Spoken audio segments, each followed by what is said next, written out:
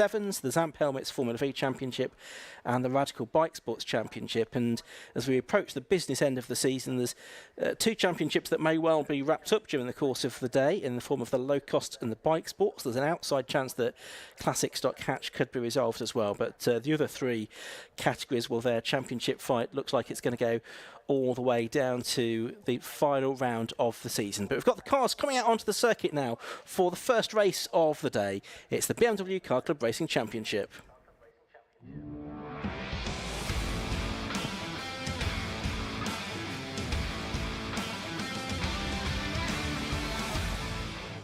As you can see, cars are leaving the assembly area to form up on the grid for the first of 2 20-minute races to be held today for the BMW Car Club Racing Championship. They qualified in some of the worst of the conditions this morning. And it's a little bit less wet for them now, but in some ways these conditions can be a little bit more tricky, a bit greasy maybe. Let's have a look at how this grid is going to line up then. Pole position, well, that has gone the way of number 76, that's Stuart Pywell in his M1 class car, but with those difficult conditions for qualifying, Paul Travers, number 77, has got his Class 6 330 Ci alongside him on the front row of the grid. The second row of the grid, that's going to be number 17, that's Andrew Pywell, and the reigning champion, number 43, Steve Schweikart. The third row of the grid is going to be number 20, David Aspden, and besides him, number 66, Mark Culmer. On row 4 of the grid, a mighty qualifying performance for the first of the Cup class drivers. William Lake, an apt name for the conditions in qualifying this morning, and Wayne Lewis, number 7, alongside him. Row 5 is going to be 9, Jason Rees, and 96, David Morris. Row 6 of the grid, 78 is Ronan Bradley in the invitation class car, and 37 Karen Granger. Row 7 is 31 Paul Laramie and 42 Paul Neville. On the 8th row it's going to be 68 Gareth Thomas and the treble 8 car of Andrew Phillips. The 9th row of the grid is 67 Adrian Williams and 30 Matthew Smith. Row 10, that's where we're going to find the 69 car of Aidan Vilku and number 6 Sam Walton, and row 11 is 50 Stephen Kay and 5 David Heisman. To round out the 22 car field that we have here for rounds 9 and 10 of the BMW Car Club Racing Championship this weekend. The cars heading off now on their green flag lap, or most of them are. Look like David Aspden was a little bit slow away from the third row of the grid, and also possibly William Lake a little bit delayed in leaving the grid as well, but they are off onto their green flag formation lap now. To set out the championship situation for you at this stage, it's William Lake that leads the championship with 90 points in his Cup class car. Second with 87 points is Steve Schweikart from the Class 6. 81 points for Gareth Thomas, another of the Cup class drivers. He is third, and Stuart Pywell is the leading M1 class driver for the most powerful cars. He has 74 points ahead of Mark Culmer and Sam Walton that round out the top 6. So that's the way that the championship is looking. The cars are off on their green flag lap, so a good opportunity to bring in for the first time today Matt Suckling. Matt, a very good morning to you, and welcome back to Brands Hatch, and welcome back to 750 Motor Club Racing. Thanks, Ian. Yeah, great to be here as always with the club, and looking forward to what should be an enthralling day of action around the Brands Hatch Indy circuit. As you said, quite wet today. Didn't bring my sunglasses, which is the reason why I didn't, because it's so wet. But yeah, it's looking like it's going to be a fun day, and no better way to start than with the BMW Car Club to give us what's going to be 20 minutes of racing to look forward to. Yeah, it certainly should, Matt, and with the conditions changing throughout the course of the day, I think we could see some interesting races with drivers having possibly slightly qualified out of position and getting themselves further up the grid as the race goes on possibly. Here, as I say, we've got some cars from relatively lowly classes well up the grid, so the Class 6 car of Paul Travers, and indeed Andrew Pywell and Steve Schweikart, second, third and fourth on the grid. The Cup class car of William Lake ahead of 2 M1 class cars, Wayne Lewis and Jason Rees, in much more mighty machinery. So we'll just have to wait and see how things pan out during the course of this race. Although having said that, it looks like Jason Rees is not in his he's in the E46 Compact this weekend rather than the car that he had last time out at Snetterton.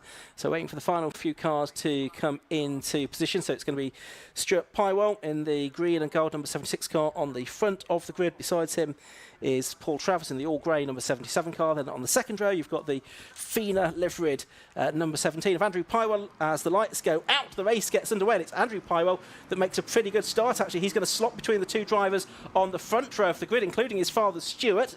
Maybe not quite getting ahead of Stuart, actually, as they go into Paddock Hill Bend for the first time then. They're looking like they're all making it safely through there and heading up through the compression up towards Druids for the first time. So it's Stuart Pywell leading, it's Andrew Pywell second. David Aspden has made it up to third place in the number 20 Z3, the Roadster. So he's moved up a couple of places from the start as well. Paul Travers, therefore, has gone backwards a little bit as we're watching the cars turn their way out of Graham Hill Bend and along the back straight for the first time. It's still Stuart Pywell leading. Yes, Travers there. He's dropped back to 5th place. Schweikart it is in 4th. Wayne Lewis in the big number 7 car is very sideways. He's drifting it around Surtees. He's off the road. And Wayne Lewis, I thought he was going to keep control of that, but he in fact had a bit of a spin onto the grass on the very difficult and greasy conditions that we have here. He'll get back into the race though, but he'll have dropped down the order, and at the end of lap 1 it's Stuart Pywell actually met with quite a decent lead. Certainly is, yep. So he comes across the line with 1.3 seconds thereabouts in hand over the second place car at the minute, so it's the Pywells that sit there first and second. But as you mentioned, not the best of starts for Paul Travers, unfortunately. He has slipped his way down now in that grey BMW into 5th position, but as you can imagine, lots of wheel spin off the line from these rear-wheel drive BMWs, and already a change for third place there. Looks like Schweikart is going to go through and get the job done then on the number 20 machine of David Aston. So through he goes, and I don't think it'll be too much longer before Paul Travers finds his way through as well. He should have a little bit more power in a straight line. We'll see if that comes to fruition as they head their way now down the Cooper Straight for the second time of asking. But it's going to be interesting, isn't it, to see what Wayne Lewis can do from the back of the grid in these greasy conditions. Yeah, so he's has got quite a bit to do. 22nd he was over the line. He was got 4 seconds to make up even on the car ahead of him after that spin around about this part of the circuit a lap ago. So we'll see him no doubt come through the order, but there's not a lot of grip out there as the drivers are evidencing. Mark Colmer, you can see in the blue car, looks like he is losing a position to the number 9 car of Jason Rees. His E46 Compact has gone up a position on that lap, up inside the top 6. So it's Stuart Pywell now leading by nearly 5 seconds. He's been able to stretch his legs here ahead of Stephen Schweikart, who, yes, just over the line, had got ahead of Andrew Pywell and has maintained second position. That is a battle for the lead in Class 6 as well. And the third place car in Class 6 is right behind as well, because Paul Travers, he's made his way ahead of David Aspden. In fact, Aspden lost 2 places at Paddock Hill Bend, because he's also fallen behind Jason Rees as well. So that really, a 3-car battle for the lead in the Class 6 for the 6-cylinder cars, just making its way out of Graham Hill Bend and along to the Cooper Straight. Yeah, so Stuart Pywell might be long gone up front, but there's a great fight going on for this second place at the minute. We've got 4 cars all tied together with Stephen Schweikart still there at the minute in that number 43 machine. You can see all the drivers just hunting for the grip around the outside of the circuit, so it might look like they're running wide, but in fact they're just trying to find the best of the rubber in these wet conditions at the minute. But we've got some great fighting going on from 4th and 5th now, because it looks like Paul Travers will be under attack. Round the outside goes the number 9 machine, so from what was 9th on the grid, now Jason Rees makes his way up inside the top 4. He gets passed back though in towards Paddock Hill Bend, because Paul Travers doesn't want to sit for 5th for too long there. So Paul Travers back ahead in the number 77 machine, but briefly we did see Jason Rees through up into 4th. But this is a great fight which continues now in towards Druids. Certainly does, and it's very close indeed, with the 17 car of Andrew Pywell up behind the number 43 car as well of Steve Schweikart, who's the reigning champion and leading the Class 6 championship so far this season. You've got Rees there as well, who isn't actually in a Class M1 car, so he's in a different class to the 3 cars ahead of him, and points are scored within the individual classes rather than on overall finishing positions. But I think these 3 are going to be quite a challenge for Jason to try and find a way past. He might be able to do it on the Brabham Straight, where the power has a little bit more of an influence, but at the moment he's got these 3 battling with each other, and it's Paul Travers now in third, or fighting for third position. It looks like he's got alongside Andrew Pywell there, and indeed he is not quite through as they come up and over the line. You can see Jason Rees just tucked in behind them as well as they head down towards Paddock Hill Bend for the What are we on? Lap 5 of this race already.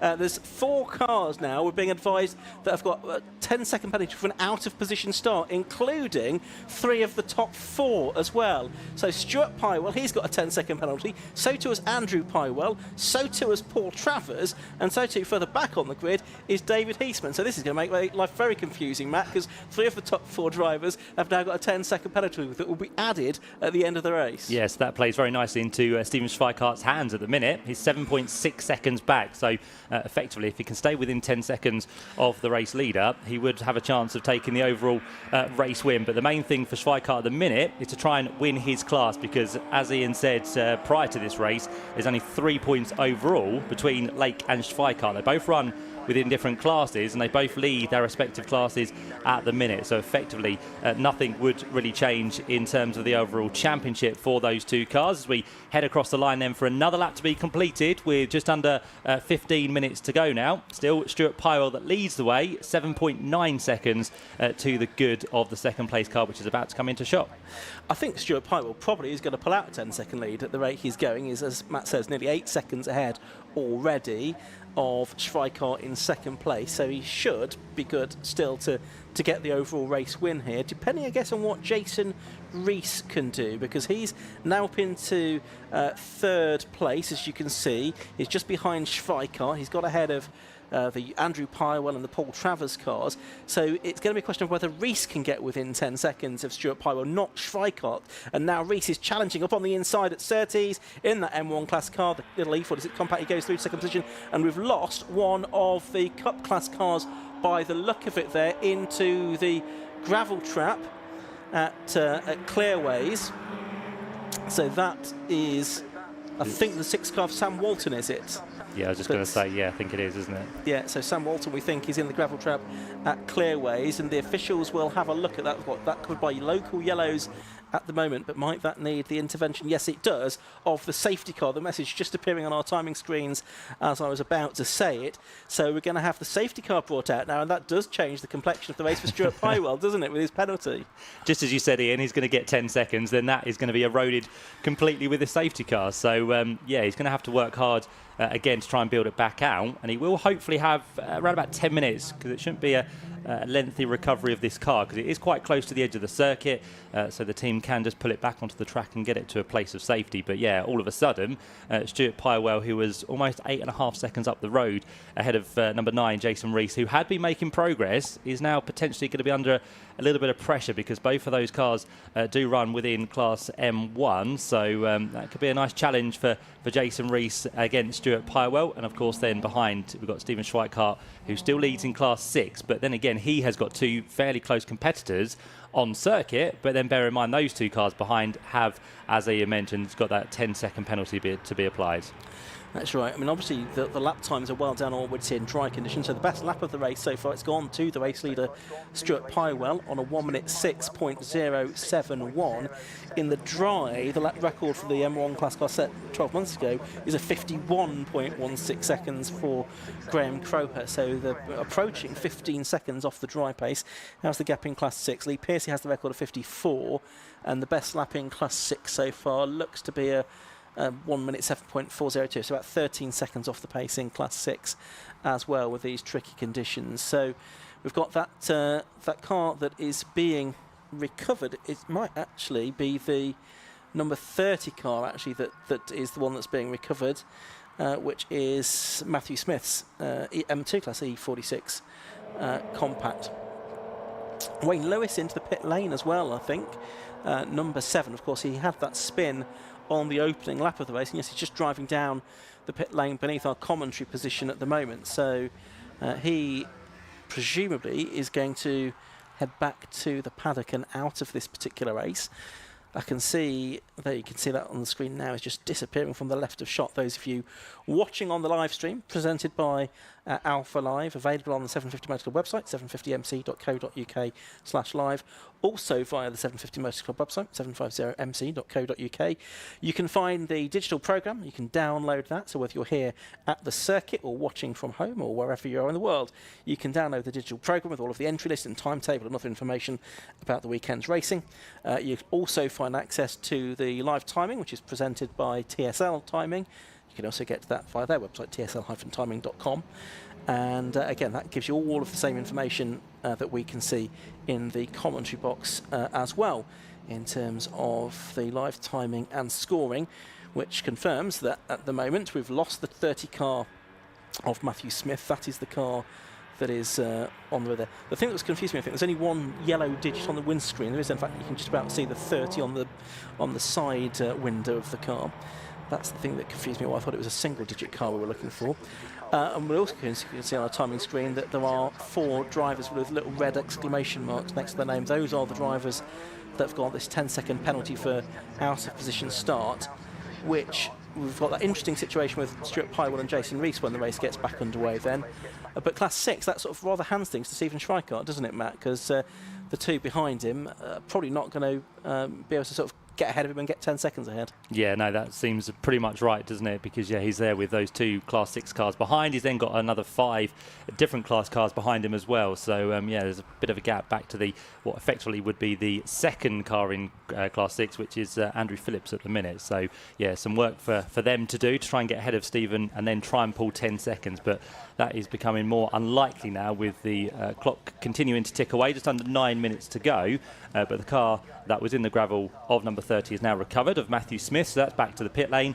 Wayne Lewis is going a little bit slower across the line as well, so we thought he might be able to make progress, but in fact Wayne Lewis not yet with the back of the safety car train. Well, of course he's been through the pit lane, hasn't he? So has he actually lost a lap in all of that? No, he's not. So he dived into the pit lane, has dived back out. Because the safety car's been out there, he's not actually lost a lap. Safety car lights are out, so it's going to pull in at the end of this lap. This round 9 of the championship. There's 14 rounds in all. After this weekend, they have 2 races today. They'll go to Croft in September and Silverstone at the end of October, where we're back on the national circuit again to round out the season, having already been to Donington, Thruxton, Alton Park and Snetterton during the course of the year so far. Stuart Pywell, who's leading the race here, has had just the 1 win so far. That was at Snetterton last time out. Jason Rees also had a win there. There's the number 30 car. That was the car that was in the gravel trap. It's now been towed out. But the race about to get underway. Safety car has pulled in and green flag waved on the start line, and the race is back underway. And Stuart Pywell has already put about a second between himself and Jason Rees, and he needs to, remember, pull out 10 seconds in the next, 7.5 minutes if he's going to win this race, Matt. Yeah, got less time to do so now, and to be fair, Jason Rees is under a little bit of pressure on the run towards Druids, but he has the middle of the road covered. Hopefully he can get through the corner unscathed, and of course behind that you can see the number 17 machine of Andrew Pywell trying to put some pressure onto Stephen Schweikart as well. But all these conditions very tricky. Every time you turn through the next corner it could be completely different from when you were there a lap ago, and already the gap between Pywell and Rees is back down than what it was at the line. So on the way they go in towards the left-hander at Surtees. Just looking actually at Stephen Pywell's results this year, if it wouldn't have been for one of those bad results at Thruxton earlier in the season, I think he could very much be in the overall championship hunt, but he'll now need to do everything he can do in his overall class position, with those in the other classes not doing as well, to try and get himself back into the championship equation. But he's going to be under attack here from Jason Rees, who gets a better run through on towards the Brabham Straight. He hasn't quite got the straight line speed, so it will be for now Stuart Pywell who holds on to the race lead. Yeah, and actually through that part of the circuit, seemingly the Stephen Schweikart car is able to close in a little bit. So as they head now down through Paddock Hill Bend, once again you can see it's actually the lead has gone back out again for Stuart Pywell, but not to the extent that he needs it to. Stuart Pywell then leading, Jason Rees in second, Stephen Schweikart third, Paul Travers and Andrew Pywell still disputing 4th and 5th position. Travers' car moving around an awful lot on the exit of Druids Corner. He's off out over the curb, over the very wet and slippery grass, and he'll get back onto the circuit, but not before he's lost that position to Andrew Pywell and a few car lengths as well. The car behind him, I think, is that the 20 car of Aston. Is it the Roadster behind him? Yes, it is. You can see the blue and orange, sort of Gulf-type colours there of the car in 6th position. But here is the battle for the lead of the race, on the road at least. It is still number 76 Stuart Pywell from number 9 Jason Rees. These two are disputing the lead at Snetterton last time out as well. And just behind them you've got and off the road has gone Andrew Pywell in the background there, and David Aspden goes through to 4th place because he's also got ahead of Paul Travers. So and off in these very difficult conditions for Andrew Pywell. And I think Jason Rees, yes he has, he's got the lead of the race as well now as he came across that line that time. Jason Rees, number 9, flashed into the lead of the race ahead of Stuart Pywell, with Steve Schweikart, the Class 6 leader, still there in 3rd. Yeah, this persistent rain now just catching out a few people as Pywell tries to come back around the outside of Jason Rees. That's far too quick into the corner. He just manages to catch it there without running wide, of course, now with the addition of the tarmac that's been added to the outside of Druids over the last couple of seasons. That definitely did help him. So Stuart Pywell keeps himself in 2nd place, but Jason Rees, now that he's clear, will he be able to pull away and try and extend the margin over that 2nd place car, which still, of course, has the 10 seconds to be applied as well. So Stephen Schweikart there in the number 43 machine, of course, will benefit. And now up into 4th place after that moment for Andrew Pywell is going to be the number 20 car of David Aspden. So the Z3 is going well. The roof off not that car today because the conditions don't really allow it to. So off they go once more through the corner. Look at this, almost like the drift championship at Brands Hatch, because Stephen Pywell is absolutely sideways on towards the Brabham Straight, and that will see Stephen Schweikart go up now into 2nd position. It will, for the time being at least. So it's Jason Rees leading, number 9. Stephen Schweikart, the Class 6 leader, in 2nd place, number 43. 3rd is number 76 Stuart Pywell. 4th is number 17 Andrew Pywell, despite the off a lap or so ago. 5th, number 20 David Aspden, and 6th is number 77 Paul Travers. The Cup Class lead, that's still being held by William Lake, and David Morris, number 96, still leads in Class M2, although David Heisman has come up nicely from the back of the grid. The engineer from Biggleswade, the 49-year-old, he's been racing for 12 years in the E36 330i that he himself prepares and runs, having the car having been built by A1 Rally Sport 18 months ago. But we're still watching the leaders because Jason Rees is in the lead, but he's not really dominating things yet. No, and it'd only take one small mistake, wouldn't it, for him to lose that lead back to Schweikart and also Pywell. So at the minute, Jason Rees just starting to extend the gap now through the final couple of corners, and it looks like it might be Stuart Pywell now under pressure again from Stephen Schweikart as they work their way on towards the Brabham Straight. It's 3 minutes to go, so the lap times they're doing would give them around about 3 more laps within this race. So they're down into the 109s, which is slower than what they were doing earlier in the race. So it just shows that the conditions are continuing to get worse. It's not really heavy rain, it's just the persistent rain which is causing some concerns, and of course the slower lap times as well. Oh, and Stuart Pywell is sideways again as he goes into Druids that time, and he's therefore probably losing a little bit of time through the corner. Rees it was that was leading by nearly 3 seconds at the end of the previous lap. Worth noting that times have not improved as the race has gone on, so I think conditions are getting more difficult, if anything, as the race goes on. Stuart Pywell's driving certainly is evidence of that. So it's Rees leading, Pywell 2nd, Schweikart comfortably leading Class 6 in 3rd place now, so he'll be on for maximum points there. But so too is going to be William Lake in Class M1, and he, of course, is the overall championship leader as well, so that's something that is important from the point scoring perspective. He's well clear of Gareth Thomas, who is 2nd within the Cup class. He's 3rd in the championship coming into this weekend. Drivers can drop a couple of their worst scores at the end of the season, so we'll need to take all of that into account.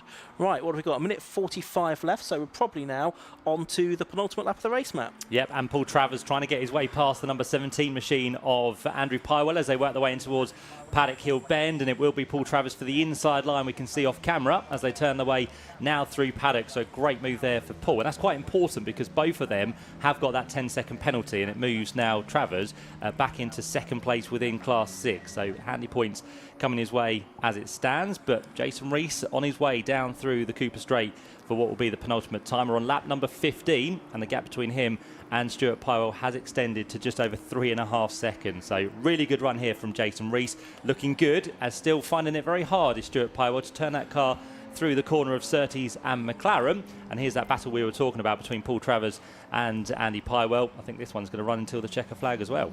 Yeah, and this is for 2nd and 3rd within Class 6 as well. They've got this 10-second penalty, but they've both got the... Oh, and is that Stuart Pywell, is it, that's spun coming out of Clearway? So that's dropped him well back now, and it's dropped him further back down the order. He's still going to be second in Class M1, but he's now behind his son Andrew Pywell, so down to, what would that be, 4th position, I think.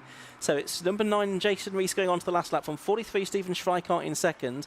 77, Paul Travers third. 17, Andrew Pywell is fourth. And it's now Stuart Pywell, number 76, in 5th position, having had that spin that cost him around about 10 seconds on that lap. Certainly did. Yep, so Jason Rees not too far away now from the end of this race as he works his way through the last couple of corners, as he works his way along the Cooper Straight, then got a bit of traffic to deal with as well. And what's going on further back? I was just looking up at Druids off camera. It looks like we've got a battle for the lead in the M2 class as well, because I think David Heisman and David Aspden we may have swapped positions. Yeah, I think they're a little bit further up the road than these cars. There's number 37, Kevin Granger, going through in 11th place. But we'll switch our attention back to the race leader, because he is coming through Clark Curve for the final time with his headlamps on. It is going to be a victory then, second in a row for number 9, Jason Rees, in the BMW Car Club Racing Championship. Well done to him. That's a great drive from row 5 of the grid. Second place across the line now is number 43, Stephen Schweikart. There he goes. Third is going to be Paul Travers, number 77. Fourth, number 17, Andrew Pywell. Fifth is the number 5 car of Heisman. And then David Aspden, who's been slotted in a bit further up because of the penalties that have now been applied on our timing screen. That confused me for a second. I'll give you the rundown on the order after the penalties have been applied in a moment. But it looks like Stephen Schweikart wins Class 6. David Aspden wins Class M2 from David Morris, who was coming up through the field very well. And the Cup class has been won by William Lake, but only by about half a second in the end from Gareth Thomas. So Gareth really got on terms with William Lake towards the end. So plenty of entertainment there, Matt, mainly provided by cars going sideways in really quite difficult conditions. Yeah, really had to work hard, didn't they, to try and stay on the circuit, which most of them did. A few did have a few excursions, and of course we had that safety car midway through that first race as well. So lots to look forward to later on for the second of our BMW Car Club Racing Championship encounters, which might be in slightly different conditions, because we have got the expectation of some rain disappearing later on, so we'll see how that goes away. But let's have a now look at the final results. Yeah, and this is with those penalties applied. So number 9, Jason Rees, the winner. He wins Class M1 as well, 16 laps completed.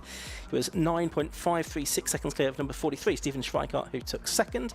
He also won Class 6. Third, winning Class M2, number 20, David Aspden in the BMW Z3.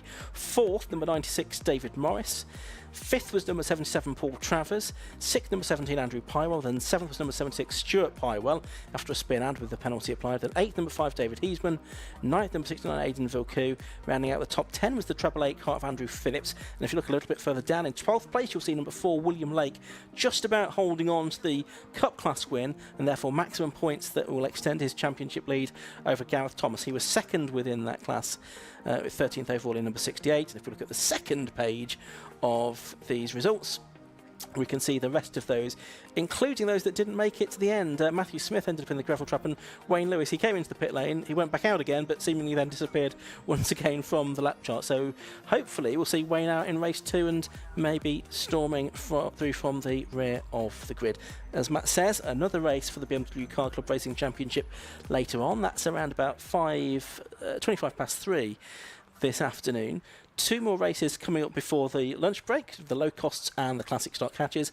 But for the moment, we're going to head down to the pit lane for the first time today to hear from Josh Barrett.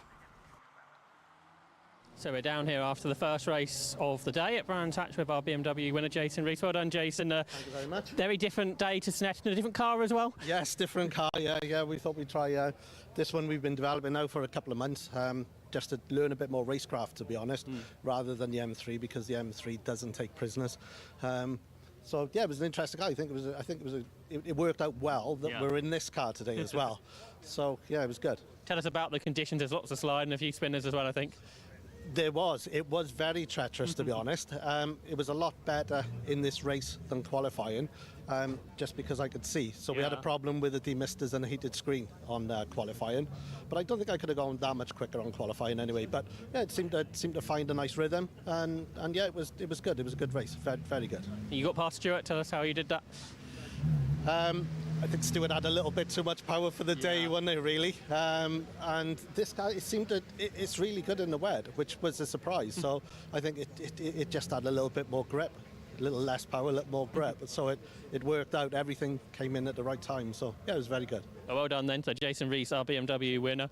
Bit further down, we've got some of our class winners as well.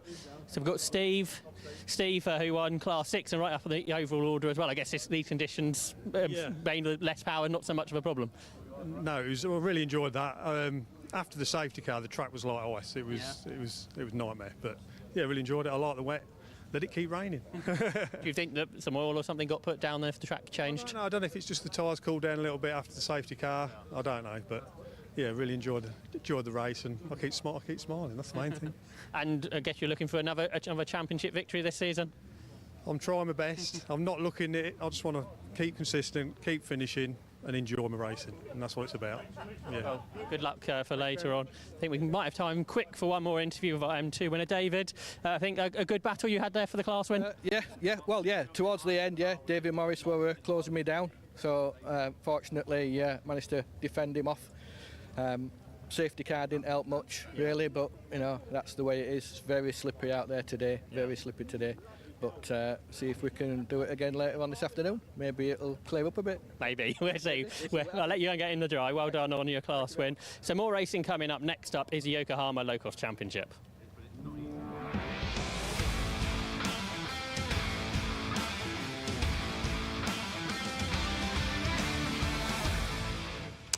Indeed, and there you can see the Locosts, many of them anyway, in the assembly area, ready to be released out onto the circuit. I can see the start line marshals waiting. I think we're just waiting for the circuit to be cleared. I can see a Brands Hatch circuit vehicle on track just behind our commentary position, probably just checking that all was well with the conditions after that first race of the day. So the Locosts it is that are coming up next. It's their penultimate meeting of the season here at Brands Hatch this weekend. They go to Mallory Park after this, but the championship is one that could be wrapped up today with Daniel Garrett leading the way quite comfortably coming into this weekend by 69 points he leads by coming into this weekend. Let's have a look at how the grid lines up first of all though, and on the front row it's number 58, that is Bradley Horsnell, and he has had a very good qualifying session there to be about 0.4 of a second faster than the man who is almost got one hand on the championship trophy, number 19, Daniel Garrett. Second row of the grid, number 5, Lee M, former sports special champion, returning to Locost for this season, has besides him number 29, Jeff Peake. On the third row of the grid, number 73, Rob Apsey, has number 50, Ian Hardy, next to him. On the fourth row of the grid, that's where we'll find 13, that's Jack Linus, and 57, David Russell, is going to be next to him. Not quite caught up on our graphics at the moment. There we go. Row 5 of the grid, it's 31 Glyn Griffiths and 88 is Christopher Summers. The sixth row of the grid, a bit further back than we might have expected to see, number 82 Paul Clark, because he's been a race winner this season, and number 8 Sean Brame, who's also been a race winner this season as well, last time out at Cadwell Park. Row 7 of the grid, it's 52 and 25. 52 is the car of Alan Harmon, 25 is Tony Mole. Row 8 of the grid is 46 and 33. 46 is Barry Stewart and 33 Clem Boyer. Row 9 of the grid, 28 and 34. 28 David Berry and 34 Trevor Faunch. The 10th row, 72 and 38. 72 Alex Artis, who certainly had a bit of an off during qualifying, and 38 is Freddie Morris. The 11th row, 37 Stephen Brown and 41 Keith Malpas. The 12th row, 27 Mark Rue and 20 Bill Ward. The 13th row, 21 Kev Straw and 66 Luke Stokes, and 24 Stephen Wright is going to be at the back of the grid for this 15-minute race for the Yokohama Locost Championship. And in common with also the classic stock hatches and the Mazda 7s that we have here today, these cars do not have a separate green flag lap, so they go straight into racing. As I mentioned, it's Daniel Garrett that leads the way by almost 70 points coming into this weekend. He can wrap up the championship, probably a win in either race would make sure of that. He has Sean Brame in second place and Martin West, who's not here today, in third position. Liam, who's on the front row, the second row of the grid today, he's in fourth place. Garrett has done most of the winning so far this year. He's had 5 victories. Martin West's had 3. The other 2 have gone to Paul Clark and Sean Brame. Paul Clark won the opening round of the championship at Croft back in April. Sean Brame, a delighted first-time winner. He won the previous round of the championship, which was at Cadwell Park, about 5 weeks ago now. Green flag is waved at the back of the grid. 15 minutes of racing ahead of us then for the Yokohama Locost Championship, for these cross-flow powered cars that were based on the Ron Champion design in his Build Your Own Sports Car book all of those years ago. They've been run by the 750 Motor Club for over 2 decades now. 5-second board is shown down there by the start line marshal, so the revs will be starting to rise, the red lights will go on and they will go out. The racing gets underway, not particularly quickly from the drivers on the front row though. Liam, it is that bursts through the 2 drivers on row 1 of the grid to get into the lead of the race, so not such a good start for Bradley Horsnell or Daniel Garrett there. And it looks like it might be Garrett that's held on to second place and Horsnell third position, but they were both quite slow away off the line. They're up towards Druids then for the first time of action. And there you can see Paul Clark in the green and yellow car, the Croft race winner number 82, he goes through. Busy field of nearly 30 cars here, but we've lost one of the front runners on the exit. We've also lost Trevor Faunch there. He has had a spin, but a bit further round on Druids, we've got one car just recovering at Graham Hill Bend. We'll try and pick up who that was in a moment, and it was in fact Liam that's been off. The leader of the race was off at the exit of Druids. So as they head around towards the end of the first lap, there's about 3 cars trying to be in the lead of the race as they're making their way through clearways. And it is, I think, as we're watching Trevor Faunch, I think it's the 19 car of Daniel Garrett that is out front as they come up towards the end of lap 1, Matt. Yep, so what a shame for Liam. Got himself off the start like a rocket ship and then just made that slight mistake on the exit of Druids Corner. So it is Dan Garrett that goes through as the race leader. Bradley Horsnell, who sits there in second position. He's only done a handful of races so far this year, hasn't he, Bradley? I think he's done 4 in total. Best finish of 6th place. So this is a standout qualifying for Brad as he sits there in second position for the time being. And then behind that, the number 57 machine we can see of Daniel Russell is how it currently looks. So yeah, not good for Liam now after that brilliant start. He's got work to do. He came across the line at the end of that first lap down in 18th position. Coming through the left-hander at Graham Hill Bend, there you go then. Trevor Faunch, you can see just going past our commentary box window. He's about half a lap down, having had that spin at Druids on the first lap. So it is the number 19 car of Daniel Garrett leading. He's got, I say, one hand on that championship trophy already. 58 in second place is Bradley Horsnell. Then Daniel Russell is in third position at the moment. But you can see how carefully they're having to tread their way through clearways and up towards Clark Curve in these very difficult conditions. Horsnell, he is 14th in the championship coming into this weekend. He's had 3 6th place finishes as his best result. I don't think he's done all of the rounds in the championship this season, and he has occasionally been on quick, troubling the sort of top 3 cars as well. And today is one such example, although at the end of the second lap, his deficit now to Daniel Garrett is nearly 1.2 seconds. Sure is at the minute, yep. So off they go once again in towards Druids Corner. Closest competitor to Dan Garrett in the championship is Sean Brame. Sean currently is down the order in, well, he's 19th place now, so he's actually lost positions from where he qualified 12th on the grid. So that's not good news for Sean. It just kind of cements that if Dan Garrett does get this good result out of the first race, he could potentially wrap up the championship. And I know, Ian, you're very good at the maths, so you'll know exactly what he needs to do, surely. Yeah, well, I reckon a win certainly will do it. I think 29 points over the weekend is what's required, but that's obviously depending on what other people do as well. But I think probably a victory should be enough here if he can keep it on the islands. He was dominating the first race at Cadwell Park, but found going much tougher in the second race at Cadwell, where he finished a bit further back down the order. He finished down the order in third position. Did lead at times during that race, but it was a chaotic race that Sean Brame came out on top of. That was at Cadwell Park the fantastic Lincolnshire venue. And there you can see Bradley Horton on that first or second flying lap of the race. He's done the fastest lap, a 1 minute 10.316. Lap in the dry is 57.47. That's a record that stood for 9 years now. Tim Neat it was that had that record. Here's a challenge for third. This is Jack Linus trying to go around the outside of number 57, Daniel Russell, for third position. You've got Jeff Peake in the number 29 car, the yellow and black car in there as well. A very good little three-way fight here for third position, just making its way down towards Graham Hill Bend now.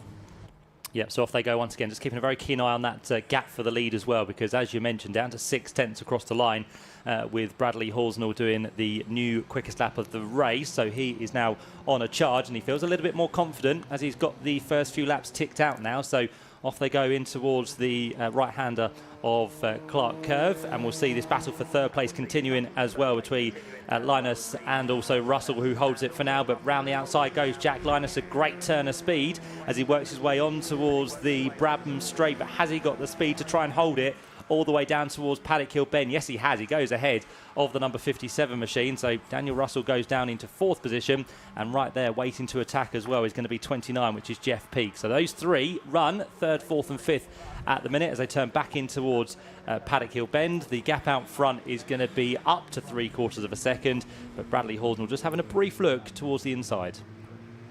Certainly was, but this fight for third place continues as well. Jack Linus has got ahead of it, but now Daniel Russell in that number 57 car, the driver from Bedford, is going to try and have to fend off Jeff Peake, who's been a race winner in the past. The 55-year-old training consultant from Hawley, who's been racing in Locost for the last 10 years now. You can see him turning his way onto the Cooper Straight. You can see there's quite a lot of spray being kicked up by these cars as well. A bit further behind them on his own, you've got number 88 going through. That's Christopher Summers, the driver from Leighton Buzzard. But progress being made by others. And Liam, I noticed, made up 3 place on that last lap. So he's got back up to 9th now. So we need to keep an eye on him after that dramatic spin he had from the lead on the opening lap of the race up at Druids Corner, which I don't think we captured on camera. We did see that via our CCTV that we also have here in the Brands Hatch commentary box. But yeah, Liam it was that made a bit of a mistake to throw the lead away, and is now trying to limit the damage and get as far back up the field as he can in the remaining 8 3/4 minutes of the race. Yeah, there he is on our screen as he works his way across the line. Now he's just about a second back from the 2 cars ahead, which are now squabbling here, so he's got to be careful with those two who might not know he's coming, but keep an eye on what Paul Clark in the 82 machine do, along with number 50 machine as well of Ian Hardy. They are the two just up the road from Liam, and I think by the end of this lap he will be with them, so more progress surely to be made before too much longer as the fight for third place tips its way through the left-hander of Graham Hill Bend. Still Jack Linus ahead of the number 57 machine at the minute, which is Daniel Russell, and just taking a breather behind now is going to be Jeff Peake. But that yellow and black machine is once again looking threatening as they turn through Surtees and on towards McLaren, but very much equidistant now between the 3 of those as they head towards the completion of lap number 6 with pretty much half the race completed. Yeah, absolutely, nearly at that halfway point in the 15-minute timed part of this race. It's a timed distance rather than an actual number of laps that we have in this race. And there you can see Liam, I think, has now made it ahead of both Paul Clark and Ian Hardy on this lap. So I think he's got himself up into 7th place now. So that's another 2 places he's improved. He's lapping in the 1 minute 10. So he's lapping in the same pace as the leaders as well. So it's a case of what might have been for Liam, really. He'll probably be able to make up. But will he be able to make up some more ground? He's about 3 seconds behind Summers and then probably about 7 seconds behind Jeff Peake. So maybe top 6 is the best that he can hope for here if he can hunt down and pass Christopher Summers, number 88, before the end of the race. Yeah, he was 2 seconds quicker than Christopher Summers on that previous lap. So that was with a move on 2 cars ahead of him as well. So this could be good for Lee to get somewhere, I reckon, inside the top 5.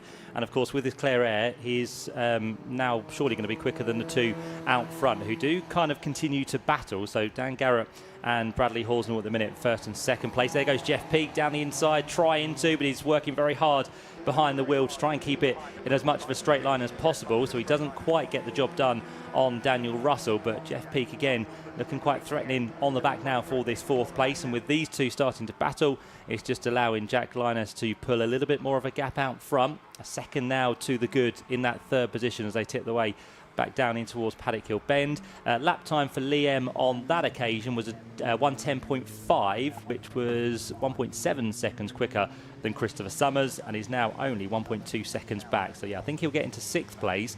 Then he'll have another 5-second gap to try and get onto terms with the car we're currently watching of Jeff Peake. That's right, so 6 minutes of the race left to go. Best lap of the race has gone to Daniel Garrett. It's 1:10.150 now, way off the lap record pace, of course, in these really, really tricky conditions that we have here at Brands Hatch today. It was interesting that Jack Linus could get ahead of these two, but he's not really made any headway from them. He's maybe got a couple of car lengths there over Daniel Russell and Jeff Peake beyond our comment to have cars going 3 wide a bit further back down the order. And look at the different lines they take as well. Jeff Peake much tighter to the inside of the circuit, but it does seem to me as if there is a bit more grip on the outside line, which Jack Linus there has exploited because he's got away a little bit from the next two. Although having said that, Jeff Peake was starting to get alongside Russell that time, and he's not been able to sort of carry that through to get through by the end of the lap. So we've got 5 minutes of the race left to go. That's going to be about 5 laps of the race, I would think, in these conditions. And you can see now Daniel Garrett starting to get some traffic between himself and Bradley Horstle in 2nd place. So that'll be helpful for him. And they've both got more than 7 seconds over Jack Linus, who's there in 3rd place. Yep, so he did pull out to about 2nd, did Jack Linus, but as you said, all of a sudden the gap has closed back into these 3 cars. So this is 3rd, 4th and 5th, up for grabs the final step on the podium. I think Liam will get to the podium because the pace he's shown so far is pretty good. He's just gone and done actually his best lap of the race that previous time round, and he is about 2nd quicker than these 3 cars we are currently watching. So my bet is for Lee to try and get there, but of course it's one thing to catch, another thing to pass. But he's definitely on the hunt, and last time through he did make his way up into 6th place past Christopher Summers. Good to see Jack Linus still there in 3rd position, though, the number 13 car for the 28-year-old from Chelmsford. He's a design engineer, only in his 2nd season of racing. The ex-Gary Brandon car, he himself has done some British University Karting Championship karting in the past, and he's just gone across the line. That's going to be Liam just coming across the line now, isn't it, in 6th place. So, Matt, you're still hopeful in the remaining 4 minutes he's going to close that gap. Do you reckon that's on? So he was a 2nd quicker. I might go back on that. He's 5 seconds back. Yes, quite a task, but it all depends, doesn't it? What happens here with Jack Linus, who again, looks like he runs wide in towards Druids, but that is the line he prefers to take. But this time it might not work because through on the inside does go Daniel Russell, so that will now see him onto the final step of the podium, and Jack Linus can't quite get his way back ahead in towards Graham Hill Bend, and this is all while they're coming up on some traffic as well, so they've got to be wary of the traffic, they've got to be careful about the people they're racing with as well. And Daniel Russell does get that green and black Locost down the inside line and up into 3rd place. So it'll be interesting now to see if Daniel Russell can do what Jack Linus didn't do and try and pull away. Well, both of these two are heading for their best results of the season. Before today, Daniel Russell's best result was a 5th, and Jack Linus has had a couple of 5th place finishes, so either of them would be pleased to get onto the podium. 3rd or 4th would be an improvement on their best results so far.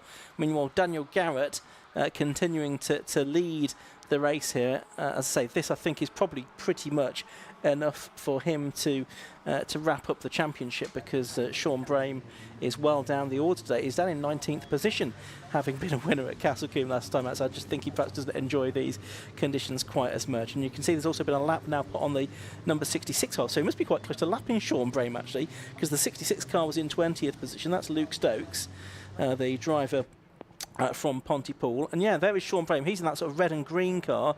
He's in a battle with, I think that's Mark Rue in number 27, and the Daniel Garrett car is going to come up and lap these two in a moment. So the winner of this race is going to lap the winner of the previous race here at some point in the next lap or so. Yeah, so Sean Brame might finish 2nd to Daniel Russell, but to Daniel Garrett, but it will be on the road, won't it? A lap down. So yeah, not good news for Sean Brame, and it could be, as we said, the championship at this early stage of the season, in terms of with still this race later on to come and 2 at Mallory Park to look forward to. It could be the job done for Dan Garrett, but he still needs to make his way through to the end of this one with just under 2 minutes to go as they work their way towards the line once again. We're still keeping an eye on this battle for third place because Daniel Russell has not managed to pull away from Jack Linus. So those two are still tied together on the run down towards Paddock Hill Bend. Jeff Peake is about a second adrift now, and Liam has closed the gap, but it's still 4 seconds back from where he needs to be to try and make some moves. Yeah, indeed he is. So we're coming up towards the closing stage of this race. There'll be one more lap to go at the end of this. Russell hasn't got away from Jack Linus, just coming here to lap the number 41 car, which is Keith Malpas, the driver from Thornton Cleveland, and yeah, they're squeezing around quite a bit of traffic in this race, probably more traffic than they'd normally get during a low-cost race because of the conditions. I think it can differentiate the drivers a little bit more than we see in the dry. I'll have to check the maths afterwards to see whether this actually is enough for Daniel Garrett to wrap up the championship in this race. I don't want to call it too early, but he's certainly not doing himself any harm if he gets this result, by the way. Meanwhile, Jack Linus is trying to get a place back away from 57 Daniel Russell there as Garrett goes on to his last lap with 44 seconds left to go. Third place is still yet to be sorted out here though, Matt. Indeed, yep. So they're going to come up to receive the last lap board as well. And Jack Linus gets half in this slipstream across the line. He tries to go then for his preferred outside line in towards Paddock Hill Bend, but there's a big old chunk of traffic on this last lap to deal with as well. So Jack Linus tries to flick back to the inside as they work their way down through Paddock Hill Bend. And can Daniel Russell hold that place as they work their way in towards the braking zone? Yes, he can. So Daniel Russell holds on for now. Jeff Peake is going to try and go around the outside of the number 13 machine. We've got 27 of Mark Rue off the road as well, just briefly in towards Druids. And all of these quicker cars just trying to find their way as best as they can through the traffic. And Liam is still 3 seconds back, but if he'd have had probably one more lap, he might have got there. Yep, so into the final half a lap of the race then for Daniel Garrett. He's up through Clearways. Now there's Bradley Horsnell, who's in second place, about 3 seconds adrift. There is Daniel Garrett, more back marker Lapri to possibly complete before the end of the race, but he comes through Clark Curve now onto the Brabham Straight up towards the line where the checkered flag is ready, and it goes out now, and Daniel Garrett wins again in the Yokohama Low-Cost Championship. It's a 6th victory of the season. There's a spinner further back in the middle of the pack. I think that's the number 38 car, which is Freddie Morris, that's had a moment, but I think everyone managed to go either side of him. It was Horsnell that took second, Russell third, Linus fourth, Jeff Peake in 5th position. Liam, well, he didn't make it onto the podium, Matt. 6th place it was for him in the end. But a good comeback, nevertheless, from towards the back of the field. 7th, number 88, Christopher Summers. 8th is going to be number 31, Glyn Griffiths. He just pips Ian Hardy to the line, and rounding out the top 10 is going to be Paul Clark. But, I mean, again, very difficult conditions for the drivers, Matt, but it's produced another entertaining race. Certainly has, yeah. And again, there was no big dramas, were there? There was a few off the road, but they've all kind of dealt well with what are, as we said, continuing to be very wet conditions here at Brands Hatch today. So, yeah, cracking race between Daniel Garrett and Brad Horsnell, who kept him honest in the early stages. Bradley now gets his best result of the season, only after doing 4 races this year, now 5, gets himself for the first time onto that podium. So, again, we look forward to what's to come a little bit later on, and we'll see if the likes of Daniel Russell, Jack Linus and Jeff Peake can be up there in those kind of top 5 places later on this afternoon. Indeed, thank you very much, Matt. We've got the cars heading around on their slowing down lap. They'll shortly be heading into Park Fairby. We'll hopefully hear from them with Josh. But first, let's have a look at the result. Daniel Garrett, confirmation that he completed 13 laps in the 15 minutes within that race in car number 19 to beat number 58, Bradley Horsnell, by 2.28 seconds. Third was number 57, Daniel Russell. Fourth was number 13, Jack Linus. Fifth was number 29, Jeff Peake. Then it was number 5, Lee M. 88, Christopher Summers. 31, Glyn Griffiths. 50, Ian Hardy, and 82, Paul Clark, that rounded out the top 10. They had Barry Stewart, Dave Berry, Alan Harmon and Alexander Artis. On to the rest of the field, Tony Mulder, 15th, Glenn Boyer in 16th position, but he was the first of the drivers a lap down, so only 15 drivers finishing the race on the lead lap. Sean Brame, the Cadwell Park winner, he finished 17th, had Bill Ward, Mark Rue and Luke Stokes completing the top 20. We lost a couple of drivers on the way, Stephen Wright and Rob Apsey departed the fray, but hopefully they'll be back out for the second race at around about 4 o'clock this afternoon here at Brands Hatch on the Indy circuit. We've got one more race to come before the lunch break. That's going to be the Finish Line UK Classic Stock Hatch Championship. Matt's going to have a break for this one. And Paul Thorpe will step into the commentary box alongside me. And for that one, So we will hear from Paul in a minute, but first we're going to hear from Josh Barrett down in the pit lane. So we're down here with at least the second place drivers come to see me. Well done, Brad. A really good drive to second place. Kept up with Dan all the way. So you happy with that one? Yeah, we were thereabouts. Dan just got away at the end, just in traffic. But yeah, we kept it clean. We got to go again from pole later. Yeah. So yeah. You've not done too many races this season, so it's good to have a result like this. Exactly. Yeah, we've only done 2 meetings up to now, so fitting it in around work commitments and whatnot. So yeah, to get a result is nice. Yeah. What were the conditions like? We saw some people come in slides, a few people had offs. Yeah, obviously very tricky. A bit slower than qualifying, but it was just about there's grip there. You've just got to find it. So. Do you prefer the wet to the dry, or do you not mind? I'd say this is the best wet setup we've found with this car so far. It's sort of I'd say the best we've done in this condition so far with this car. But yeah, it seems to be going right. So. Cool. Well done, good luck later on. So that's Bradley Horsner, who was in second place. Dan, come in the dry. Well done. A race victory, and we think that's the championship as well. You even lapped Sean, which was quite unexpected, I guess. I weren't expecting to see that. Poor Brad, honestly. He was right there the whole time, and it was until we caught traffic. I think it was going to be a proper within a couple of attempts over the finish line. And get that on. And it's really good. Bloody cold though. A really good season for you. It's been lots of race victories, almost always on the podium. So a really good year. Oh, outstanding. What can I say? I mean, yeah, it's been positive the whole way through. Every single meeting's gone to plan, kind of. Yeah. And loads of fun, and yeah, definitely back next year.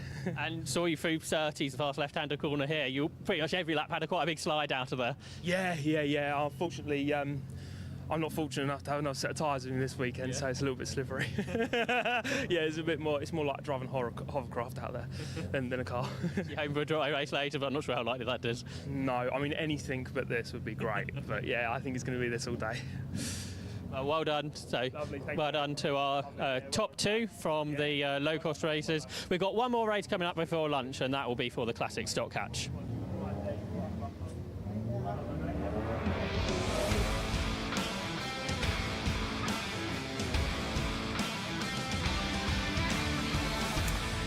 Where we have already cars coming out onto the grid. Again, it's a race with no green flag lap, straight into a 15-minute race for rounds 9 and 10 of 12 in this year's Finish Line UK Limited Classic Stock Hatch Championship. It's being led by Pip Hammond on 169 points coming into this weekend, from Stuart Place on 154. Jason Wood 133, Neil Dudman 116, and so on and so forth, with just 4 races left to go. Let's have a look at how the grid is lining up this time. A very wet qualifying session it was once again. Pip Hammond, the very experienced Pip Hammond, putting his car on pole position, number 71, but alongside him the much less experienced, the young gun, number 91, Finn Groom. Be excited to see what he can do from the front of the grid.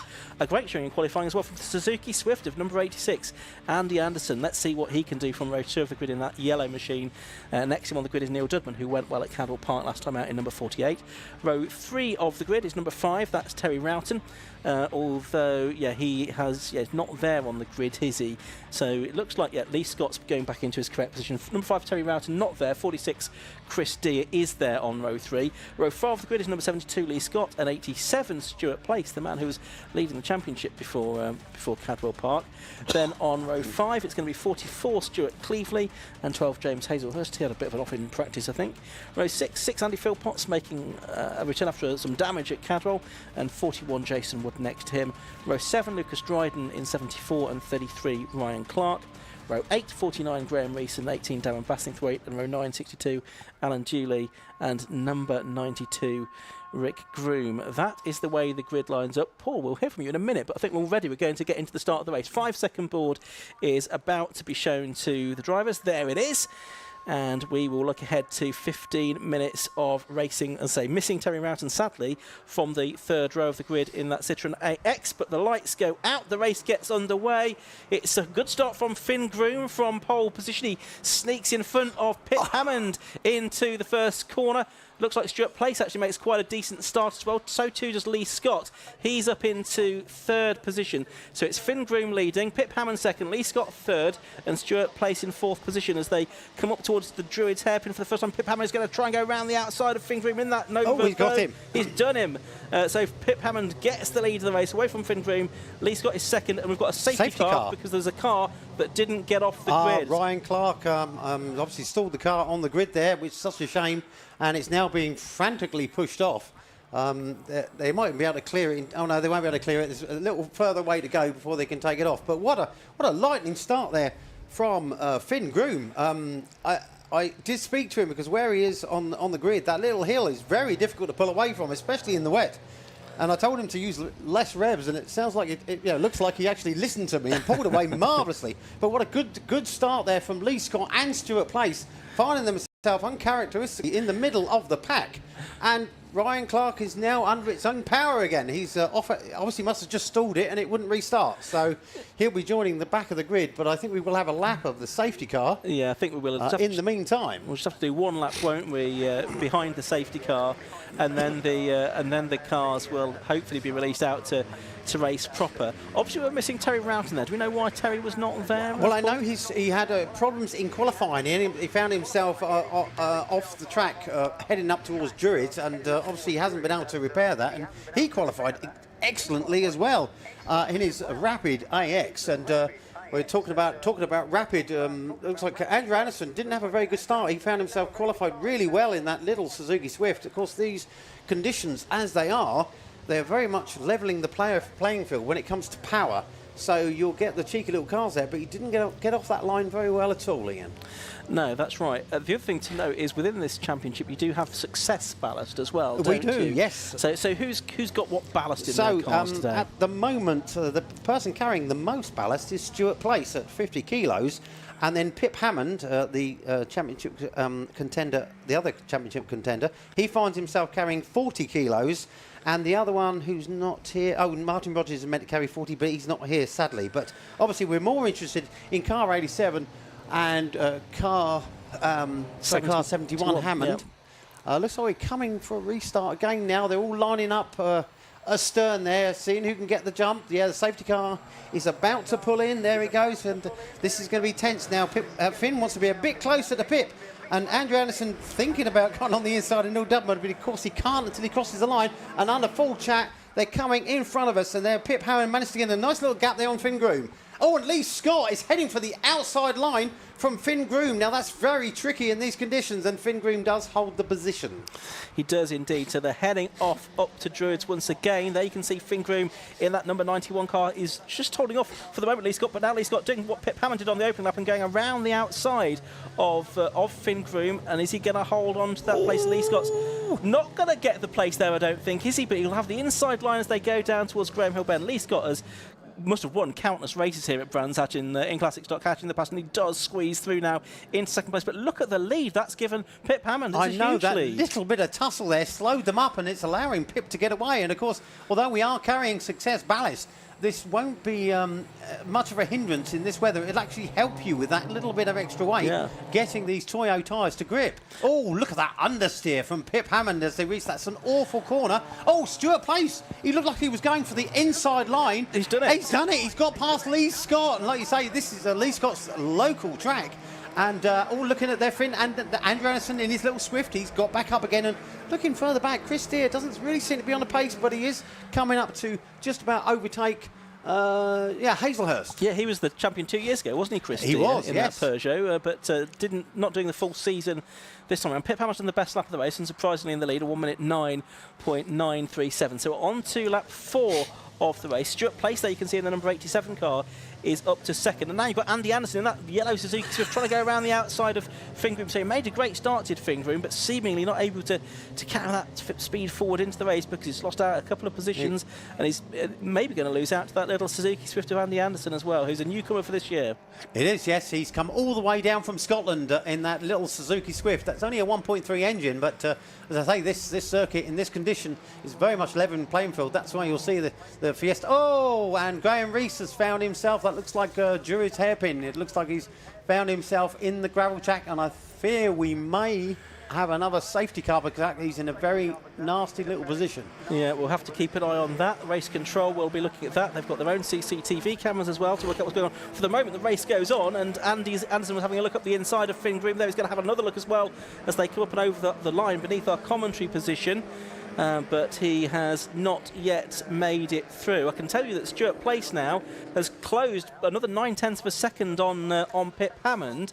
And so that's going to be interesting. But yes, safety car is now scrambled again. Yeah. So that gap is going to disappear That's anyway. going to disappear again. But this is quite juicy. Then you've got the two championship contenders, first and second for the restart. Exactly. Well, of course, Stuart Place is actually leading on total scores. But if you include drop scores, Pip Hammond, I think, is in front by about 4 points, if I remember correctly. So it is down to these two guys, and it looks like they are going to fight it out right to the last here. Looking at that, looks well dug in there. I think they're going to have to drag that out. Yeah, the marshals had a go, didn't they, giving it a push out, because if they could get it out of the gravel, Graham would be able to sort of drive that car under his own steam, sort of back out onto the circuit. But no, I think it is going to need sort of outside intervention, isn't it, from one of the recovery That's vehicles. a very deceptive corner because you are braking uphill as you come to Druid's hairpin, so you can brake later than you expect. But in these conditions, one lock-up, and you can't recover because you're braking as late as you possibly can, and that looks like what must have happened to Graham there. But they will have to, I fear they will have to take that out because he is literally in the firing line there for anyone that does venture. And I can see now a truck going over to recover. So as we look at the standards at the moment, we see that Pip Hammond is in front of Stuart Place, Lee Scott, then Finn Groom, Andy Anderson, Neil Dudman, and then Chris Deere seems to have made his way back up to contention. So it'd be interesting what might happen on the restart is they may have learnt from that earlier mistake where Pip got away quite a few car lengths. And let's see if they can make sure that they keep closer together on the next restart. But I think we might be having a couple of laps. I'm just looking to see how much time we have left. We have 7.5 minutes on the clock. So we should still get a few racing laps in, at least before the end, because as you can see, yes, they've got him out of the gravel now. Carefully, we thought he was going to slide into the truck that was recovering him, but not quite, unfortunately. So he's out of the gravel, so they now just need to move that car to a position of safety. It should be able to drive to a position of safety now. That's just a lock-up in that position there, just a lock-up, so the car should start. Yeah. So we'll probably get one more lap behind the safety car. Just looking at the wins this season, where they've gone, Pip Hammond's had 2, Stuart Place has had 4, Jason Wood, he had a very popular win at Silverstone, wasn't it? That was marvellous, yeah, very popular win. And Martin Rogers, he also had a win, that was last time out, That was a Cadwell, yes, Cadwell. He got a win, his first win, and he was obviously ecstatic. He hasn't made the journey down. I don't know exactly why. I think there was other issues, but yeah, that would have been great to see him down there because he's had a very lacklustre season. He hasn't really been on the pace, and that was a good reward for him winning at what is basically his home circuit. It was a very popular win. So we've got another lap behind the safety car. There's 6.5 minutes to go. A lap is about 1.5 minutes behind the safety car, so there'll probably be about 5 minutes, so probably about 5 laps, I would think, of racing once this gets cleared. Let's get that safety car to speed up a bit. Absolutely. Now, we was talking in qualifying off air. I was interested in the lap times. We're now using different tyres. We're using Toyo tyres, which are meant to be better in the wet. And I won here in 2012. Yeah. And I got the fastest lap in that race, and it was a 1:08. And I really did expect that to be about the correct speed, but they're about a second a lap off it. And I'm trying to think why, because these tyres are meant to be a lot better. Yeah. I think I really need to take one of these cars out on these Toyotas to see, exactly what they're like. Yeah, and in these conditions as well. Yeah, it'd be interesting to find that out, wouldn't it? I'm sure sort of the likes of Pip and Stuart will have some sort of feedback on exactly how they've performed in these conditions as well. We're saying there's not often been wet races in classic stock. I'm trying to think. I don't think we've really had a wet. I think we've had a damp race, but we've never had a wet race this year. So this is where people like Finn Groom will be sort of struggling from his lack of experience in wet races. But he's in the right position. He's right behind, some they've won championships, and he's in the right place to follow to learn from those older heads. Now they're slowly building up the pace there. They've really gone a lot earlier this time, but just trying to see. No, Stewart is actually going with Pip, and the gap is back to Lee Scott. It looks like they might have had a jump on. No, as they come into the view, no, Pip has pulled out a gap on Stewart Place. So this is a very interesting restart. That gap has reappeared. It has. So Stewart Place not really getting the benefit that we thought he might get from that restart. Over the line they come, and the gap is yet 0.7 of a second as the race gets back underway with 4.5 minutes here. So they'll get possibly only 4 laps in, actually, given a minute lap is about 1 minute and 10 seconds. So pretty 4-lap race this, I would think, between now and the checker flag. And it's Pip Hammond that's leading, then Stewart Place in second, Lee Scott is third, Finger in fourth, and Andy Anderson in fifth. And that was the battle that was going on before he's outbraked himself. Oh, he's gone a little wide there. Oh dear, that's a little lock-up, but he had he's an ex-rally driver, so he knew exactly what to do there, but he's trying everything he can to go past this young man. He is. So you've got the 2 championship contenders, Hammond, who's been the championship in the past, the reigning champion as well, Stewart Place in second place, the multiple champion behind them, Lee Scott, and the person who's probably one of the least experienced drivers in the field. Look at that wiggle. That was a great camera angle of that wiggle as you take that fast left-hander. It looks as though Andy Anderson has got the inside there. Obviously, he had that bit of a wiggle that put him off, did Finn Groom, and I think Andy Anderson may have benefited from that. Yeah, I think he has. Just looking out of our commentary box window, it looks like the yellow car is ahead there. We just saw a shot of it going through Clark Curve. There we are, confirmation. You can see now the yellow car ahead of Andy Anderson, ahead of the grey and blue car of Finn Groom. Neil Dudman still there in 6th position in the Peugeot, but it's Nova leading, Peugeot second, Ford Fiesta in 3rd place, and now Pip Hammond has got the best up at 109.03. So they're getting down to those 8s. They are getting there. I really thought they'd be there. What surprised me, we're only a lap into a restart, and there's space along the whole straight. So I'm not quite sure if everyone sort of lost the drop on that one, but Finn Groom just now going to follow that Swift of Andrew Anderson as he's getting closer. Swift is getting closer and closer behind that XR2i of Lee Scott. And it looks as though Andy really wants to get that 3rd place. I don't think he's had a podium all this season. This is his first set. Finn Groom's got up the inside of Andy Anderson. He's reclaimed that spot. What a move. Oh, what a fantastic... Oh, he's found himself. Get that little wiggle on. He's found on the grass. Compose yourself, young man. Compose yourself. Nobody managed to hold on to it. Oh, look at that slide there. That was from Lee Scott. What a side movement. Now Finn Groom's going to get on the inside of him if he can get the traction out. But no, Lee Scott looks like he might just have the legs. But as they come down to the braking zone here, now these XR2 and the Swift can brake a little bit later, and indeed that's what they do. The Swift has gone well deep, is right on the boot lid of Lee Scott as they go down the hill. Finn Groom's got up at the inside of Lee Scott, and they're going to make the drag up the hill, but Lee will try and go round the outside using that superior power, but no, Finn Groom has gone from 5th to 3rd. What a fantastic display. Superb drive. This Finn Groom's best so far. It's been a 7th and now place. Andy Anderson's got on the inside. Has Lee Scott got a problem? He's lost out now to the rapid Suzuki Swift. He has indeed, but look how they've been fighting. They've lost touch with the 2 leaders, Hammond and Place, who themselves have got 2.8 seconds between them. There's one more lap to go, I think, at the end of this one.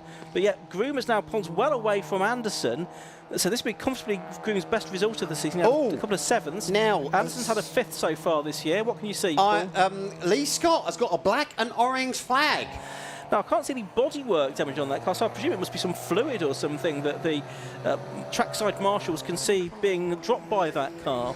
But he's definitely got a flag. Oh, he's actually pulled off. So, yes, there must have been something. That explains why he dropped off the pace there quite rapidly. But, of course, now that puts Finn Groom up into 3rd position, has managed to escape the Swift for a short term. Now, are we on the last lap or not? I reckon we are. Yeah, last lap board is being held out by the marshals, and we've got less than a minute to go now. So here is Groom in 3rd place, heading for his best result. Anderson also heading for his best result because he's only had a 5th so far. So 4th in the good past, for him. Finn has got 2nd at Snetterton. Yes, so, he has, but last season. But to get a podium in a wet race with his limited experience of wet races will be a fantastic display, and he'll be well over the moon with that. But Pip Hammond is certain his authority there with his experience. Just keeping that car in front. Now he will, from winning, he will get another 25 kilos of ballast. Yeah. But look at that understeer. These are great shots of the understeer you get on that corner. The camber, the car, the track literally goes away. And that was a great display, but quite dominant there. Quite a few seconds in front. Yeah. We find the winner, Pip Hammond. Boy, well, that looks like a good 3 seconds, Yeah. I think, in the end. Yeah, let's have a look at the top screen. 2.5 seconds, 2.4 seconds it was over Stuart Place. There's Finn Groom, a Finn podium Groom, for him. third place. Andy Anderson, a great He's got his fourth arm place out for him. already. Look how happy that young man is. That's great to see. Neil Dudman is in 5th place. Chris Deere takes 6th. Across the line in 7th place goes James Hazelhurst. Jason Wood is 8th. Andy Philpotts is 9th. And Lucas Dryden completing the top 10, with Ryan Clark having sort of stalled on the grid, or whatever happened to him at the top. He's having 11th. Got back to 11th. So that's a good comeback from him. And it looks like we had 16 finishes, I think. Well, no, 15, because Lee Scott had to pull into the pits, didn't he? And we That's lost right. Graham Rees as well And in the end. Oh, and it's almost dead heat over the line between Rick Groom and... Alan Dooley. No, it was Lee Was it? Scott that got back out on the circuit. Obviously. Oh, okay, he Yes, so it's did. Lee Scott, Alan Dooley, just about to complete his race now. So actually, Oh, that's we did have interesting. 16 finishers. Now, with that, yes, that was just getting that finish, because what happens is you have to carry success ballast for 3 races that you finish. Okay. Now, that is so important. It won't pay out this weekend, but our final round at Mallory, that could make the difference. It could. Okay. Well, that was a great drive from Pip Ham. Probably not too much of a surprise that he was able to control that race in those conditions.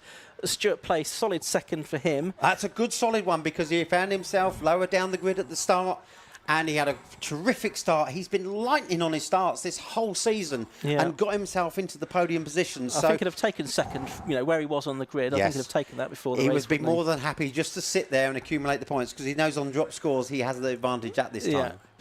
But let's have a look at the result then from that from first race of the day for the Finish Line UK Classic Stock Catch Championship. The win to number 71, Pip Hammond. 11 laps completed after a couple of safety car periods as well. Second to number 87, Stuart Place. Third place to number 91, Finn Groom. Fourth was 86, Andrew Anderson. Fifth to number 48, Neil Dudman. Sixth, 46, Chris Deere. Seventh was number 12, James Hazelhurst. Then it was Jason Wood, Andy Philpotts and Lucas Dryden rounding out the top 10. Ryan Clark, having stalled on the grid, came back to 11th, ahead of Darren Bassingthwaite, Stuart Cleveley and Lee Scott, just squeaking into 14th position on the line from Rick Groom, with Alan Dooley in 16th position, and Graham Rees, a non-finish, having gone off into the gravel trap at Druids in the early part of the race. Classic Stock Catch cars are back out again later on today at 4:25, so we shall look forward to that. And they then have another meeting at Mallory Park to conclude their season as well. A reminder that we're coming up towards the lunch break. To let you know, there'll be a minute's silence held in perhaps about 10 minutes' time in connection with the sad loss of Alan Swain from the Formula V paddock. So the Formula V drivers will be marking that in probably about 10 minutes' time. Josh will announce that in due course. But otherwise, we'll then be heading into the lunch break, where we will have a break until about 10 to 2, when we'll be back underway with another 9 races this afternoon, including the Aim Shop Mazda 7s, Sam Helmet's Formula V, bike sports as well, and all of the categories that you've already seen once today. But for now, we head down to Josh Barrett in pit lane. So we're down here after the finish line, Classic Stock Catch race, and it's a win for Pip Hound. Well done, Pip. Tricky conditions, but perhaps a bit more straightforward than some other races this year. Yeah, apart from the 2 restarts, because that's actually the first time I've led to the line on a safety car restart before in all the years I've done this. So, yeah, I was pleased to make that work, and a bit gutted to see Stuart in my mirrors. But to be fair, from 8th on the grid, that's some drive from him. So I'm happy with the win. I don't know where the fastest lap's at, unless you do. Stuart did have it at one point. He's probably got it then. So I've not chipped away at him too much today, but we'll re-rack him and go again for race 2. Tell us what it's like. Obviously, different tyres to I think when we've last had a wet race in Classic Stock Catch. So how's that been? It's difficult to say, because we have, despite the 2 safety cars, we actually did more racing laps here than last time it rained here. Because, but I think it's okay. I mean, what's weird about this track is where your sort of conventional wet lines would be, where you'd expect to see people driving out to the white lines, kind of doesn't apply here, unless I'm just not brave enough to go and find them. So it's not too bad. I'd like to try them in the dry, but only on a day that wasn't today, because I seem to be doing all right in the rain. I think here a couple of years ago they retarmacked the first half of the lap. I'm not sure if they've done the second half, but have you found the first half perhaps a bit more grippy than the second half of the lap? Yeah, and then that makes sense for why those lines don't seem to change too much. I found myself wide at clearways a lot, but mostly because I couldn't bring it to the apex unless I put it down into first gear or something. So I rode around the outside of there. So that does make sense, actually. That might explain why I could sort of stick to a conventional line in the early 2 or 3 corners. I think had 4 makes a car in the top 4, so that's pretty good again for the championship.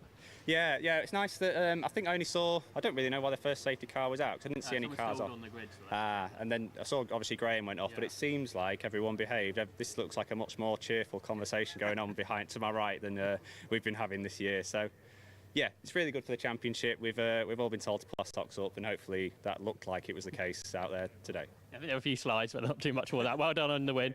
Let's go get Stuart. Stuart second, which is a good result from where you had to start. Yeah, incredible, really. I literally just pulled away off the start line. There was no revs, no nothing. It was like driving Miss Daisy. And luckily, it just hooked. Managed to just bring the speed up a little bit. Did all right into the first corner. I thought, right, we're on for a good one. Then the safety car came out, and I was like, damn.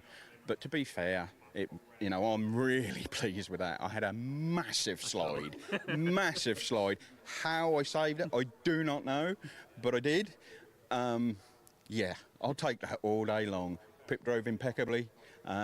Towards the end, yeah, I probably could have caught him, but it was hard work. And to be honest, I was happy with that. Really, really happy. And, good race.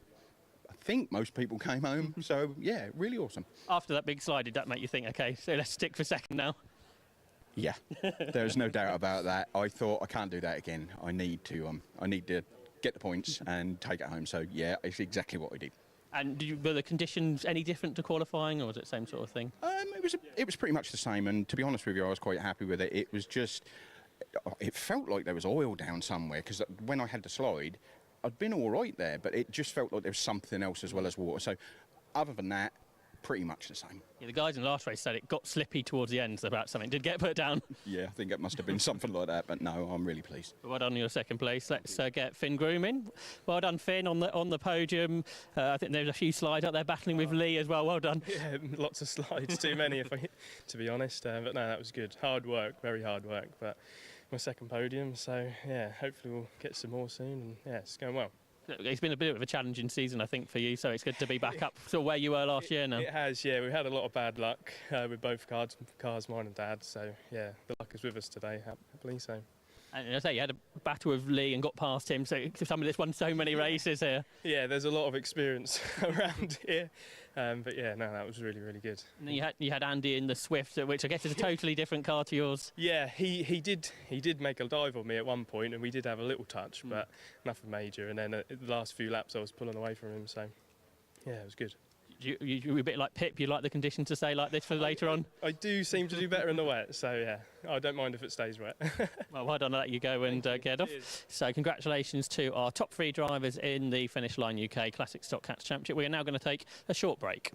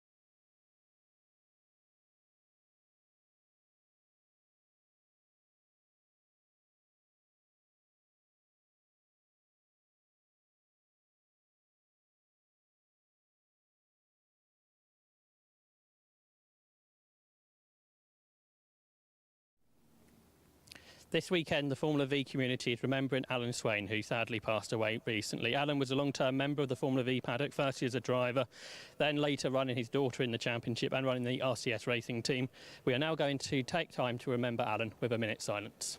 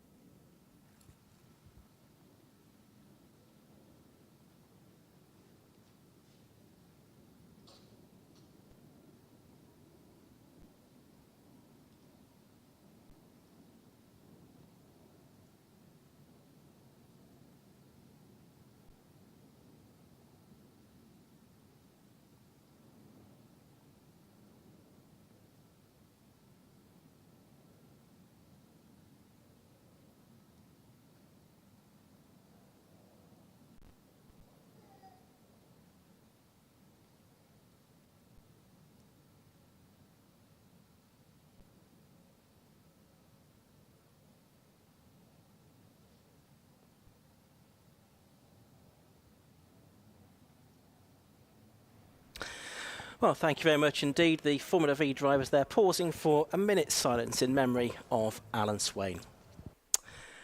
We'll now go into the lunch break. Racing will be back underway at around about 1:50. For those on the live stream, we'll take a break.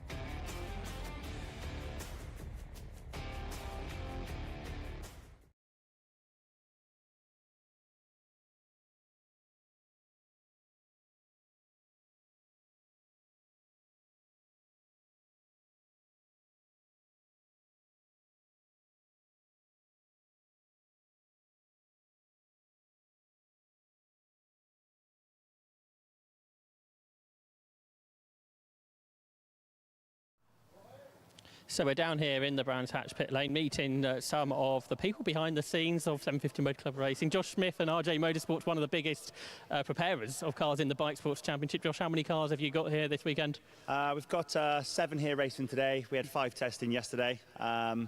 Obviously the weather was a bit nicer than it was today, but yeah, everyone's made it through qualifying. I'm looking forward to 2 races today. Tell us a bit about RJ Motorsport.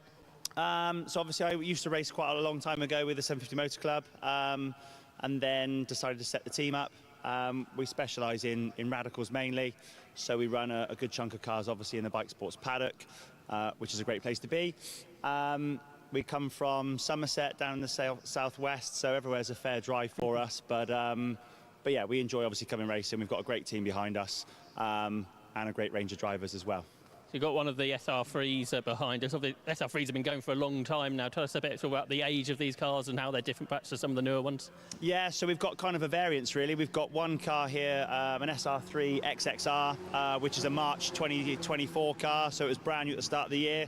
And then one of the older cars we've got, this one here directly behind us, she's 2009.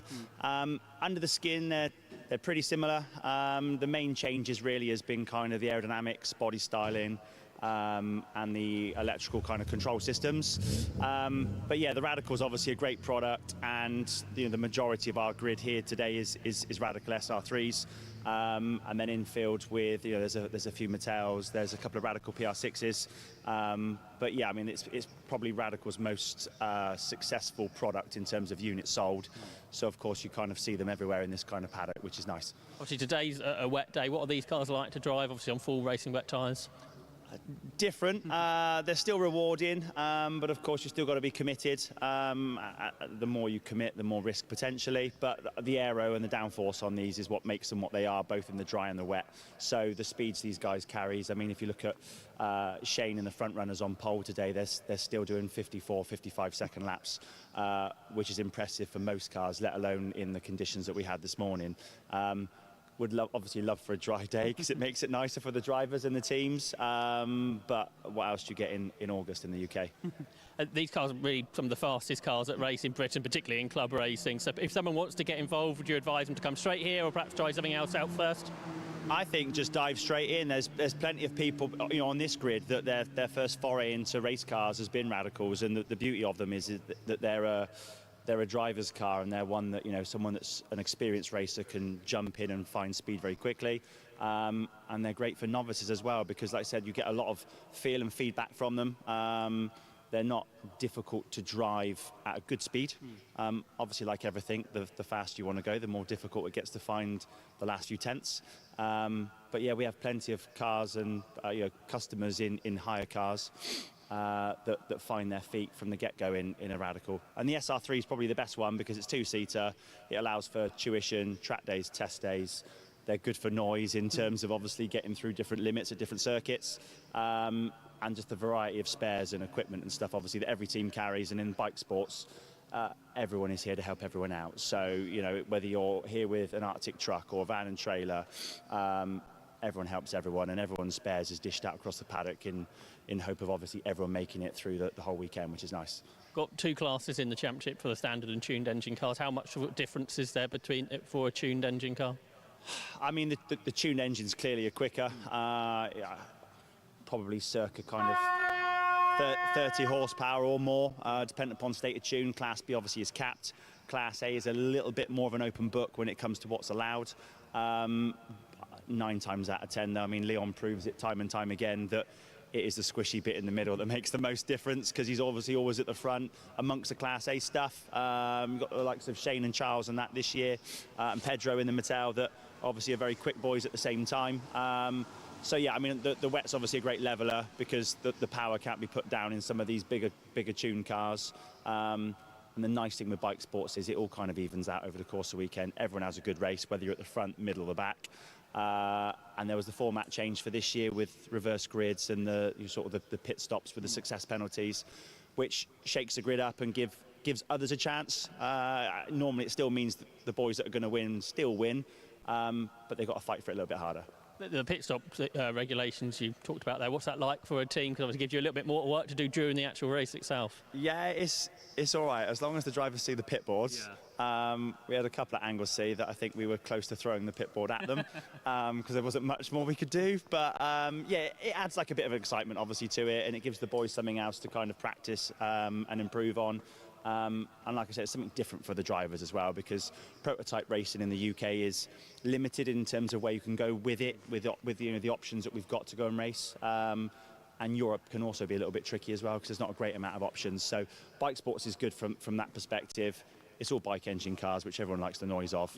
And yeah, the jig round of format this year is nice because it's just freshened it up.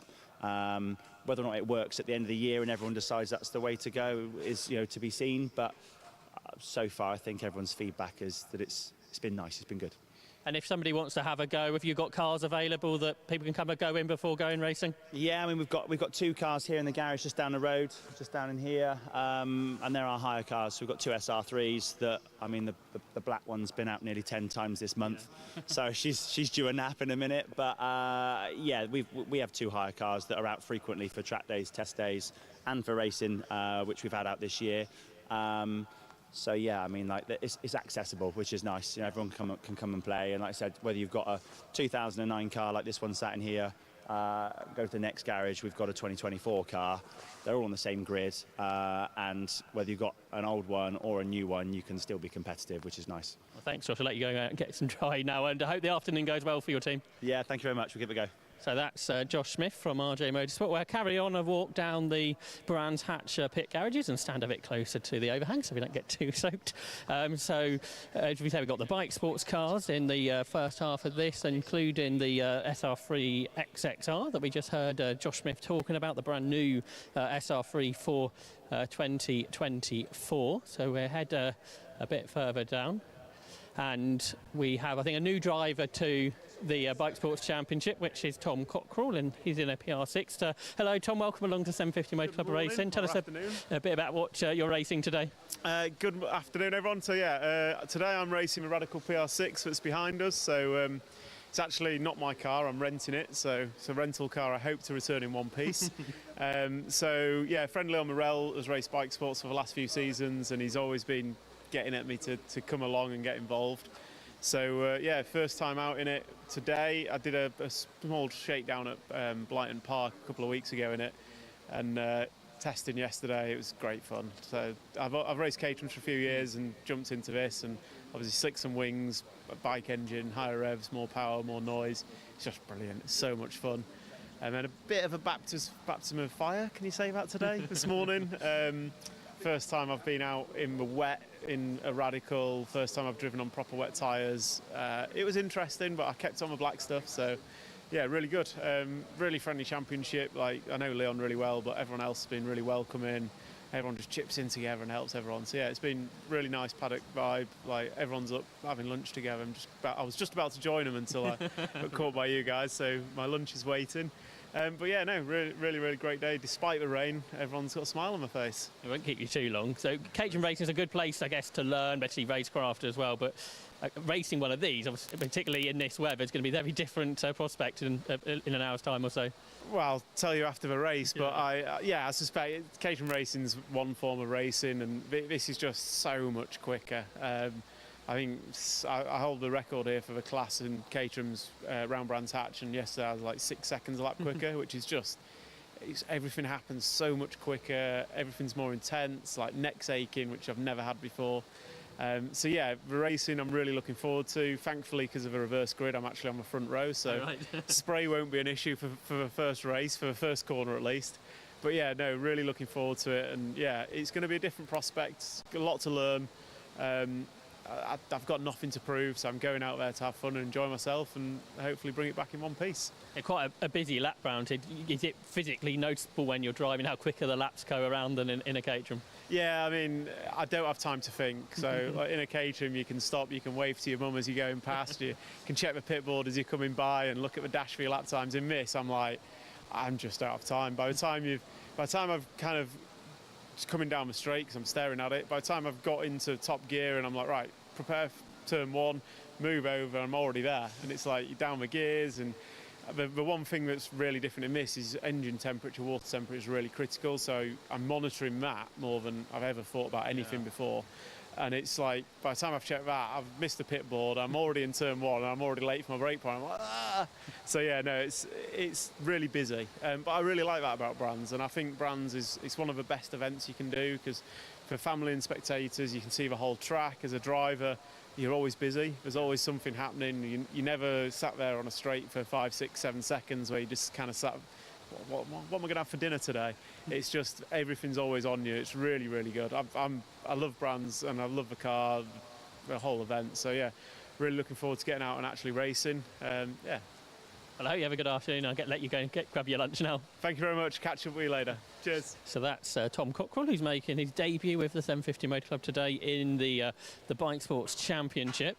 We've got the Bike Sports races coming up later on, 2 25-minute races, as we heard a little bit earlier on from Josh. We've got the reverse grid race in the first race, and then the pit stop race a little bit later on. One of the quickest drivers today on pole position, I think, is Shane Stoney. Shane, it's a bit like Donington Park again, isn't it? It's a bit wet. Yeah, it's been a bit wet, a bit miserable.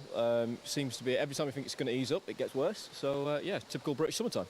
What's it like driving on a short lap like this? It's quite though the grid isn't massive, it's still pretty busy out there because the lap's so short. Yeah, it's you've got to be a bit careful. There's a bit of a speed differential between some of the top guys, some of the guys that are still learning. So yeah, you just got to be a bit careful and keep out of trouble. But you got a plan for this reverse grid race? Is it take it easy on that first lap or go for it? Finish. Yeah. I haven't finished a race since Donington, so I'll be quite. Yeah, we just had a water pump fail in qualifying, so yeah, it's not been my year. So yeah, we'll see if we can. Hopefully everything's all right, and we'll keep out of trouble. Get round for turn 1, and then you see where you go for a reverse grid race, and then yeah, see how we go for the rest of the day. Tell us a bit about the problems you've had at the last meetings. Well, we had what we thought was a water hose coming off at Anglesey. That wasn't, which we now actually think might have been the water pump that was on its way out. And then we had the fuel pump fail at Anglesey as well. So that was that one. And then we've had a chain snap during the year. We've had all sorts of carnage and chaos and random sort of £2.50 issues that are just costing it. So, but yeah, the pace has been good. The car's been fantastic when we're running. It's been really good. So, just see if we can get a finish. Be nice. I spoke to Josh Smith earlier. Obviously, he's got a big team, but I think for you, mainly just you and your dad. Yeah, it's just me and my dad this weekend. I think we've got Will back for Donington, but yeah, so it's just me and dad. So. Hopefully it doesn't dry up, because tyre changes might be entertaining. Yeah. Getting out of the car to do a tyre change could be fun. But yeah, we're doing all right. You know, they're not that hard to run, as well, most of the time. Yeah. When things don't break, they're normally pretty easy to run and pretty good to work on. So yeah, it's just keep out of trouble, and yeah. I enjoy it. I enjoy working on the car as much as I do driving it, so that's always a bonus. Is it something you're planning to keep going with over the future years? Yeah, we'll be definitely back next year. Want to have a crack at the title this time, and hopefully Charles can have a bit better luck along with me, so we can actually have a ding-dong, a bit of a battle, because we've not actually had a battle yet. So because he's had arguably worse luck than I have, which is saying something. So yeah, we're looking forward to that. So the plan back next year, and yeah, see where we go from there, really. Do you think you might be doing the Burkett this year, or is that to be decided? I can't do the Burkett this year, unfortunately. I'm already committed to somewhere else. So yeah, maybe next year. I do want to do it again. I'd love to do it in this, because the couple of times I've done it, it's just such a great race, such a laugh. it's bonkers, but yeah, especially it's usually like this weather-wise as well. So yeah, I definitely want to do it again. Not this year, unfortunately, but maybe next year. Like you said, you've done that race in the past. It's coming up in a couple of months' time. Tell us what it's like. It's like no other race that exists like it now. You're in a car that's, 30, 40 seconds faster than other people. Yeah, I think the last time I did it, I think I was lapping the tail of the field within about a lap and a half. So there's nothing like it. It's probably more bonkers than Le Mans, because you've got the multi-class, but there's such a speed differential between the multi-class. Le Mans has probably got 10 seconds a lap, maybe. We've got 40, 50 seconds when you're racing against the C1s and it's a bit damp, and you've got. So yeah, you're overtaking constantly. You're overtaking places you didn't know existed. And then you're also having a flat-out race with another radical or another something of similar kind. So yeah, you can't beat it. And it's a one-off race. No, there's no sort of, you know, you all want to win, but there's no championships to worry about. There's no nothing. You're just going out there to try and win. You know, we're not in the handicap. There's none of the, you know, you're not trying to work out on. We're not limited on who can drive at what stint. You know, it's just an all-out sprint for 6 hours. So yeah, it's a complete blast. It really is. Well, thanks, Shane. Hopefully it goes well today, and we'll see you later on. Yeah, no worries. See you later. So there's Shane Stone. He's on pole, or would be on pole. He was the fastest qualifier for the Bike Sports Championship this morning. We had a little chat there about the Burkitt Relay, which is coming up at the end of October. Entries are open for that now for any type of saloon or sports car. And yeah, absolutely one to get involved with, and that'll be on 750 Motor Club TV and on Alpha Live at the end of the season. So we've had a look at the bike sports. Here are the Formula Vs, the biggest single-seater grid in the UK this year, and one of the former champions is back with us this weekend, Martin Farmer, and we'll grab a word with Martin if we can. Welcome back again, Martin. It went well here last year when it was the beginning of the season, but the weather conditions were slightly different. Yeah, it was a nicer day, wasn't it? The sun was out, dry weather. We know we can pretty much jump in the car when it's dry, and we'll be there or thereabouts. Probably a little less confident when it's like this. So the grid is quite mixed up, really, isn't it? The people who have done well this year aren't necessarily right at the front of the grid. Yeah, do you know what? I was that disappointed after qualifying. Someone told me I was 10th, and there we are. I know where I've got to line up. That's about it. But yeah, I think when it's like this, it's always a bit unpredictable. You know, in our case, we did have some problems that I don't think it'll solve every issue, but hopefully we go a bit better in the race. Because the times actually were probably closer than what they would have been in the dry, I reckon, because there was a lot of cars within a couple of seconds. So, as you say, it sort of evens out for some of the different chassis, perhaps. Yeah, yeah. I don't think there was oil down. It was really slippy. So we have this with our experience with the V in the wet. When it's really wet, we're okay and it's predictable and we can be on the pace. And it's normally when it's greasy we struggle a bit. But it was really wet and it was really slippery. So we were struggling, and I guess everyone else was. And even though I don't know the times, you kind of see who else is around you on the circuit, and we were all kind of similar. So yeah, could be a close race. Since sort of you race like full season sort of 10-15 years ago, the championships have gone through phases, but this year and last year as well, where the grid's right up, it's the biggest single-seater championship for grid size in the country this year. Yeah, it was. I mean, it was a shame a few years ago, but I guess every series went through a period of the grids dropping off. So with us only doing a handful of races each year, it's good to come back. Yeah. And of course, if we're on the pace as well, you also, you know, it's nice to race a full grid and battle it out at the front, known as a full field there, not just 5 or 6 cars.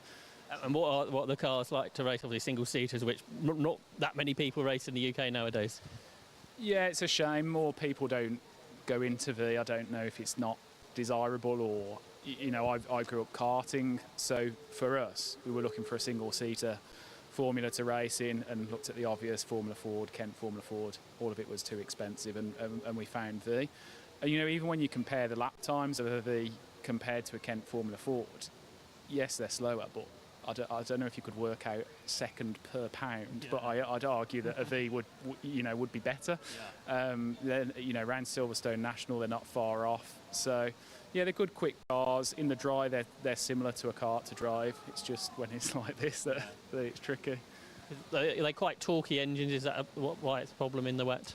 I think it's more just the tyres, you know, not having proper wets. The cars just move about a lot, slip a lot. So I think it's not so much the power, it's the tyres alone. You know.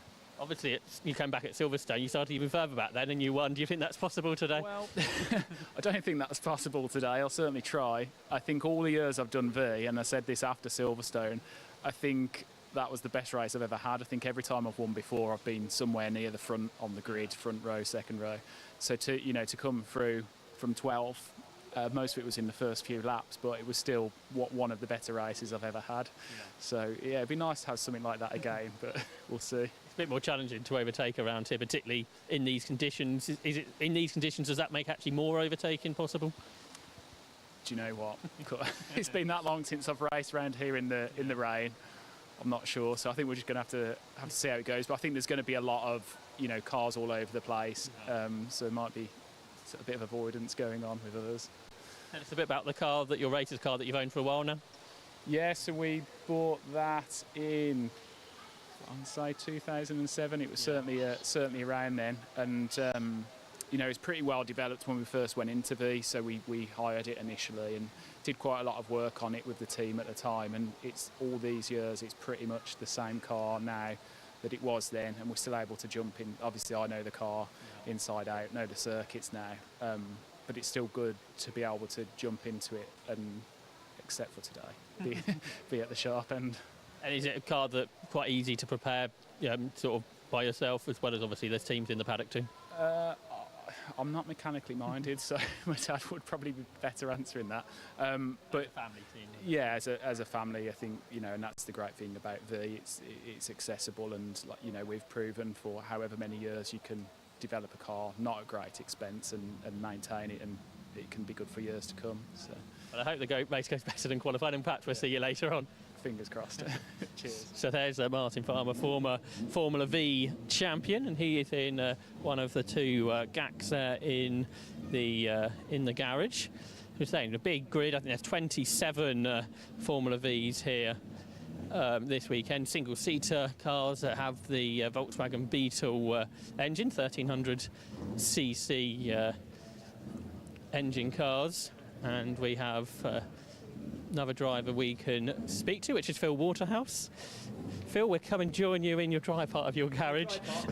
This weekend, I'm quite pleased because I've had problems. Tell us a bit about those problems then. Okay, so what happened?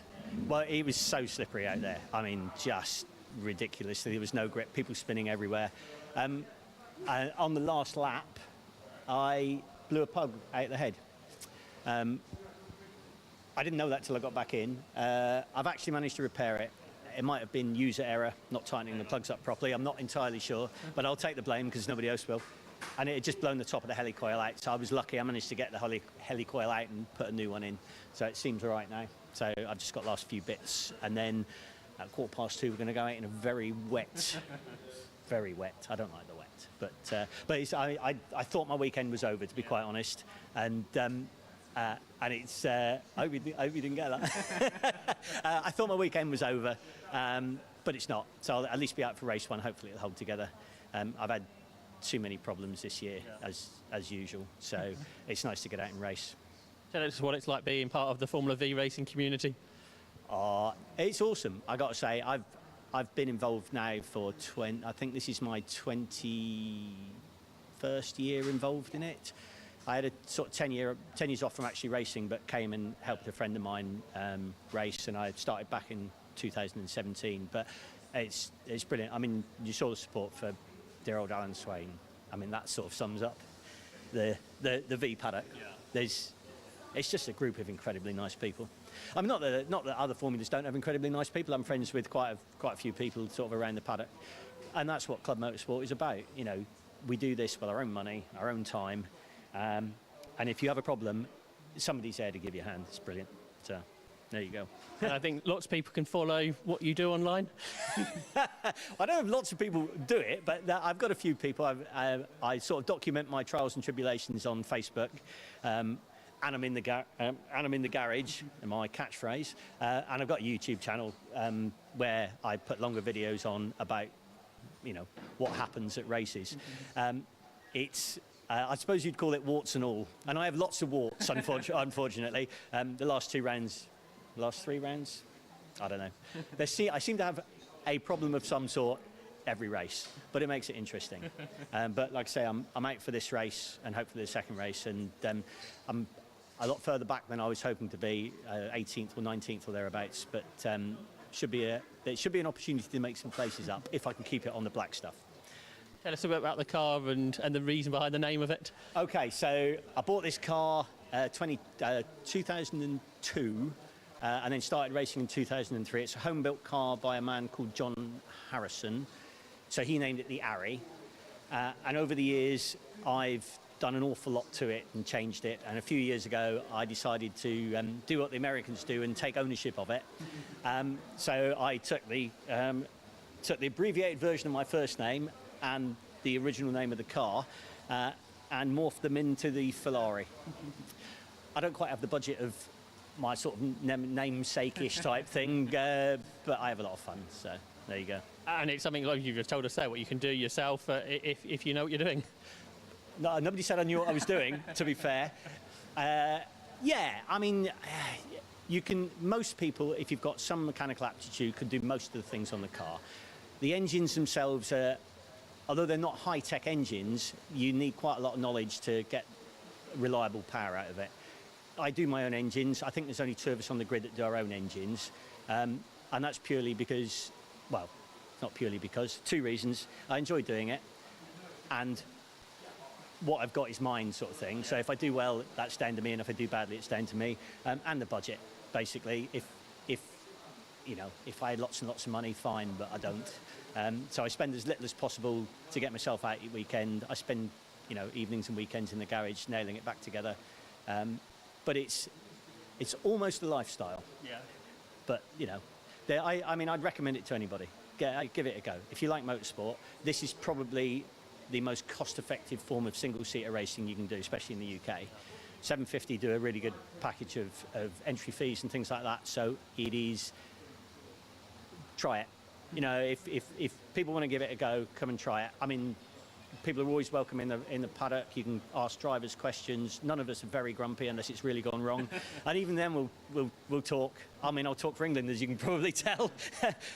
But yeah, if anybody wants to know anything, they can message me through Facebook, or they can come in the paddock. There's lots of knowledgeable people here, and there's always plenty of advice. So there you go. Great stuff. Hope all goes well for you today. Thanks very much. Cheers now. So there's Phil Waterhouse, who's been telling us a long-term member of the Formula V paddock, and lots of different chassis. You can sort of got the home-built and home-designed cars like we just had there from Phil, and then there's much longer-standing cars, some which are converted from Formula Fords to Formula Vs over the years. As we heard there, a much more cost-effective way going racing in Formula V, and sort of the UK, the prime place to race Formula V single-seater racing cars. So we carry on down the pit garage. You can see there's so many cars here this weekend, pretty much a capacity grid for the Formula V Championship here on the Brands Hatch Indy circuit, and we have more drivers. So tell us who we're speaking to. So I'm Leon Frost, racing in Formula V, and doing quite well so far this season. And Leon, last round went particularly well at Cadwell Park. Tell us about that. Yeah, it did. So we qualified pole and third on pole, and we finished second under the safety car in race 1, best result yet. And then we won race 2. So it was really good to win a race in our first ever season of car racing. So, and it was enjoyable. I really enjoyed it. It was a last lap overtake down the inside of both of them, and it was fun. I enjoyed it a lot. Tell us about what you'd done before coming into Formula V. So I've done karting since I was 7.5 years old. Won a few championships. I won a British kart championship, and then I moved on to cars from that. But I spent a good 8 years in karts, so I've done a lot of karting, but that's where I get most of my race car from now. But in cars, it's first season, it's a lot more difficult, really. It's a lot bigger tracks and more cars, faster. It's a lot more physical. Yeah. Was it always single-seaters that you wanted to go into? Yeah, I mean, single-seaters is the way to go for me personally. I see it as the best route forwards. You got all these different formulas that you go up to reach the top, and I find it's the best racing as well. It's the hardest to drive. It's the most competitive, I think, and yeah, it's just the most fun cars to drive as well, really. And was it Formula V? Was that a decision because of the budget, or did you see this championship was a good way to come into, regardless? Well, we saw massive grids. It's got from what I know, it's got the biggest grids in any single-seater category in the UK. It was also primarily budget. Struggled for a bit of budget, so we did come into V mainly because of that. But the racing's good. It's close racing. There's plenty of drivers. You never fail to have a grid. It's always big grids. It's competitive all the way throughout the field, and we saw it. It was a good start. Was today the first time you drove it in the wet, or has that been done before? Yes, it's our first day in the wet today.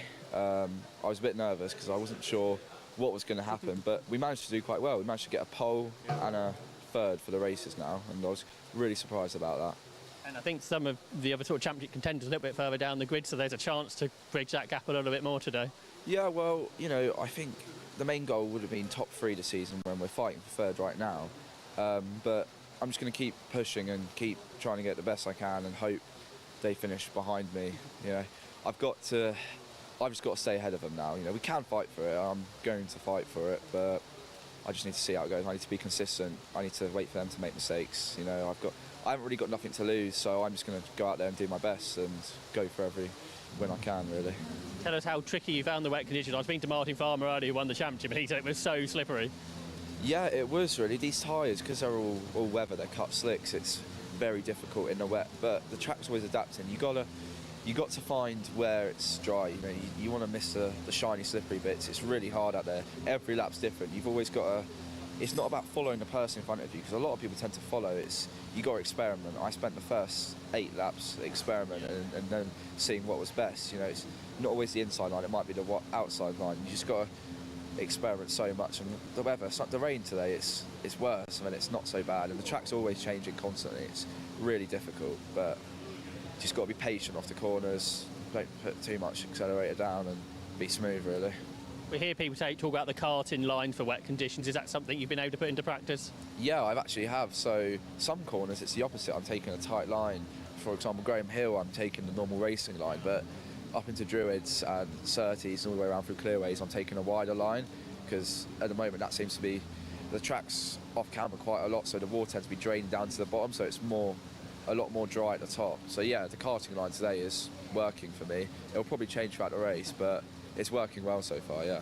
I hope you have a good race, and hopefully we'll see you on the podium. Thank you very much. So there's Leon Frost, our latest new winner in the Formula V Championship, and teenager as well, so showing the Formula V Championship is a great way to go as a young driver, as well as the more experienced drivers that are on this grid. I see another more drivers down here, so let's see who we can catch up to. Tell us who we're speaking to. Matt Topham. And Matt last year went very well, won the Class B Championship, but a new car this year? Eventually, yeah, it was a good year last year, after a lot of trying and a lot of coaching, very, very good. It's a bit annoying to see the same car on the second spot of the grid this weekend, but, you know, wet changes so much, right?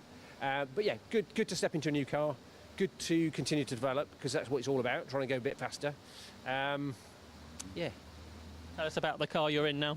So I'm running a GAC these days, so that's an A-class car, so that's a little bit more complicated in terms of suspension. Engine's still the same, gearbox is the same. Hopefully budget is the same, because that's obviously a key one for the club. You know, we're trying to keep racing costs down and make it accessible. But you know, a load more technical, trying to make the things go a little bit faster. A different driving style. So the last car was a bit more of a take it by the scruff of the neck and throw it around, whereas this one is, well, I'm not sure I've got any finesse, but we're trying to develop some. But yeah, get in there. And you talk about the development there. Is that something you enjoy as well, being able to work on these cars? Realistically, I haven't got the budget in order not to work on the car myself, right? So there are some special bits, so I wouldn't touch the box and I wouldn't touch the engine, but I need to mend everything else, otherwise I just don't have a budget. Yeah.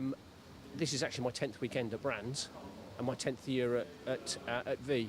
And so, hey, it's been a huge amount of fun. It's been really great to try and get out and do some stuff. There's some great people around the paddock to try and help. But for me, I can only do it because it's simple enough that I can make it work. And I guess that is part of the reason why Formula V nowadays is the biggest single-seater grid in the country by quite some ways. Absolutely, right. And I think that there are two aspects to it as well, because, you know, on the one hand, it's really competitive. You know, it's people are trying really, really hard in order to do well. But actually, it's an incredibly supportive paddock, right? One of the guys in the paddock has died recently, as an example. And people are out for a remembrance minute of silence, and that's how tight the paddock is. There's a really good bunch of people here, so you know, somebody might be better than me, and I'd be really, really pleased if they go better than me, but they won't get let past, right? It's really trying hard, but it's nice racing. And it's like yourself, or like clubmen can get involved. We just spoke to Leon, who's straight out of karting. It's for everybody, really. Absolutely, right. It's a really good progression formula. I think it's really frustrating the last couple of years is that people have used it as a real stepping stone, and there's been, from an old timer, if you like, who's tried to learn at it, people have come in, developed really, really quickly, and they moved on to the next thing. So it's got that aspect to it, but there's a load of people who've been around for a long, long time doing it as well, right? So I think there's plenty of space for everybody. But it's also quite dynamic and makes it quite nice, where actually we can start to really start to develop the formula and learn from each other as well. You know, it's really good. Thanks, Matt. I think we've got more racing coming up, to let you prepare for your race. That's not far away. So good to meet a lot of the Formula V paddock there. But say, racing coming up very shortly. We've got a full afternoon of 750 Motor Club racing, and that's coming up in a few minutes.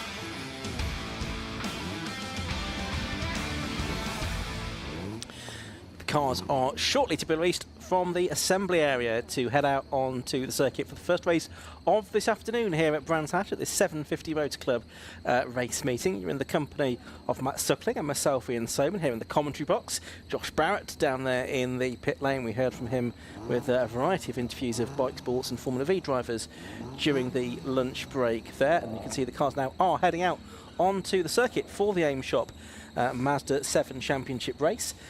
Rounds 9 and 10 that we have this weekend of 14, so there's still 2 meetings to go after this at Mallory Park and Silverstone. So the championship still very much up for grabs. It's David Hitchin who leads on 225 points coming into this weekend, from Martin West on 213, then Craig Land 205, Martin Shelton 187, and Ben Powney on 179. And I know that he is well supported here with guests in the hospitality units this weekend, and Eddie Moyer has 159 points behind him.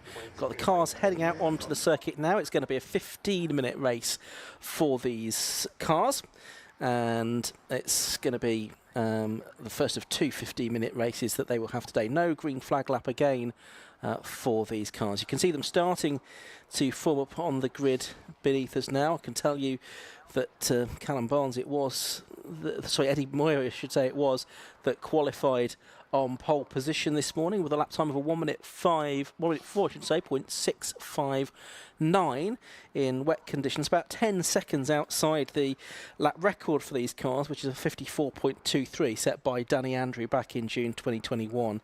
These cars, by the way, They are like the Locost you saw earlier on, the same kind of chassis, but with the Mazda MX-5 running gear with the 1.8 litre engine, so a little bit quicker. Let's very quickly rattle through the grid for this one then. Pole position is, I say, number 77 Andy Moyer. Besides him is number 94 Martin West. Row 2, 37 Ben Powney and 87 Craig Land. Row 3 is 4 David Martin and 66 Lucas Batt. Row 4, 54 David Hitchin and 17 Ben Dade. Row 5 is 99 Martin Shelton and 13 Anthony Ridd. Row 6 is 21 Sam McKee and 79 Ayrton Rogers. On row 7 of the grid, it's 47 Lewis Penstone Smith and 50 David Jones. Row 8 is 15 Matt Grow and 69 Lee Rogers.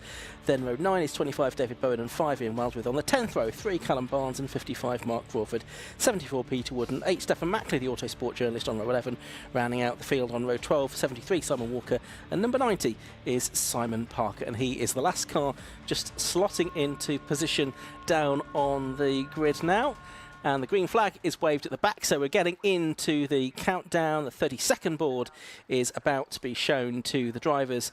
I can see from our commentary position here, 5-second board will be shown, and then the red lights will go on for this 15-minute race. I say it's David Hitchin leading the championship by 12 points from Martin West coming into this weekend.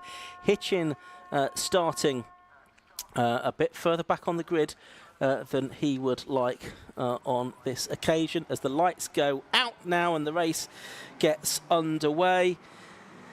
And the cars head off up towards Paddock Hill Bend for the first time. There's a collision, I'm afraid, at the start of the race. There's a car that is going spinning. 77 Eddie Moyer, the pole position driver, is involved, and he's got no wheel, certainly on the front right of his car. The other 2 cars, and there's 3 other cars involved there. Can't see the numbers on all of those, I'm afraid. Unsurprisingly, the red light is coming on. We'll try and figure out who else was involved in that in a moment. I've also got my binoculars here as well, just to try and see if I can figure out who else is involved. But sadly, given the angle of the cars, it's quite hard for me to tell. But there's certainly 3 or 4 cars with damage there, and they basically came together and collided with the end of the sort of pit wall where the pit lane exit comes out. They took off some of the recticel barrier from the end of the pit lane as well.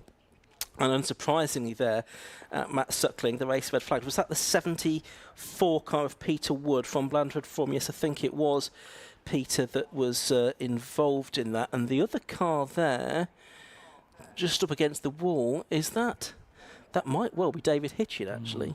Do we think? 54? It looks like a 5, doesn't it, to start with? Yeah. So, yeah, possibly could be. But I'm just kind of trying to work out how Eddie was involved in that, because he was off pole, wasn't he? But I think he made a fairly slow start, which saw Ben Powney come through, and then Eddie may have missed a gear or just slowed up. But, yeah, he was kind of in it, but he was then towards the back of that accident. Yeah, so obviously I'm hoping that everyone involved is okay. I think probably everyone is out of their cars. I'm just again checking through my binoculars, and it looks like, yeah, drivers are all out of their cars, so that's good to see that the drivers are all okay. So there's some broken Mazda 7s to clear up and deal with, unfortunately, including from some of the quicker drivers. But the good news is that the drivers involved are out of their cars and they're okay. They'll be taken to the medical centre for checks. That's not perfectly routine. Anytime there's a sort of collision or a red flag these days, drivers will be taken away for those checks. And just to make sure there's no sort of hidden injuries as well, no concussion or anything like that, which sometimes can arise after collisions like that. So let's take a short break, and we'll be back with you in a few moments' time.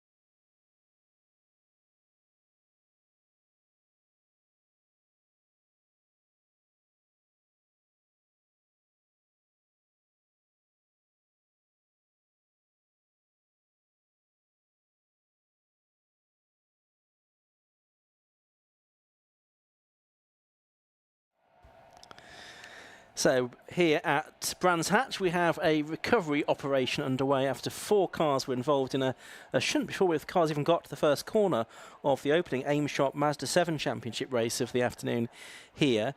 We've figured out now the 4 drivers that were involved. There you can see the car being recovered of number 74, Peter Wood. He was actually starting on the back, or the back but one way of the grid, or 11 of the grid, but the first 3 drivers involved are 3 drivers that were towards the sharp end.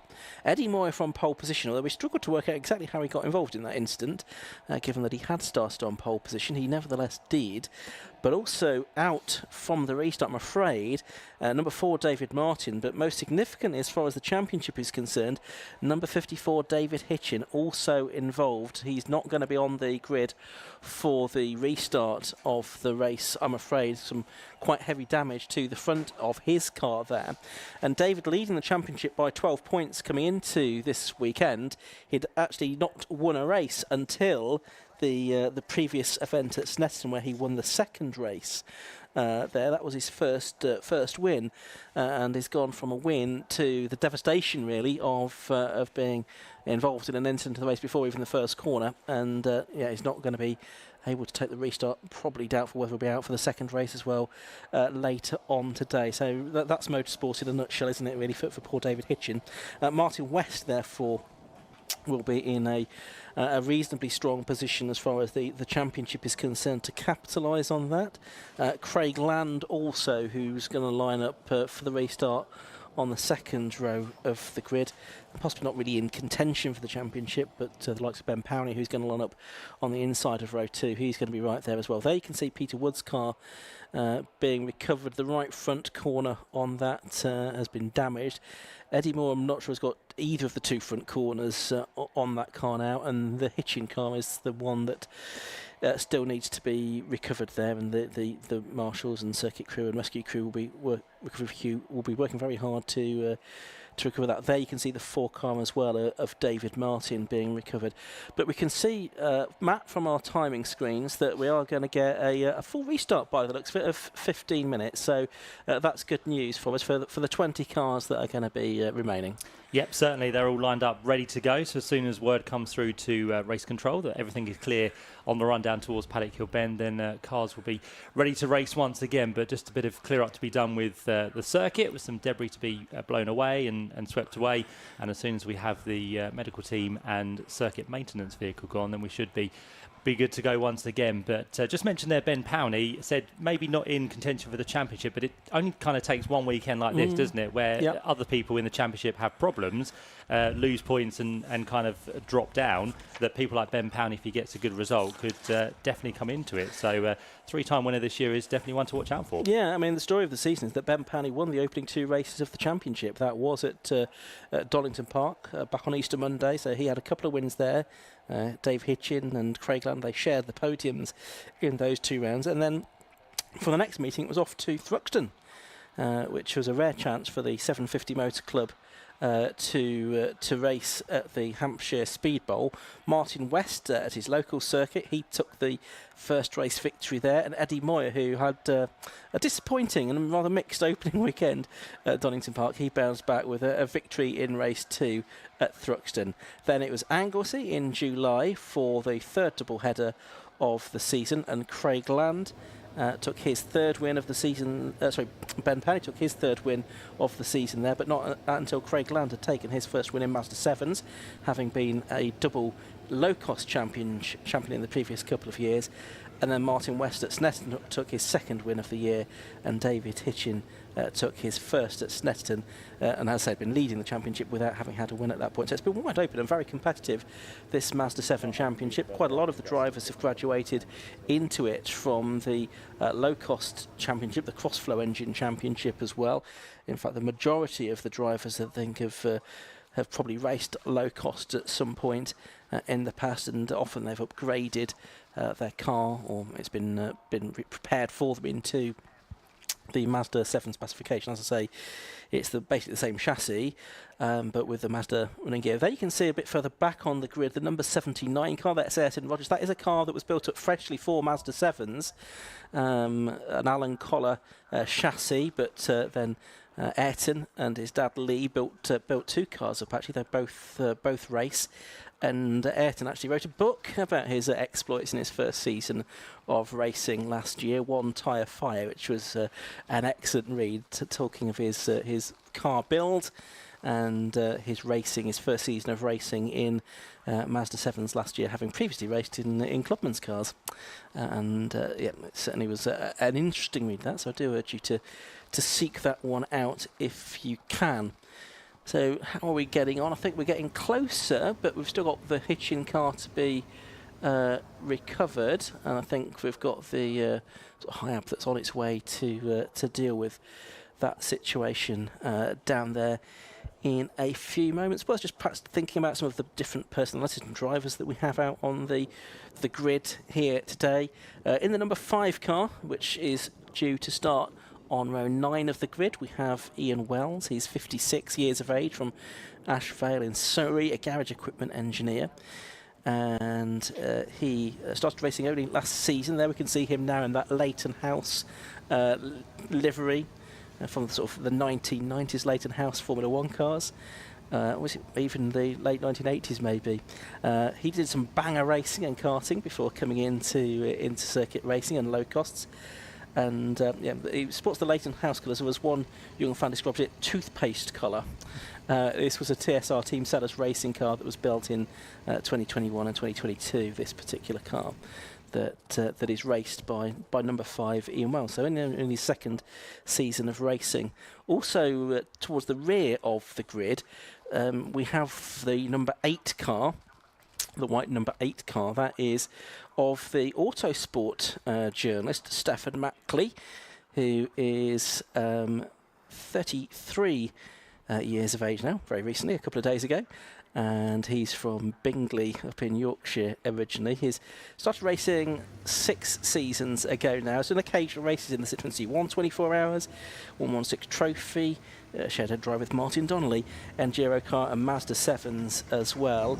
Did a race 2 years ago, Mazda 7s at Silverstone, decided to come back at Snetterton to see if he could improve on his performance. Still wasn't quite happy with his performance there, I don't think, so has decided to come back out here at Brands Hatch this weekend, and it's another TSR prepared car that he is in. One a bit further up on the grid worth talking about is number 17. That is Ben Dade, who is on the 4th row of the grid, and that is for the 32-year-old managing director from Manchester, who's in his first season of races. He's only done arrive and drive karting before, but he has had a lot of coaching from the car's previous owner, Jonathan Lister, who won the championship in this car for the last 2 seasons. It was built originally for low costs by Richard Bradley. It was converted by TSR to Mazda 7 spec in 2020. And as I say, Jonathan Lister raced the car, winning a couple of championships as well. And Ben Dade, number 17, has taken over that car. He's in his first season of racing and just looking to see where he is in the championship points. He's 15th in the points. He's had, I think, 3 top 10 finishes so far this season, but still learning all the time with the tutelage of a driver that's won a couple of championships, Jonathan Lister. Just looking out of our commentary box window, it looks like the circuit is now looking relatively clear beneath us. There you can see all those 4 cars have been removed. They have decided that they are going to give these cars 1 green flag lap, and that the 15-minute countdown will start when the green flag lap commences. We're seeing that on our timing screens. The drivers, if they've got extremely good eyesight, are reading that on the board next to the lights. So they'll have a green flag lap, 15-minute countdown will start then. So probably get around about 10 or 11 minutes of actual racing, I would think, once that green flag lap has been completed. And I don't think we're too far away from that happening now. It looks like the rescue vehicle is just heading off the circuit now. So we've talked about a few drivers there. Who else have we got out there that is worth mentioning? David Bowen on row 9 of the grid, number 25, who is 38 years of age from Paddock Wood, the owner of Eon Sports Cars. I think that's the minute to go board being shown to the drivers ahead of a green flag lap. And yep, he's only raced in Mazda 7 so far, but he's prepped and run Escort rally cars in historic championships for several seasons. And also fifth-scale touring car. He's been the radio-controlled British champion for many years and has also competed in the World Championship in that discipline as well. This originally the car driven by Ollie Batten. He brought the car though in 2022. You're looking at the number 99 car. That is Martin Shelton, who's a little further up the grid. He's on the 5th row of the grid is Martin Shelton, and he is the driver that's 4th in the championship coming into this year. And the cars now go off onto their green flag lap, and as I say, this is counting as part of the 15-minute race, so they'll come back onto the grid, they will re-grid and then go for whatever is left of those 15 minutes. And I guess, Matt, it's good to give the drivers just some exposure to these track conditions, because it has continued to rain and it's probably a bit wetter now than it was when they first came out onto the grid. Yeah, it comes and goes, doesn't it? But it is definitely getting harder once again. So, yeah, since this morning during qualifying and, of course, sitting on the grid during the clear-up operation, they've just been waiting there. So it'll be a good idea to let them experience the conditions, as you said. So off they go then on their way, just to make sure they know where they're going, what they're doing, and what the track conditions are like as well. So they'll get round pretty quickly, because already, as we said, this race is underway. A 15-minute race now down to 14 minutes already. I do quite like the number 50 machine of David Jones. He's got a nice light display across the top of his kind of roll bar, hasn't he? So perfect for these sorts of conditions today. Yeah, that's what you need, isn't it? Especially if you get into traffic as well. I think he probably has that for when they've raced in the sort of Burkitt Relay before, or something like that. It's always useful to have some extra illumination on the car. But anyway, the cars coming round onto the grid to take up their positions. Martin West on his own on the front of the grid, number 94. Second row is going to be complete with 37 Ben Powney in the orange Locost, and then the sort of black and day glow orange, number 87 of Craig Land. Gap on the third row where David Martin is missing, but then we have the 66 car of Lucas Batt, and on row 4, no David Hitchin, I'm afraid, but 17 Ben Dade is going to be there. So it's probably going to be about a 12-minute race, I think, by the time all is said and done, and these cars are back onto the grid, because we're just counted down to about 13 minutes now. And with 20 cars surviving, we'll see if any of those 4 cars involved in that shunt do manage to get back out, but quite a bit of damage to be repaired, I think, in a relatively short time scale. But we'll see if anyone is. Otherwise, hopefully we'll just see these 20 cars safely through this race. Last couple of cars coming into position. We'll get the green flag waved at the back. And I can see from my commentary position that we are about to have that. There we go. Green flag is waved. 5-second board is shown. And so for the second time of asking, the Aim Shop Mazda 7 Championship is about to get underway. The lights go out, and it's a good start from Martin West. He's going to pull into the lead. It's a slower start further back from number 13, which is Anthony Ridd. So he's dropping back into the midfield, but it's Martin West leading then. Looks like Ben Powney second. Is that Ben Dade that's made a very good start as well, I think, up into third position possibly. And he's got ahead of Craig Land, I reckon, as they run up towards Druids for the first time. Then just having a look, it is Dade there in third place in the ex-John O'Lissitor car. So turning their way through Druids for the first time and out down towards Graham Hill Bend towards the end of the first lap. It is going to be the number 94 car of Martin West in the lead of the race, then from number 37 Ben Powney in second position, and it looks like Ben Dade in third place, Matt, as they come through Surtees and McLaren for the first time. Yeah, good start from row 4 of the grid. Of course, he had a couple missing in front of him, but still got a good clean getaway and sits there just on the final step of the podium for the time being. But out front already, Martin West just trying to stretch his legs in these early stages with second place Ben Powney, and in fact now looks like Dade might be under pressure here, because it's the number 87 machine that gets a good run, goes through on the inside, and Craig Land will now be up into that third position. So nice braking. Hopefully he can control the car through the corner and get out the other side cleanly, although he is slightly delayed there. So again, it's going to be Dade who chases him up towards Druids for the second time. Yep, so here they come then into Druids there is Dade down to 4th position. He's been passed by Craig Land. I think that's Lucas Batt, number 66. That's the next driver in the queue. And then it's Ayrton Rogers and Martin Shelton. Shelton up on the inside there in the blue and pink car. He gets 6th place away there from Ayrton Rogers, but Rogers will try and fight back into Graham Hill Bend. No, he just tucks back in behind in the end. And then behind them, I think, you've got Sam McKee in the number 21 car going pretty well too. But there's Dade in 4th place with Lucas Batt right behind him. Number 66, Lucas Batt, the driver from Chesham, chasing after Ben Dade, the man from Bury and Greater Manchester. And it looks like, well, they take quite different lines through Clearways and Clark Curve, but it's Dade that's going to hold on to 4th place here. And Batt is going to have to watch out for Martin Shelton closing in on him. Yeah, so Dade took the wider line, which seemed to work for him. So he comes through, still they're in 4th place. Had a brief yellow flag just off shot over towards Surtees, but that car has now rejoined, so no damage or no harm to that one, which will now drop down the order at the end of this next lap. But out front, up towards Druids they go once again, and this fight for 4th place is still on between Dade and the number 66 machine of Lucas Batt, but Lucas needs to be a little bit closer if he wants to try and make a move within this race, and all the way down through kind of the top 15. There are places which are looking to change on this lap, but it's Ben Powney now who actually up there in 2nd place. He's under pressure from Craig Land, so the man who is very much on a charge and looking to close down Ben Powney as much as he possibly can. Just the one-time winner so far this year is Craig Land, but he's now looking to get himself into 2nd place, as behind still Dade protects his position from Batt. Oh, very sideways there. Dade is not protecting his position for any longer. Commentator's curse there. He is off the road into the gravel trap. He does resume, though, just behind the car of Ayrton Rogers. So I think he's tucked into 7th position there after a bit of an off through the Clearways gravel trap. But he's seemingly back up to speed now. He's rejoined ahead of Sam McKee as well, who's in 8th position. Martin West, the leader, he's got the best lap of the race, a 105.303, with a clear track ahead of him for the moment at least. Anyway, he's 2.1 seconds ahead of Powney.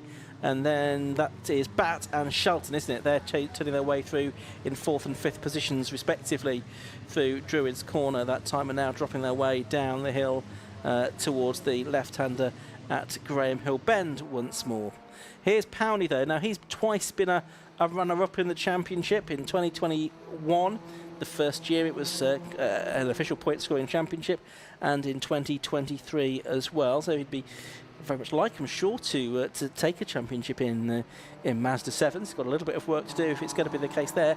And here he needs to just try and see off the double low-cost champion as well. That's Craig Land behind him. Yeah, and he's got a champion up the road ahead of him as well, hasn't he? Martin West. So champions all around for Ben Powney as he still comes through across the line in 2nd place. He's now just about 2.5 seconds adrift of the race leader, but Ben Powney did just do his quickest lap of the race that time through, albeit it was slower than the race leader Martin West. So he's more determined to keep at bay Craig Land as they turn the way in towards Druids for the 5th time.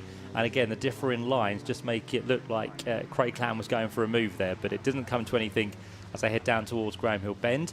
Quite a big gap back now to 4th place, which is still the number 66 machine at the minute of Lucas Batt, and he still has the attentions of number 99 Martin Shelton behind him. So what has happened to Dade? Well, he dropped down to 7th place, didn't he, over the last couple of laps? Yeah, with that off into the gravel trap. Yeah, so he's there in 7th still at the moment, as far as we know. Here are the two disputing 2nd and 3rd position, Ben Powney and Craig Land. This gap between them just seems to increase and then decrease a little bit. It's come down a little bit. Now it looks like it's going back out again as Craig Land pulling away. Further back, Lucas Batt still there in 4th place with Martin Shelton just behind him, as the cars now making their way on to lap number 6 of this race. Gap between West and Powney is now up to around about 3 seconds. So Martin West well out in front here. And obviously this is quite a different race to what we might have had all of those front runners been able to take the start of the, or not been involved in that accident on the original start. Yeah, and Ben Powney still going quick, actually. Another best lap for him last time round, but again, it wasn't any quicker than Martin West, so that's the reason the gap continues to grow between 1st and 2nd. But of course, he's still got the pressure from behind her at the minute of Craig Land as he tries to defend on the run down towards Surtees Corner. These two separated at the line by 0.6 of a second. But now that is not 0.6 of a second, because all of a sudden Craig Land on the second half of the lap has started to close in once again. So can he find his way through And if he manages to get through with about 6 minutes left on the clock, will he be able to do anything about Martin West out front in the lead of this race? That would be the question that Craig Land will try and answer for himself, with a bit of traffic to deal with as well now for the front runners as they come through to complete the 6th lap of the race. Yep, so race continuing then. The gap between Powney and Land and then the next two, Batt and Shelton, that is now up to around about 8 seconds. And then behind Shelton, you've got Ben Dade, who's going to try and get back ahead of Ayrton Rogers. That time through, there was Rogers, Dade, I should say, was a couple of tenths faster than Rogers, and the gap between them down to around about 0.4 of a second. So that's one to keep an eye on. Then the next two cars just coming into shot. Actually, here they are. Rogers and Dade going through. Then they get back to Sam McKee. He is still there, you can see, in 8th position, number 21. And Ian Wells ups into the top 10 in that number 5 car that we're looking at the start of the race in the Leighton House, or the toothpaste colours. He is up into the top 10, which is not bad, from 18th on the grid. Admittedly, 3 cars ahead and didn't take the restart. Here's the battle, though, Matt, for 6th place. Certainly is, yep. So Dade on his recovery in that number 17 machine, working his way nicely onto the back of the car ahead at the minute. But will he have the speed to try and get past Ayrton Rogers as they turn their way through Clearways and Clark Curve once again? Bit of a sideways moment there for Dade, but he does seem to have the pace after qualifying this morning, so he picks up a nice tow as they run across the line. And will Dade be brave enough to get the job done? There's a bit of traffic to deal with, so no way through there, unfortunately, on this occasion. I think for the first time today, it has actually stopped raining, hasn't it? It looks like it might have done, and we've just had a change as well for 8th place. We just saw it on camera there with David Bowen getting himself ahead of Sam McKee, so 25 now ahead of 21 in the battle for 8. So it's number 94 Martin West leading by 2.5 seconds from number 37 Ben Powney. 87 Craig Land is 3rd, 66 Lucas Batt is 4th, 99 Martin Shelton 5th, and Ayrton Rogers number 79 is in 6th place. We are watching this fight for 4th place, where Lucas Batt, number 66, he is holding off Martin Shelton at the moment. Lucas is 13th in the championship coming into this weekend. He has had a best result of a 2nd place finish during the course of the year so far. That did come at Snetterton last time out when he had a reasonably strong weekend. Here he is battling for 4th position, and a bit further back it looks like Dade has now got ahead of Ayrton Rogers as well, up inside the top 6 with probably 3 more laps to go. Yep, just over 3 minutes left on the clock, so there goes Dade now, who has got the job done on the number 79 machine of Ayrton Rogers, so he does get his way through into 6th position. Next on the list, I don't think he'll catch, unfortunately, because Martin Shelton, who we can see now working his way through Druids, is about 6 seconds up the road, so it might be as far as the car of number 17 goes within this race.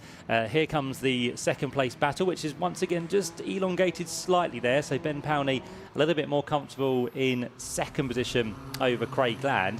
And it's also quite important for Ben to hold on to this position, because within this championship, like many 750 Motor Club championships, we do get drop scores at the end of the season. So for Ben Powney as it stands, he would be dropping 2 points, wouldn't he? Whereas the likes of Martin West and Craig Land both have a higher number of points to drop. So it's quite important that he does still go well and score as many good positions as he can. And of course, with David Hitchin out of this race, he'll have to drop this as one of his drop scores. So I think Ben Powney still has a chance if he doesn't have any more bad results. He certainly does. He can't afford, as you say, to have any more bad results, because he's already had 2 non-finishes during the course of the season so far.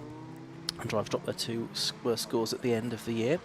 So we've got less than 2 minutes to go on the clock. There is our race leader, number 94, Martin West, who we've not seen much of during the course of this race. He's put a lap now on the number 47 car of Lewis Penstone Smith, the Union Flag liveried car.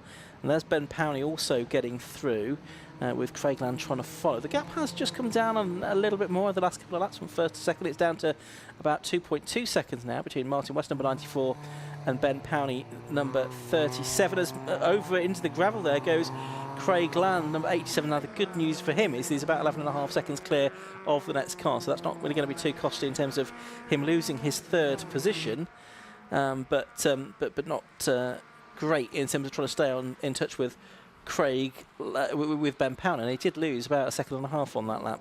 Yeah, and Ben Powney went through and did another personal best lap time there. So the gap between him and race leader comes down very fractionally, only by a few hundredths of a second. But at least Ben Powney is going in the right direction, which is good to see. We are now onto the penultimate lap of the race as well, with 50 seconds left on the clock as they head the leaders down towards the left-hander of Graham Hill Bend, and Ben Powney can see his target ahead of him, so if he keeps pushing and Martin West makes a very small mistake, then it could all come his way. But as it stands, Martin West looking for a hat-trick of wins so far this year as he turns his way now in towards the right-hander of McLaren for the penultimate time, and again he'll take the wide line through the corner just to find the best of the grip around the Brands Hatch Indy circuit.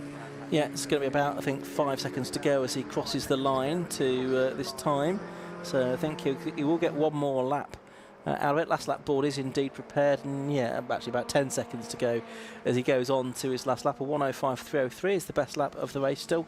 She's set on lap 3 of the race, so quite a long while ago. So it's going to be a 12-lap race for these cars. It's got now 2.5 seconds again over Ben Powney. The gap has gone back out once again. Powney, it is in second. Craig Land in third place, and then Batt and Shelton over the line in fourth and fifth, with Ben Dade in sixth position. No doubt ruining that mistake at Clearways a few laps ago. But there's Martin West, Matt, on his way to the checkered flag. Yep, down through the left-hander of Graham Hill Ben once again. He has managed to extend the gap once more over Ben Powney, so he's just kind of teasing him, making sure that he keeps enough of a comfortable gap over the last couple of laps which he's gone through. And Martin West turns his way now in towards McLaren for the final time. Ben Powney has cleared the traffic, so nothing to deal with on the last run to the line, and it looks like it's going to be set for Craig Land to get himself on the podium as well, which means all these three will stay very much in championship contention as we head in towards the second race a little bit later on. But it will be win number 3 of the season for Martin West, who comes through to take the checker flag. Yep, in round number 9 of the Aim Shop Mazda 7 Championship. Second place goes the way of Ben Powney. Gap again about 2.5 seconds at the end. Craig Land just fading away in the closing stages. He takes third place. For fourth, that is going to be Lucas Batt. There he is, over the line now he goes, with Martin Shelton half a second behind him. And I think it's going to be a best finish yet for Ben Dade, number 17. He's about to cross the line to take sixth place, so congratulations to Ben.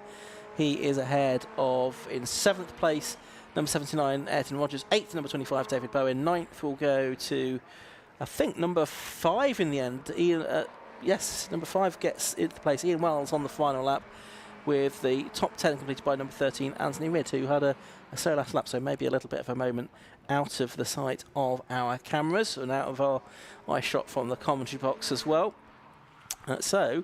Martin West taking a dominant win there, and with sadly no David Hitchin in that race, that's done his championship hopes the power of good, I would say, Matt. Certainly has, yep. And we can still see David Hitchin's car just there, parked up on the run through Paddock Hill Bend. So that'll be recovered very shortly, and they'll be hoping they can get it back out for the next race a little bit later on, because it's all important that he does try and make the start. So they've got a couple of hours to go. Around about 4:50 is when the next of our Mazda 7 races will be up here at Brands Hatch this afternoon.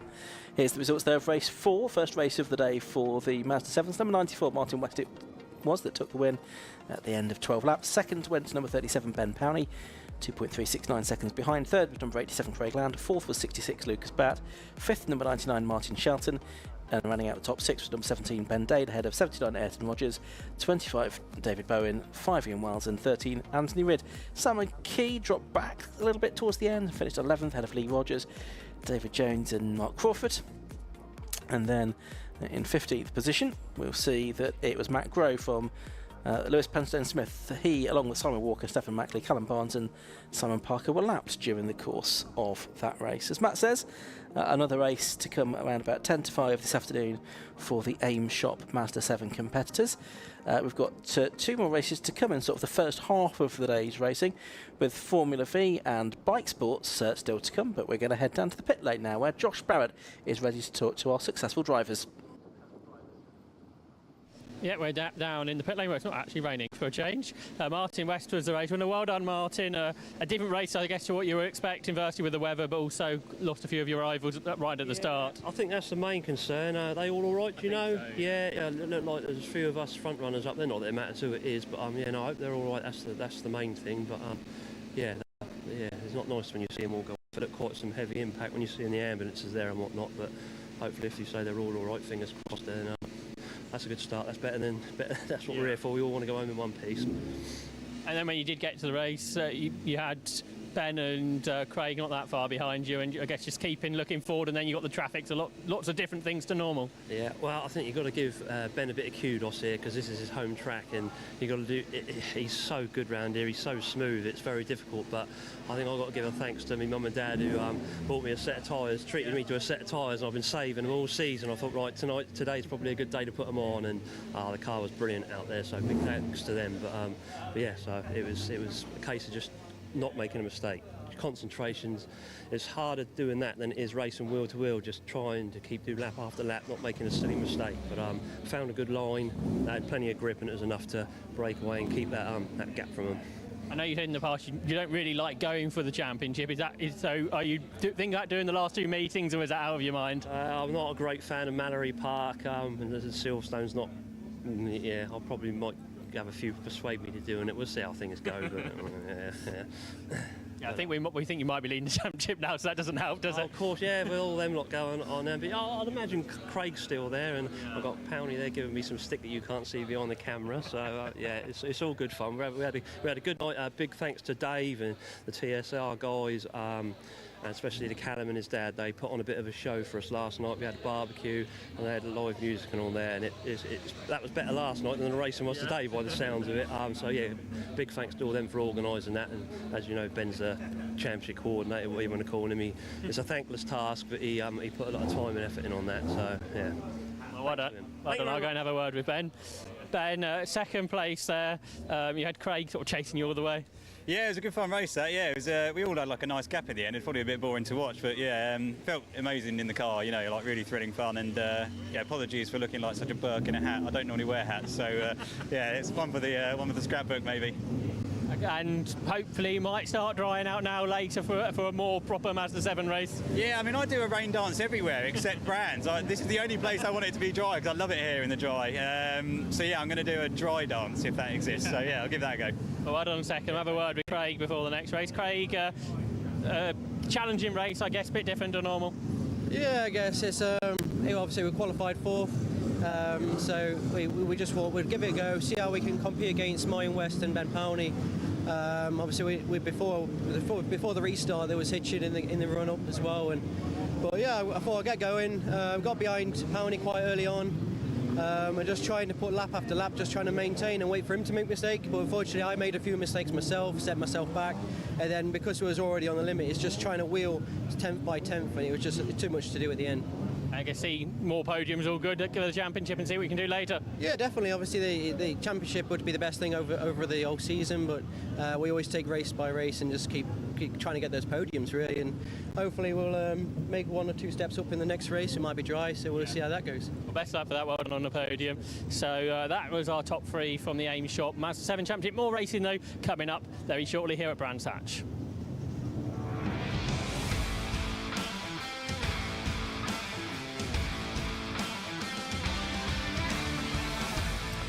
Yes, it's the Zamp Helmets Formula V Championship cars that are now out onto the grid ahead of their 15-minute race. They do get a green flag lap, though, these cars.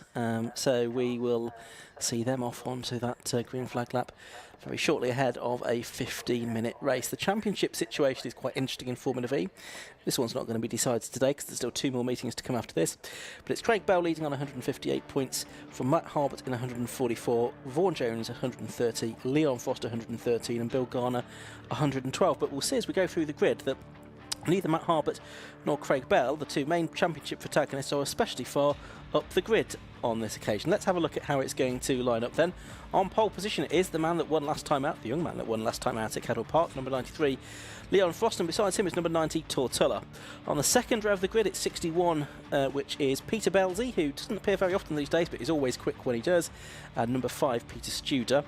The third row of the grid, that's 12, Bill Garner, and number 99, Craig Bell, the first of the championship protagonists. Although I see he's now got a marshal standing next to his car, so I don't think there's a problem with that one. And then next up on the inside of the fourth row, it's number 33, Matt Harbert, the other main championship protagonist, and besides him is number 46. That's William Malins. Will Malins in his first Formula V race, having just picked up that car from Martin Snare a few days ago. Fifth row of the grid, number 3 on the inside is Vaughan Jones, and 26 is the multiple champion Martin Farmer, who we're hearing from at lunchtime. Row 6 of the grid is 56. That's Adam Hayes. Besides him is number 8, Ross Price. On to the 7th row, that's where you find number 36, Bradley Tarleton, and 88, Francis Twyman. On row 8, it's 32, Simon Foley, and 24, which is Rick Lanier. 95, Oliver Mitchell, and 4, Tim Probert on row 9. Row 10 of the grid is 66, Phil Waterhouse, and 23, Lucas Bashir. Row 11, 25, Daniel Lanier, and 37, Graham Foley. The 12th row is 60, Mark Newton, and 14, David Huckle. Row 13 of the grid is going to be Mike Oldknow in number 63 and Sam Engineer 28. And rounding out the 28 cars on the grid will be 7 Richard Walsh and number 47 Matt Topham, who had to qualify out of session during the lunch break. And Matt, you've been watching on what's going on out the window while I've been reading out that grid, and well, there's what's been going on. There's the story. Yeah, Craig Bell has been pushed off the grid. He did give the uniform sign that the car didn't want to go and he wasn't going to take the start. So they pushed it initially to the grass, and then they've decided to get it out of harm's way. So Craig Bell will take us down to 27 starters, which is a real shame after he was set to start on the outside of row 3 of the grid. And of course, he is the championship leader. It's not going well for championship leaders today. David Hitchin in the Mazda 7s, and now Craig Bell going to be a non-starter here in his AHS Dominator, which is brought about the delay of the start here. And you'll see it's just been going to be pushed around the corner there by the marshals, and they can just slide that car behind the barriers out of harm's way before racing can then get underway. So they do have a green flag lap. They've not yet had their green flag lap, so they will have that momentarily. But yeah, no Craig Bell then. That's a big story then. That gives a leg up to Matt Harbert in particular, who was 14 points behind coming into this weekend, but actually on drop scores is, I think, probably just about ahead of Craig Bell, because he's had a couple of non-finishes during the course of the year, Matt Harbert. So that's a leg up to him. Craig Bell's had 1 DNF, and now he's going to have 1 DNS. So they're going to be that's going to sort of level things out, isn't it, in terms of the whole drop scores situation after this race. Vaughan Jones third. He's not yet had any drop scores, but is 14 points off Harbert, and so he needs all things to align for him in the rest of the season, I think, if the championship is going to be his this year. And then you've got the likes of Leon Frost, who's, I don't think, harbouring any ambitions of a championship title, but it's been steadily improving as the year has gone on. We heard from him at lunchtime as well. Very pleased to get a second in the first race at Cadwell Park, but even better, a win in race 2. I think we're now getting was that a minute to go board being shown? I think it was. So very shortly, I think the green flag lap is going to get underway. Formula V then, long time association with the 750 Motor Club. They've been running it since 1980 now. It was inaugurated in 1967, a few years before Formula 4, and the cars still use the VW Beetle air-cooled engine as the basis for this, and quite a lot of VW parts, as well as the green flag is waved to get the cars off on the warm-up lap. And it'll be vital, really, Matt, because as you said a few months ago, I think it has just about stopped raining now, so they'll really need to understand exactly what these conditions are like. Yeah, it's one of those strange days, isn't it, where it's been raining kind of non-stop since this morning, kind of drizzling down, but all of a sudden with rain stopping, and of course the time of the year we are currently in, the temperature is not going to get that hot, of course, but it's still going to be around about 16 or 17 degrees. Fair breeze out there today as well, so of course with all these cars lapping around the circuit, it probably won't be too long until we start getting things dry. I don't think we'll expect that through this race, but definitely if we have no more rain this afternoon, then conditions could very much change. So it's going to be kind of a day of two halves, isn't it, with the first races all being wet, and then fingers crossed the second races will all then be dry. Yeah, well, yeah, let's keep those fingers crossed. I was talking to Martin Farmer this morning before qualifying. We were talking about the weather, as you do, and he was saying he just wants it to do one thing or the other, really. And here he is, the Formula V's are now out on the track in conditions where it's not really one thing or the other. It's not full wet. It's certainly not dry. And these greasy conditions are often the ones that the drivers find hardest of all. It's most difficult, I think, to set the car up for these because the track constantly changing.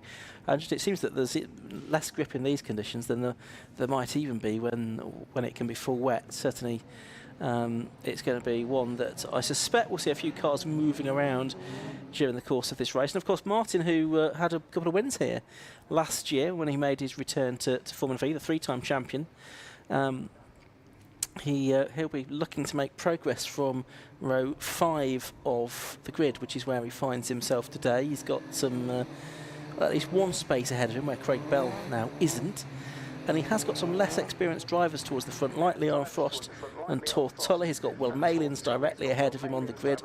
But also he's got people like Peter Belzy and Peter Studer, who are very experienced drivers indeed. For example, Peter Studer on the second row of the grid. He is now 60 years of age from Norfolk. He works in business development, but he started racing in 1983. He did Junior Formula Ford 1600 with UC Motorsport. He was third in his first race at Silverstone behind Perry McCarthy, who of course went on to race in Formula 1 and was the original Stig.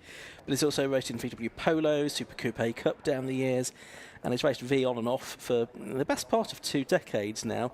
He's out there in the sort of black and green TCR Challenger, a car and the engine both maintained by Peter. Originally it was an AHS Challenger, which he heavily modified in around about 2017 to update the chassis, incorporate some suspension ideas that he'd picked up while working for Multimatic, the dynamic suspension specialist with a number of Formula 1 teams. So it's an interesting car of Peter Studer on the second row of the grid. Well, the cars are now almost all back on the grid. We'll wait for the green flag to be waved at the back, and then we're going to have 15 minutes of racing for the Zamp Helmets Formula V Championship. It's number 93, Leon Frost, in the red and white car on pole position. It's the white and red car of number 90, Tortola, next to him. The lights go out, the race gets underway. It's a good start by Tuller. It's a good start by Studer from the second row of the grid. Leon Frost is going to be about 5th place, I think, as they head into Paddock Hill Bend for the first time. And it is Tuller that I think has got the lead of the race then. It looks like it might be Studer up to second position as they climb up towards Graham Hill Bend for the first time. Look at the cars, 3 wide there into the corner. Well, it's Tuller and Belzy very close, and Belzy's not very happy with that. He has been caught up in that. Tuller, it's Studer that spins around. Belzy is delayed, but I think Peter Belzy could see that one coming. Both of them stranded in the middle of the circuit. So it is Tuller leading. It's Leon Frost that's made his way back up to second place as a result of all of that. And it looks like it's Bill Garner, number 12, that's in third position ahead of Matt Harbert in 4th. But we've still got those 2 cars stranded up there at Druids at the moment. Yeah, it looks like they are now just about clear. Peter Studer has gone, which is good, and Peter Belzy with no front nose cone and possibly some right front damage. Yeah, he's got right front wheel is pointing in the wrong direction, so he's going to go no further in this race. He's just trying to get his car off the track. His nose cone is in the middle of the circuit. He's just trying to manoeuvre himself out of the way, but I think in doing that he's now got himself stuck on the curb. But yeah, safety car is being deployed. We can see the yellow bar on the timing screen, on the timing tower. We get the message on the timing screen, and Peter Belzy is now driving that car away. But it's just then the nose that's going to be cleared, and there's a marshal just dashing onto the circuit to recover that. And Peter is, he's going to somehow get this car back to the pit lane, I think. He's now up to reasonable speed as he's going along the coupe straight behind us. So the course of the safety car is now behind the safety car, and I would imagine it's going to be one of these short, sharp safety cars that will only last about 1 lap, Matt.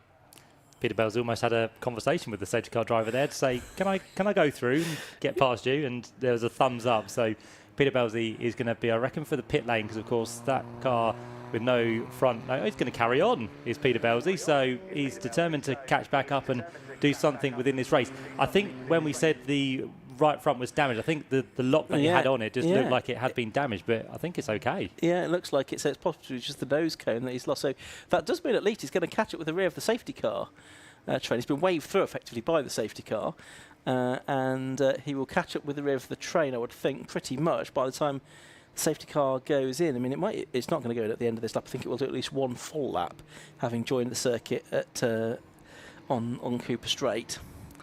Yeah, it's going to do 1 lap, isn't it? And then we'll get it back in. So a bit frustrating, really, that we've had that a couple of times today, where we've had a safety car that almost, as it turned out, we didn't quite need. But better to be safe than sorry, I suppose. and we're still going to have probably 10 minutes or so of racing by the time we get to the end of this lap. So the order at the end of lap 2 is number 90, Tortulla. It is that's leading the way then. From number 93, Lauren Frost in second. Number 12, Bill Garner is third, one Garner. Fourth is number 33, Matt Harbert. Fifth is number 3, Vaughan Jones, who's been third in the championship the last 2 years. Sixth, number 46, Will Malin, still going very well. Seventh, number 26, Martin Farmer, so he's made a bit of progress. Eighth is number 88, which is Francis Twyman. Ninth is number 8, Ross Price. Running out the top 10 is the number 56 car, which is that of Adam Hayes, the AHS challenger for the man from Hazelmere. So Leon Frost there actually recovered fairly well, didn't he? After a sluggish start away from pole position, he managed to get himself back into that second place. Of course, he was helped by the interlock between Peter Studer and Peter Belsley, but Leon Frost, after doing a grand job this morning to qualify, he will be looking to take yet another win. He's very new to car racing. This is his car racing debut this year, the former kart star. So Leon Frost, he is working his way closely to the top of the championship, and if he can do anything about Tortulla, he could be on for another win within as many races here today at Brands Hatch. And we're about to get this race back underway because the safety car lights are off and the head of the field are about to accelerate once again. Yeah, certainly are then. So in goes the safety car. The control is now in the hands of Tortulla, the 20-year-old from Derby, Formula 1 interpreter and student, very much into his sim racing as well. He's part of the Brabham iRacing team, and he's got the cars queued up behind him, and he goes very late indeed. He accelerates his way, possibly too late, because Leon Frost immediately dives up the inside of him at the restart and takes the lead of the race. So he left that very late for that restart, did Tortulla, and Leon Frost immediately capitalised and moved through into the lead of the race at the restart. So it's Leon Frost, number 93, that is leading. Tortulla, number 90, is second. Bill Garner is third. And Vaughan Jones... Oh, it's Martin Farmer. He's made up a couple of places. He's going around the outside of Vaughan Jones, trying to get fifth place away there. Matt Harbert is in fourth, but that didn't quite work out for Martin Farmer. No, so he's working his way through the field at the minute. So that is Martin Farmer, who is working his way a little bit closer to the front as he heads now along the back straight once again under these green flag conditions. And it was a great start there for Leon Frost as he's got his way past Tortulla. So he now leads the way, and he's already starting to extend that margin over the rest of the pack. So it's a really late go for Tor in the number 90 machine, and all of a sudden everyone was backed up. We've got double wave yellows off screen as well, down through Surtees as the car which has just stopped on the exit of the corner. Possibly Francis Twyman, but we'll get that picked up in a moment. No, it's Ross Price, in fact, number 8, that has had the spin. Leon Frost comes across the line to lead at the end of lap 4 then. He's done a 1 minute 9.155, new fastest lap of the race, and he's got a lead of 1.5 seconds now over Tortulla. There you can see Matt Harbert there in the sort of green-nosed car. That's in 4th position, so he's one of the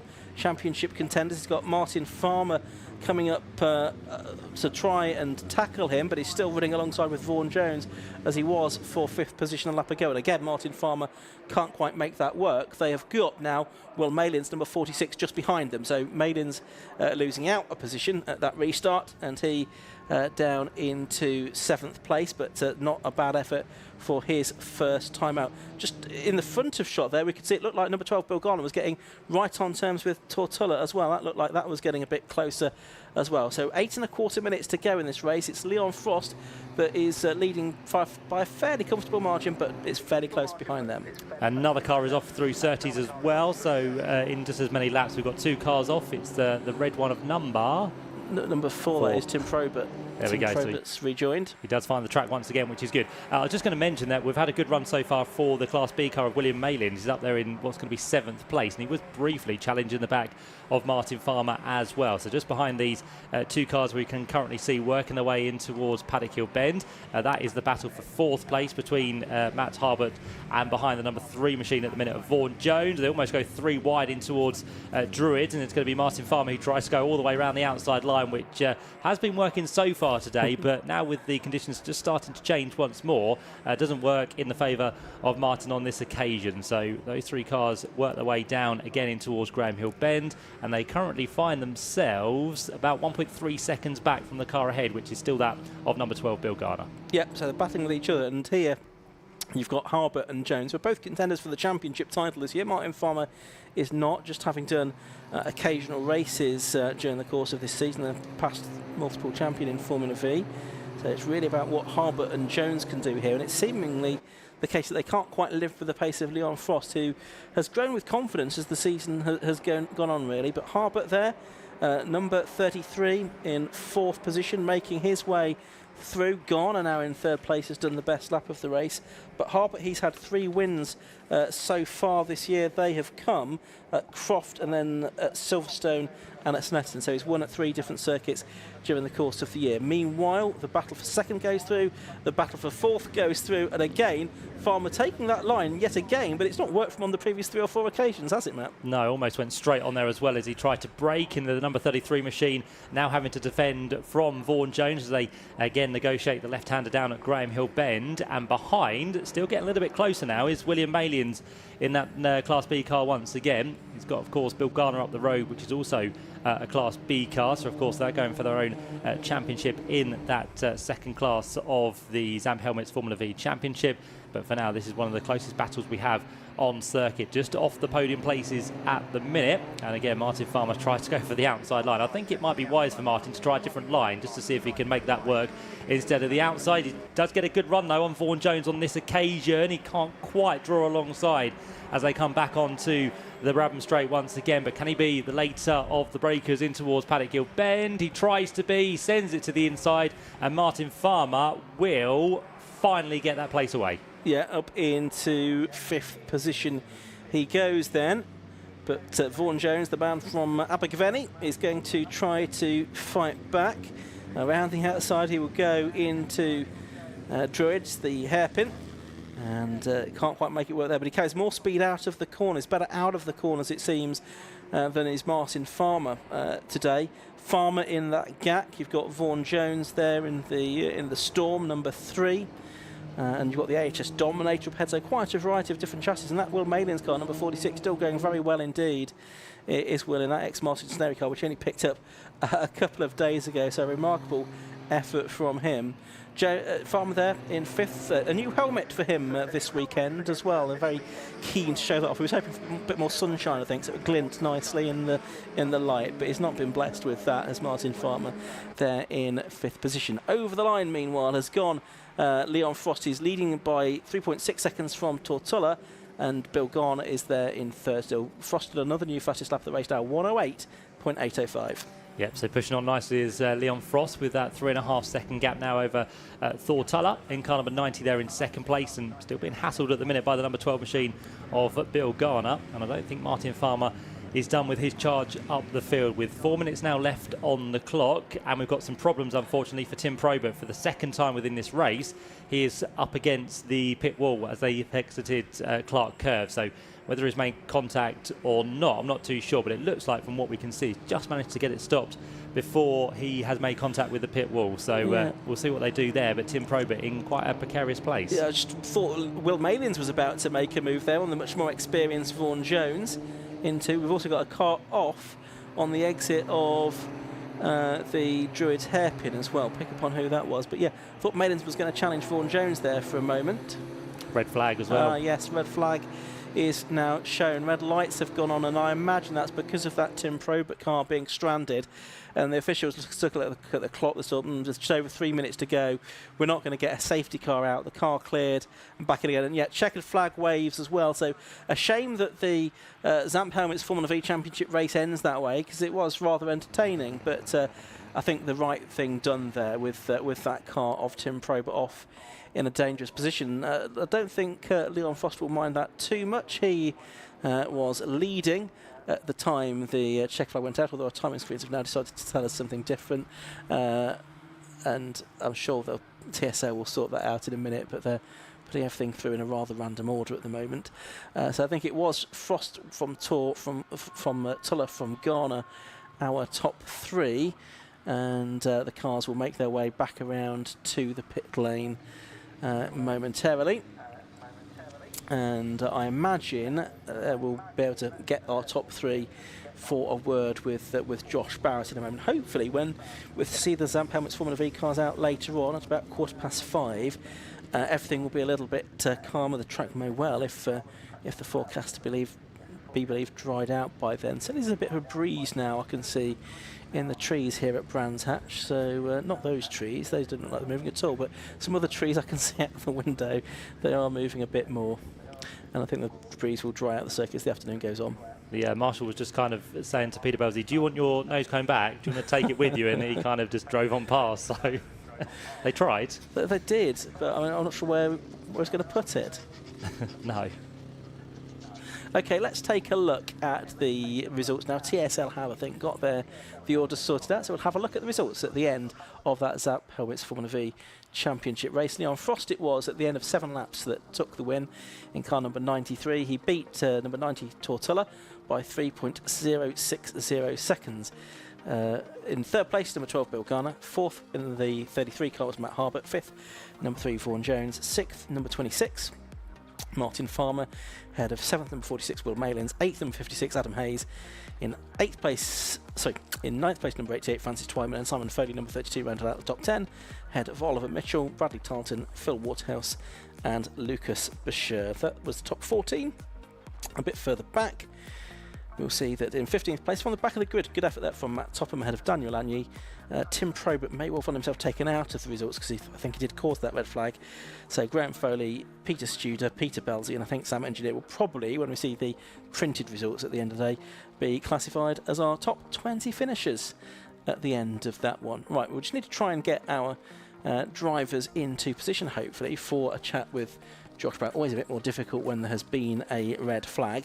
The next race coming up is going to be the Radical Bike Sports Championship, which we will look forward to momentarily. That's a 25-minute race. This is the one I think with the partially reversed grid based on the qualifying time. So we've got a pit stop race for the bike sports later on as well. But all of that to look forward to. We've got the Tim Probert car to recover as well. Of course, that was up against the pit wall before the bike sports cars can be released out onto the circuit. A bit of general tidying up being done around Brands Hatch as well.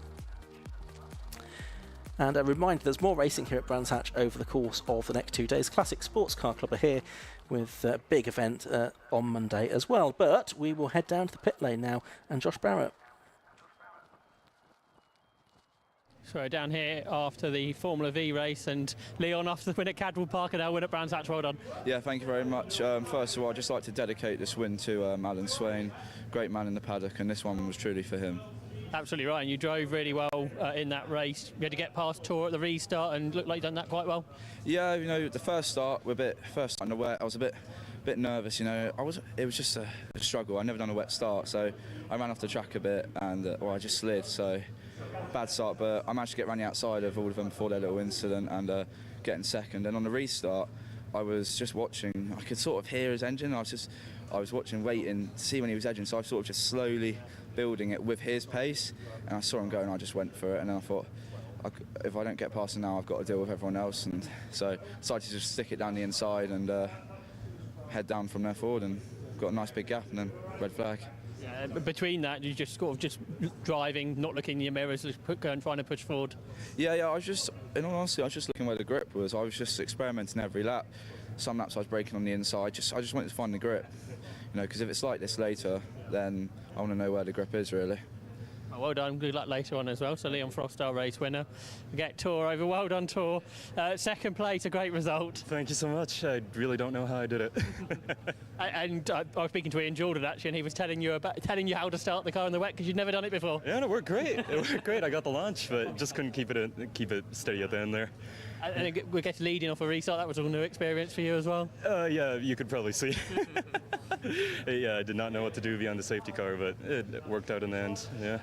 And then you had Bill, I think, behind you for the rest of the race, but you managed to hold him back. Yeah, he was doing great. And I just barely got it. And the red flag saved me. Yeah. Is that your first overall podium in car racing? Yes, sir. Yes, sir.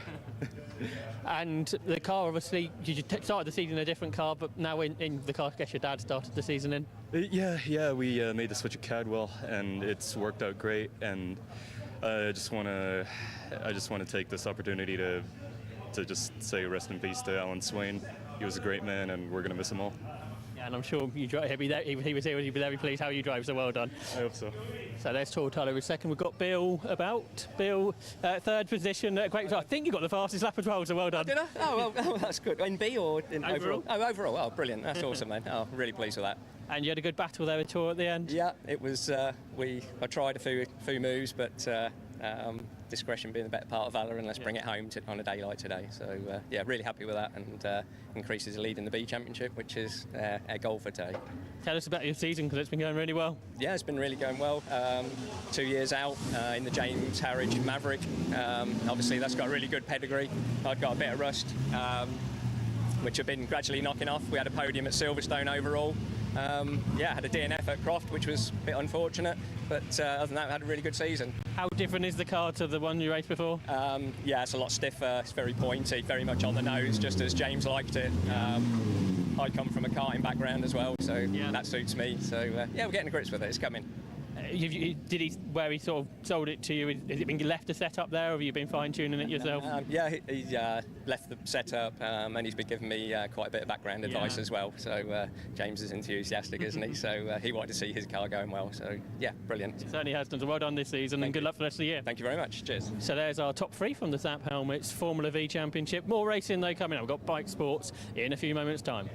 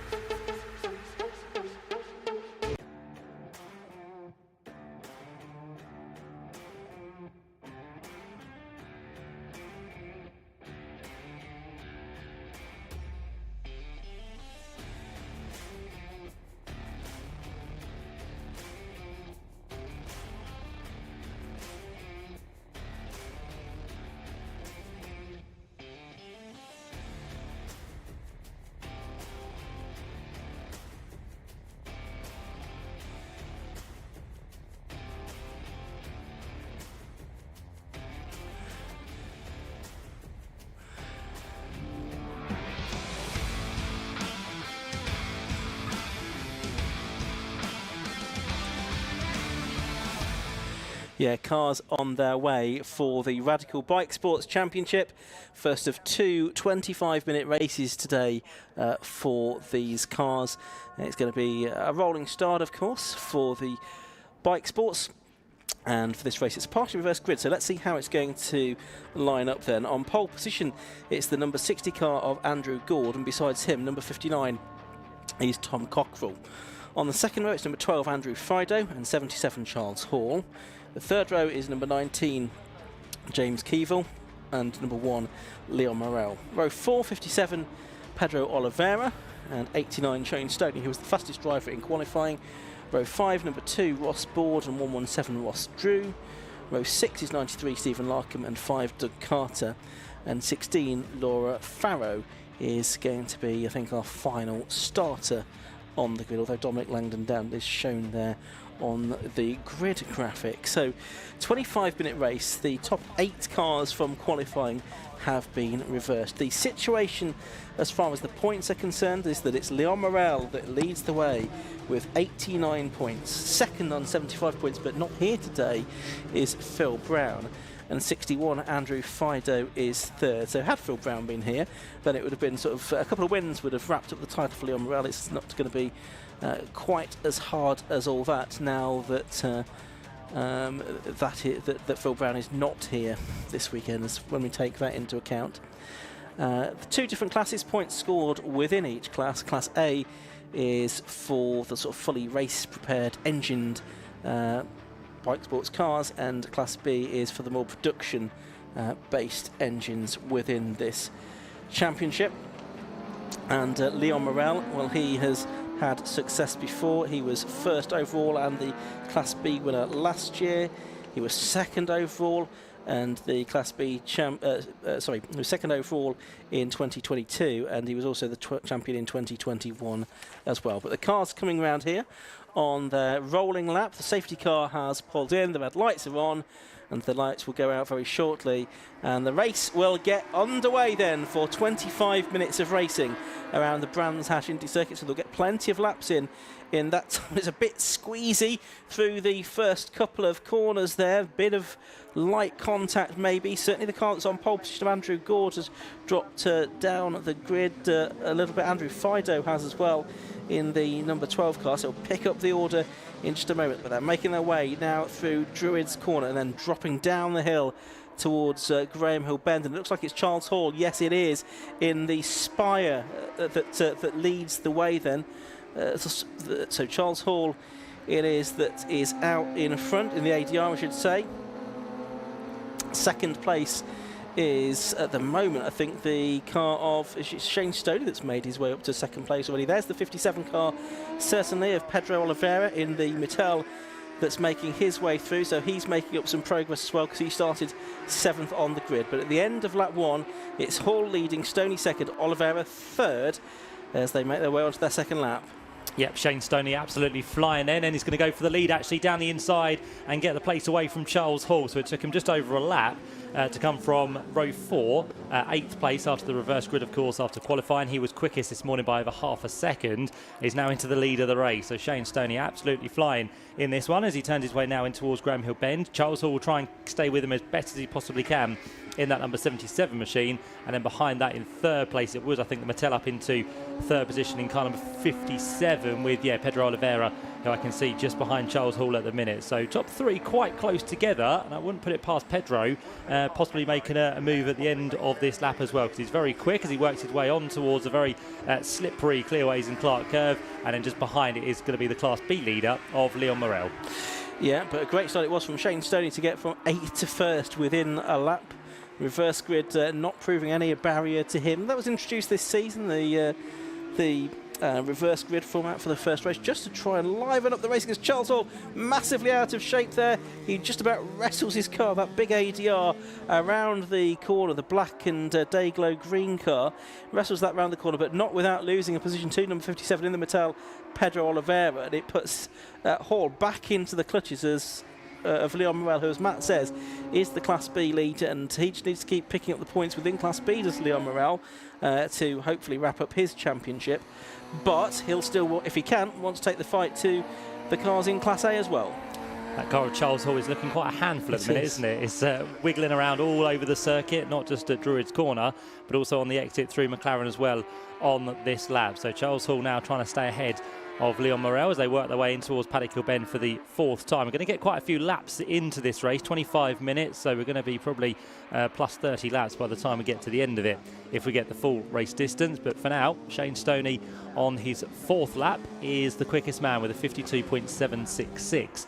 And already over the space of the last couple of laps, he's extended the margin between him and Pedro Oliveira out to almost 4 seconds. So Shane Stoney, things looking good for him at the minute as he turns his way rapidly through Surtees and on towards McLaren. And it's a measure of how the conditions have changed since qualifying, that they're lapping 8 seconds a lap faster than they did this morning. So conditions are improving. I mean, they'll still be on, I imagine all of these are on wet tyres still, although that could become a bit more borderline as the race goes on.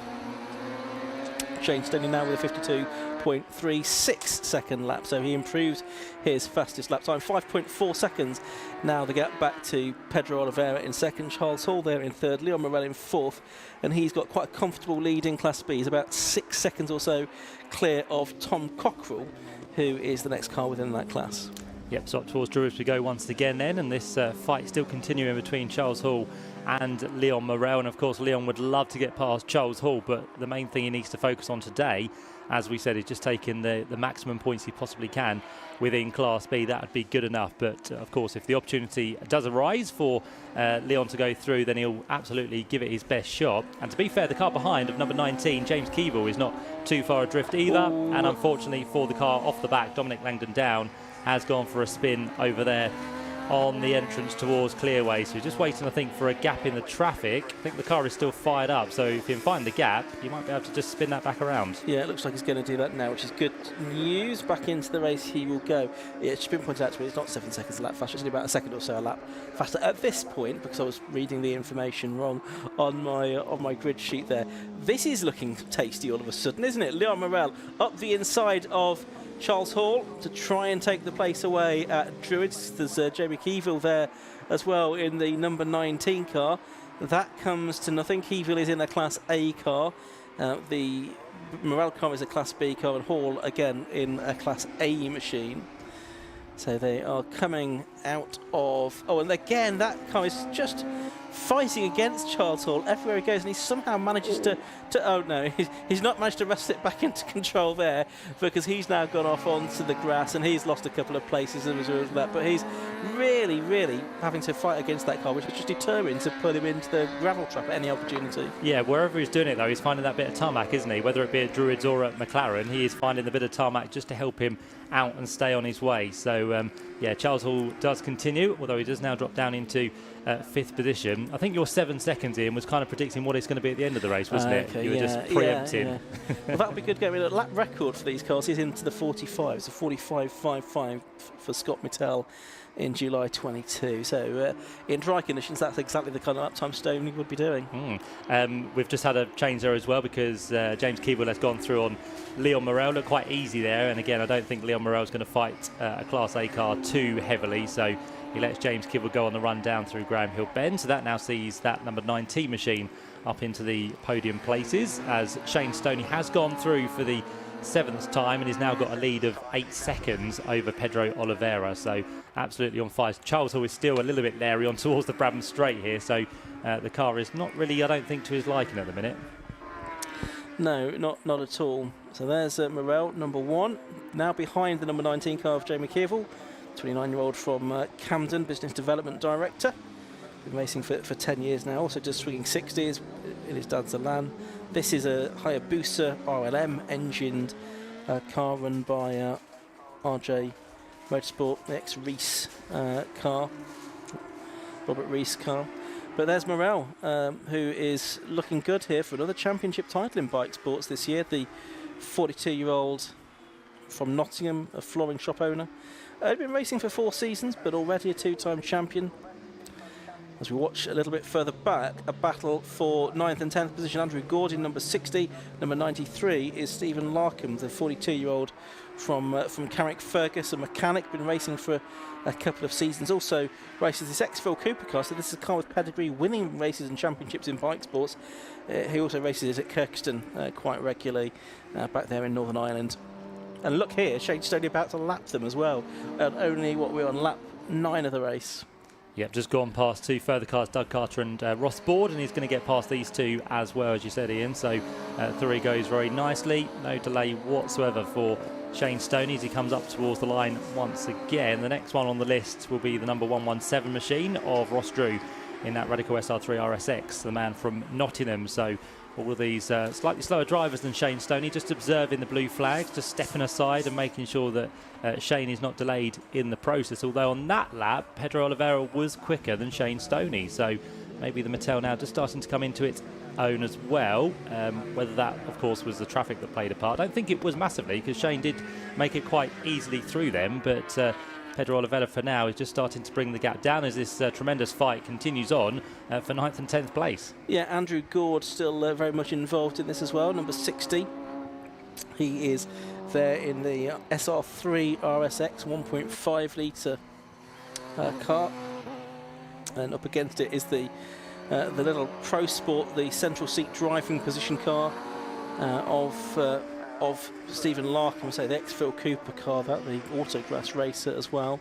And you can see Pedro Oliveira is coming up to lap them as well in that Mittel team who run the cars in a variety of different championships, Sports 1000, F1000 as well, amongst others. Saw Peter Laig here earlier, who's here to support the Mittels, and Pedro Oliveira does indeed go through past both of those cars, so he's sort of cleared them now, but he's still got 7 3/4 seconds to make up to Shane Stoney, so is perhaps more focusing on his own race here, because he's 15 seconds or so clear of Keevil in 3rd place and Morel in 4th position. Yes, Pedro Oliveira went through there. Stephen Larkham was trying to slingshot that red car through as well on the number 60 machine of Andrew Gord, but he didn't quite get the PR6 down the inside, so he'll try again. Still got plenty of minutes to go, 15 minutes just over left within this first bike sport race of the day, as we now look at Leon Morel on the run through Surtees and McLaren. Although he's been passed by the number 19 machine of James Keevil, he's still managing to keep with him for the time being. And a spin James Keevil for Jamie Keevil, isn't it? I thought he was going to get that going again nicely. In the end, he's pretty much ended up in the pit lane, but he does manage to recover, but not without falling behind Charles Hall once again. But that was not quite as disastrous as it could have been. How much time did he lose on that lap? Probably about 9 seconds he lost with that little spin. But he soon recovered the situation, but he did drop down to 5th place behind both Morel and Hall as a result of that. There he is, continuing along the way, and this battle still going on for final places inside the top 10. 9th and 10th position, Andrew Gord and Stephen Larkham, and they're not too far behind. I think they are gaining, aren't they, on the Ross Drew car? Yes, they are, because that time through, Gord did a best lap of the race, 58.8, and that was a second faster than what Drew did on that last lap.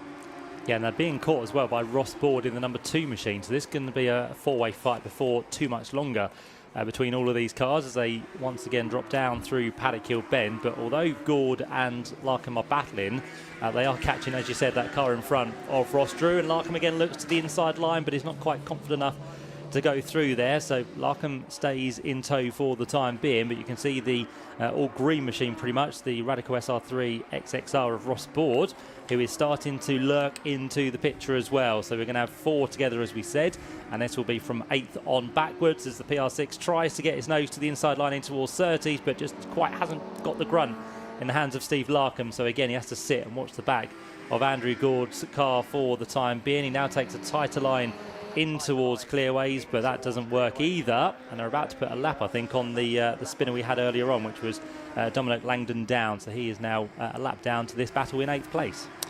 He is indeed, with 30 minutes of the race still to go, so we're still not even at the halfway mark of this 25-minute race.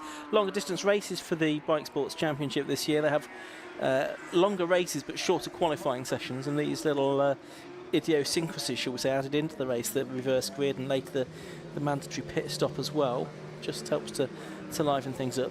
Ross Drew there in the orange car, the number 117 car. It's been Miles, his brother, that's driven the car for other races during the course of this season.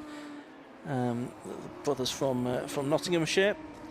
It's the David Drew Garage's prepared car, 1500cc Hayabusa engine, the car in the 4th year of their ownership, as we just cut away from a spinner going through, and it was the 60 car of Andrew Gord, and it also looks like Larkham managed to get caught up in that as well. So both of those drivers that have been disputing 9th and 10th places off on the grass temporarily at least, and as a result of that they can see Doug Carter's picking his way through, so he's going to be ahead of both of them now.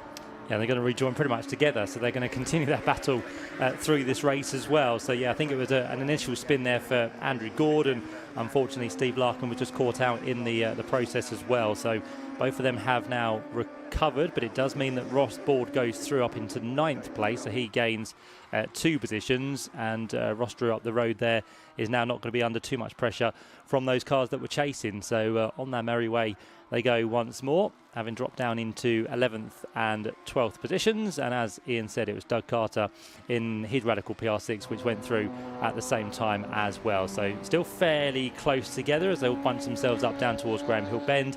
But currently we're looking at James Keevil, another man who is on the recovery after his moment through where he is at the minute, through Clearways and Clark Curve. And he's not too far back now from Charles Hall, actually, so he's managed to make a few inroads. And looks like Charles Hall has just started to kind of get to grips with this car over the middle part of the race. Yep. So over the line they've gone. That time through, the gap between Hall and Keevil barely changed lately. Hall was 0.05 of a second faster, did 54.432, his personal best lap of the race in actual fact, in the number 77 car. So at the end of 15 laps of racing at the moment, it's Stoney leading, number 89 from 57, Pedro Oliveira, 1, Leon Morel. And look at these, the quicker cars fighting their way through the back markers. And Hall and Keevil both doing that quite nicely. It's Morel, number 1 in 3rd, then Hall, number 77, 4th, and Keevil, number 19 in 5th, 12 Andrew Fido in 6th position. But this is the battle then for 4th position overall and 3rd in Class A as well, the final podium position inside Class A. Hall's car, certainly early in the race, was something of a handful. Keevil has had a moment as well that cost him about 9 seconds as that. The number 2 car that's had a spin, so that's Ross Board, who was in 9th position. So all of those drivers that were sort of 9th, 10th and 11th have now had a spin in the last lap or so as well. So I think that's probably cancelled it all out. Here is Keevil in the number 19 car, looks up the inside into Druids off the number 77 car of Charles Hall, but he couldn't find a way through there. And so it is still Charles Hall in that ADR that is holding on at the moment to 4th position overall, but I'm not sure he's going to do it for much longer. Here comes Keevil again, has a look up the inside into Surtees, brakes quite late on a not very grippy track and does well there to make that through, Matt. Certainly does, yep. So finally gets his way back through after that mistake a few laps ago. So he's got one back. He's still got another one to try and get up ahead of, which is going to be Leon Morel, and he's still got time to play with here. Just over 9 minutes left within this race. Just looking at the lap time we've just seen from Steve Larkham. Now, after his moment in the race over there at Surtees, the number 93 machine has just gone and done its best lap of the race, which is almost 3 seconds than those ahead of him. That does change this time round. I think there possibly was some traffic that the likes of Ross Drew and also the 59 machine of Tom Cockrell had to deal with. So that was probably a lap out of the blue for Steve Larkham, but he continues to go quicker actually, at 57.2 now. So compared to what he has previously done, he is absolutely flying within this race, although he's about 14 seconds back from those cars up the road. But conditions once again just looking to change now, and Steve Larkham is the one who's making the best of these conditions as we head towards the latter stages.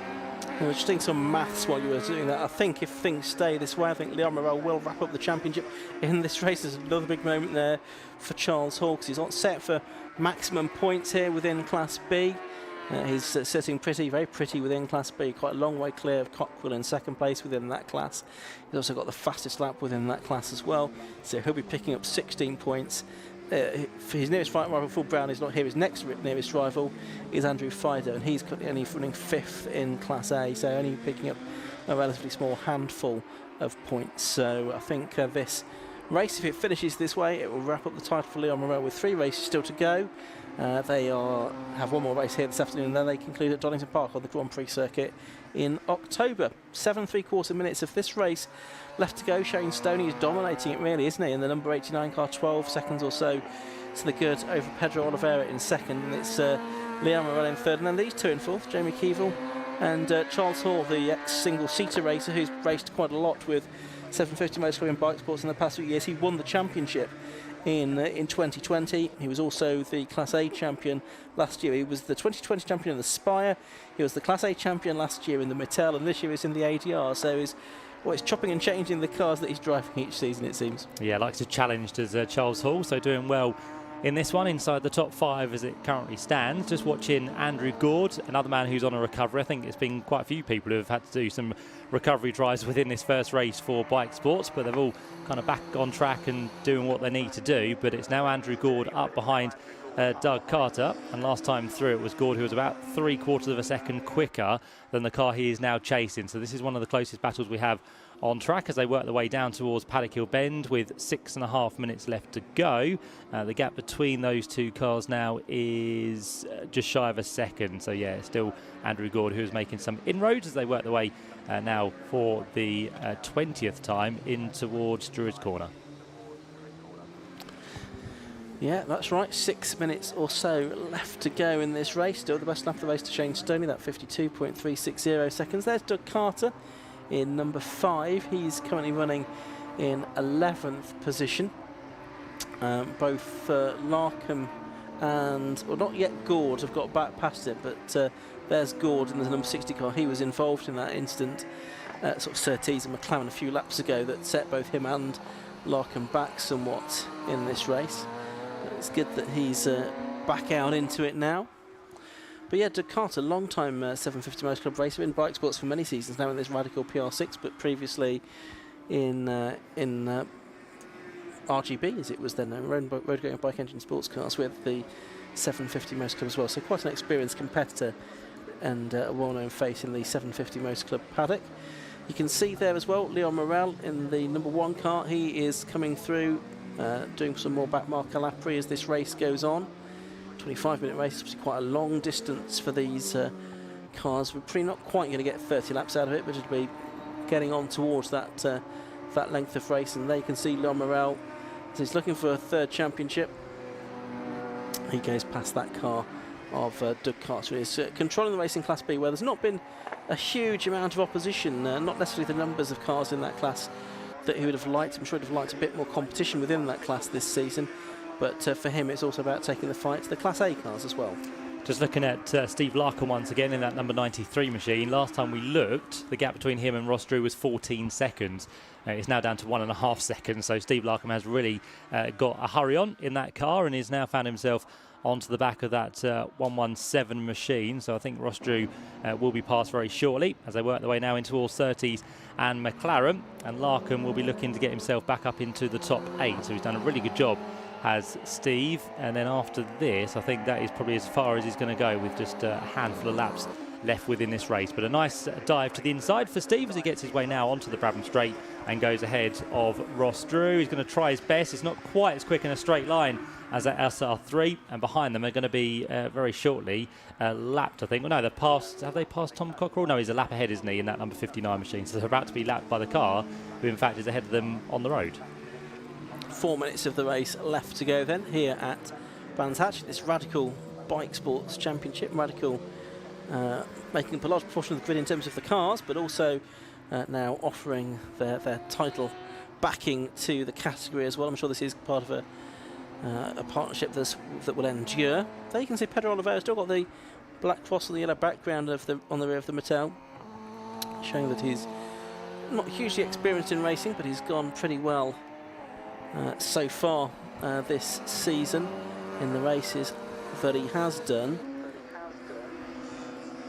He's had a 3rd place finish as a best result. It looks like he's going to improve that here with a 2nd place as the race moves into its final 3 minutes or so.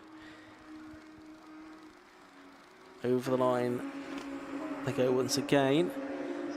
There is Hall coming through Clark Curve onto the start and finish straight, so he's about to complete his 24th lap, but he now is not that far for a lap down on the race to Shane Stoney, is he? No, about 6 seconds, I think, as Shane Stoney crosses the line now.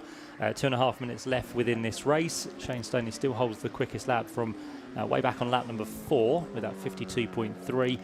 Currently turning in 53.6 is the race leader, but of course he's had lots more traffic to deal with, which has just slowed the laps. And Leon Morel has been off the road by the looks of it, because he's now passed by the number 2 machine, which of course is a couple of laps down on him, but that was definitely a wide moment that we picked up on as he kind of came through Graham Hill Bend. Yeah, so a slight scare there for Leon Morel. It looks like he's back up to speed now. He's got the Ross Board car number 2 besides him, and back indeed ahead of it he goes.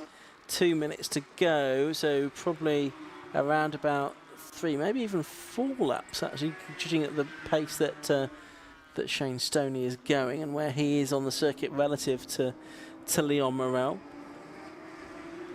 Stoney's just gone across the line again with 1 minute 42. No, I think it is going to be 2 more laps for him. That's therefore about 3 at the point I said it to Leon Morel. So Stoney probably going to make it a 28 lap race, I think, and he's well out in control here. Former Sax Max champion, but he's raced lots of different things as well, including in Radicals in the past as well. But coming back to race with the 750 Most Club in Bike Sports this season. And yeah, he's certainly had a pretty dominant performance here. In terms of the wins this year, well, 3 of them have gone to Leon Morel, 1 to Stephen Larkham and 2 to Shane Stone. We've only had 6 rounds of the championship so far. It's a 10-round season for Bike Sports this season. They've been to Donington Park, Silverstone and Anglesey so far. I say they returned to Donington Park, but for the Grand Prix circuit rather than the national circuit for the final round of the championship. And I think that now is Shane Stoney. Matt, onto his last lap. Yep, looks to be the case then. So Shane Stoney, as you said, used to race within Radical SR1 Championship when he was very young. He's not that old nowadays, is he? But still doing very well in this Bike Sports Championship.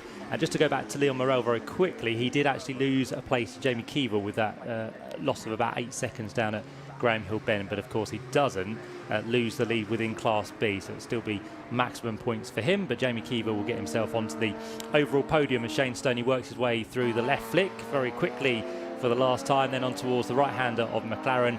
This has been once again an impeccable drive for Shane Stoney, and he's going to take a win by almost 20 seconds over the number 57 machine of Pedro Oliveira. And this is a good effort because we've not necessarily picked up through our cameras as he comes up to the line to take the win. Shane Stoney, round 7 of the Radical Bike Sports Championship. Separate people, Josh Barrett and Declan McDonald as well, both saying that either Stoney's been stuck in gear or possibly has a big misfire along the start and finish straight. So an good effort that from Shane Stoney to bring that car home with such a convincing margin. Pedro Oliveira in second place only goes across the line now, nearly 18 seconds adrift. We'll hopefully hear from Shane exactly what the problem was in just a moment. Gordon Carter a lap down, or actually 3 laps down of crossed the line already. Third place is going to go the way of Jamie Keevil. He is just about to come up to the line now to take the checkered flag.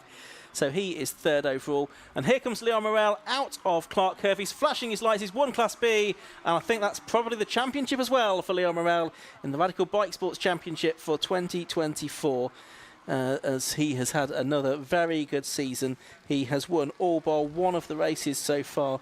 In Class A, he's picked up most. In Class B, I should say, he's picked up most of the fastest laps as well. And I think we should have just had Charles Hall come through to finish, but he's not crossed the line according to the timing screen. So I'm not sure if he's gone straight into the pit lane. So I'm not sure Charles Hall ever actually got as far as the checkered flag. So Leon Morel in 4th. I think we'll find it's Andrew Fido that will be classified 5th. And Tom Cockrell in 6th position. It looks like Charles Hall may not be classified there because I don't think he actually passed the checkered flag out on circuit. Let's have a look at the results. Provisionally then, we'll see if this changes afterwards, but it's number 89, Shane Stoney, that took the win at the end of 28 laps with some problems along the way by the sounds of it. Second to number 57, Pedro Oliveira, 18 seconds adrift. Third, number 19, James Keevil. Fourth was number 1, Leon Morel. In 5th position, number 77, Charles Hall. 6th was number 12, Andrew Fido. 7th, number 59, Tom Cockrell. 8th, 93, Stephen Larkham. 9th, number 17, Ross Drew. Then it was Ross Board, number 2 in 10th. Andrew Good, Doug Carter, Laura Farrow and Dominic Langton completed the 14 competitors. The Class B victory. We reckon provisionally that Leon Morel has probably done enough to wrap up the Bike Sports Championship with 1 more race to go today and 2 more to come at Donington Park in October as well. Bike Sports will be back out again a little bit later on. They're scheduled to be out at 5:45 for the second race of the day. We'll look forward to them, but for now, let's go down to the pit lane and Josh.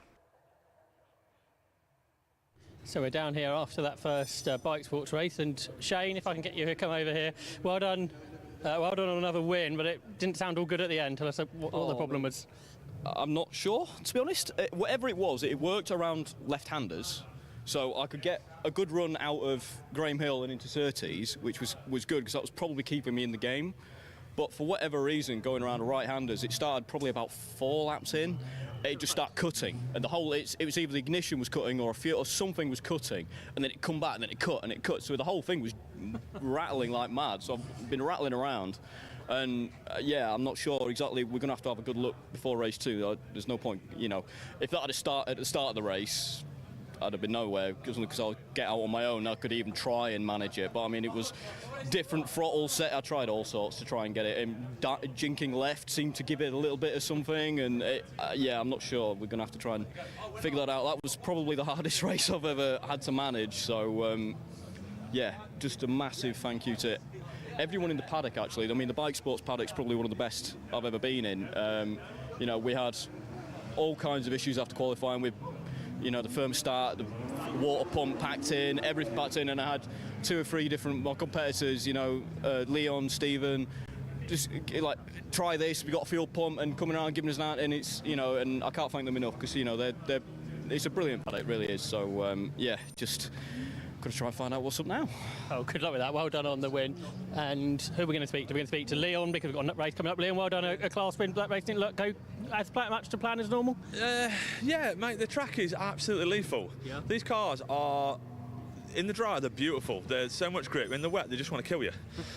Exiting some of the slow speed corners, I'm in 4th gear, and it's still trying to spin the tyre. So, yeah, I mean, a millimetre away from spinning the car at any one point. I came into, is it Graham Hill?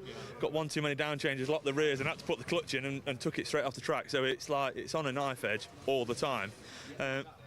We made some changes for that race to give the car a bit more rear grip and rear stability, and it definitely worked.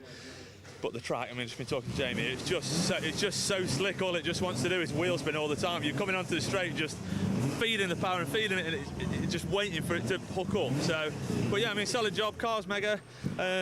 Playing the championship game, don't want to do anything stupid. I saw Jamie on mirrors early on. I thought, I'm just going to let him go, follow him around, because it's so sketchy. I'd rather him be in front of me than behind. And then he dropped it, and I was like, that's exactly what I wanted, that scenario. Pulled a gap, thought, well, if I can keep this pace up, he might not catch me. Seeing him coming, I just thought, get gone. I don't need to be having anything silly happen today. So, yeah, we'll see how race 2 goes, but hopefully we can have another good one. Well, best luck with that. Well done to our 2 class winners from the Bike Sports Championship. There's no time for any more, because there's more racing coming up with the BMW Car Club.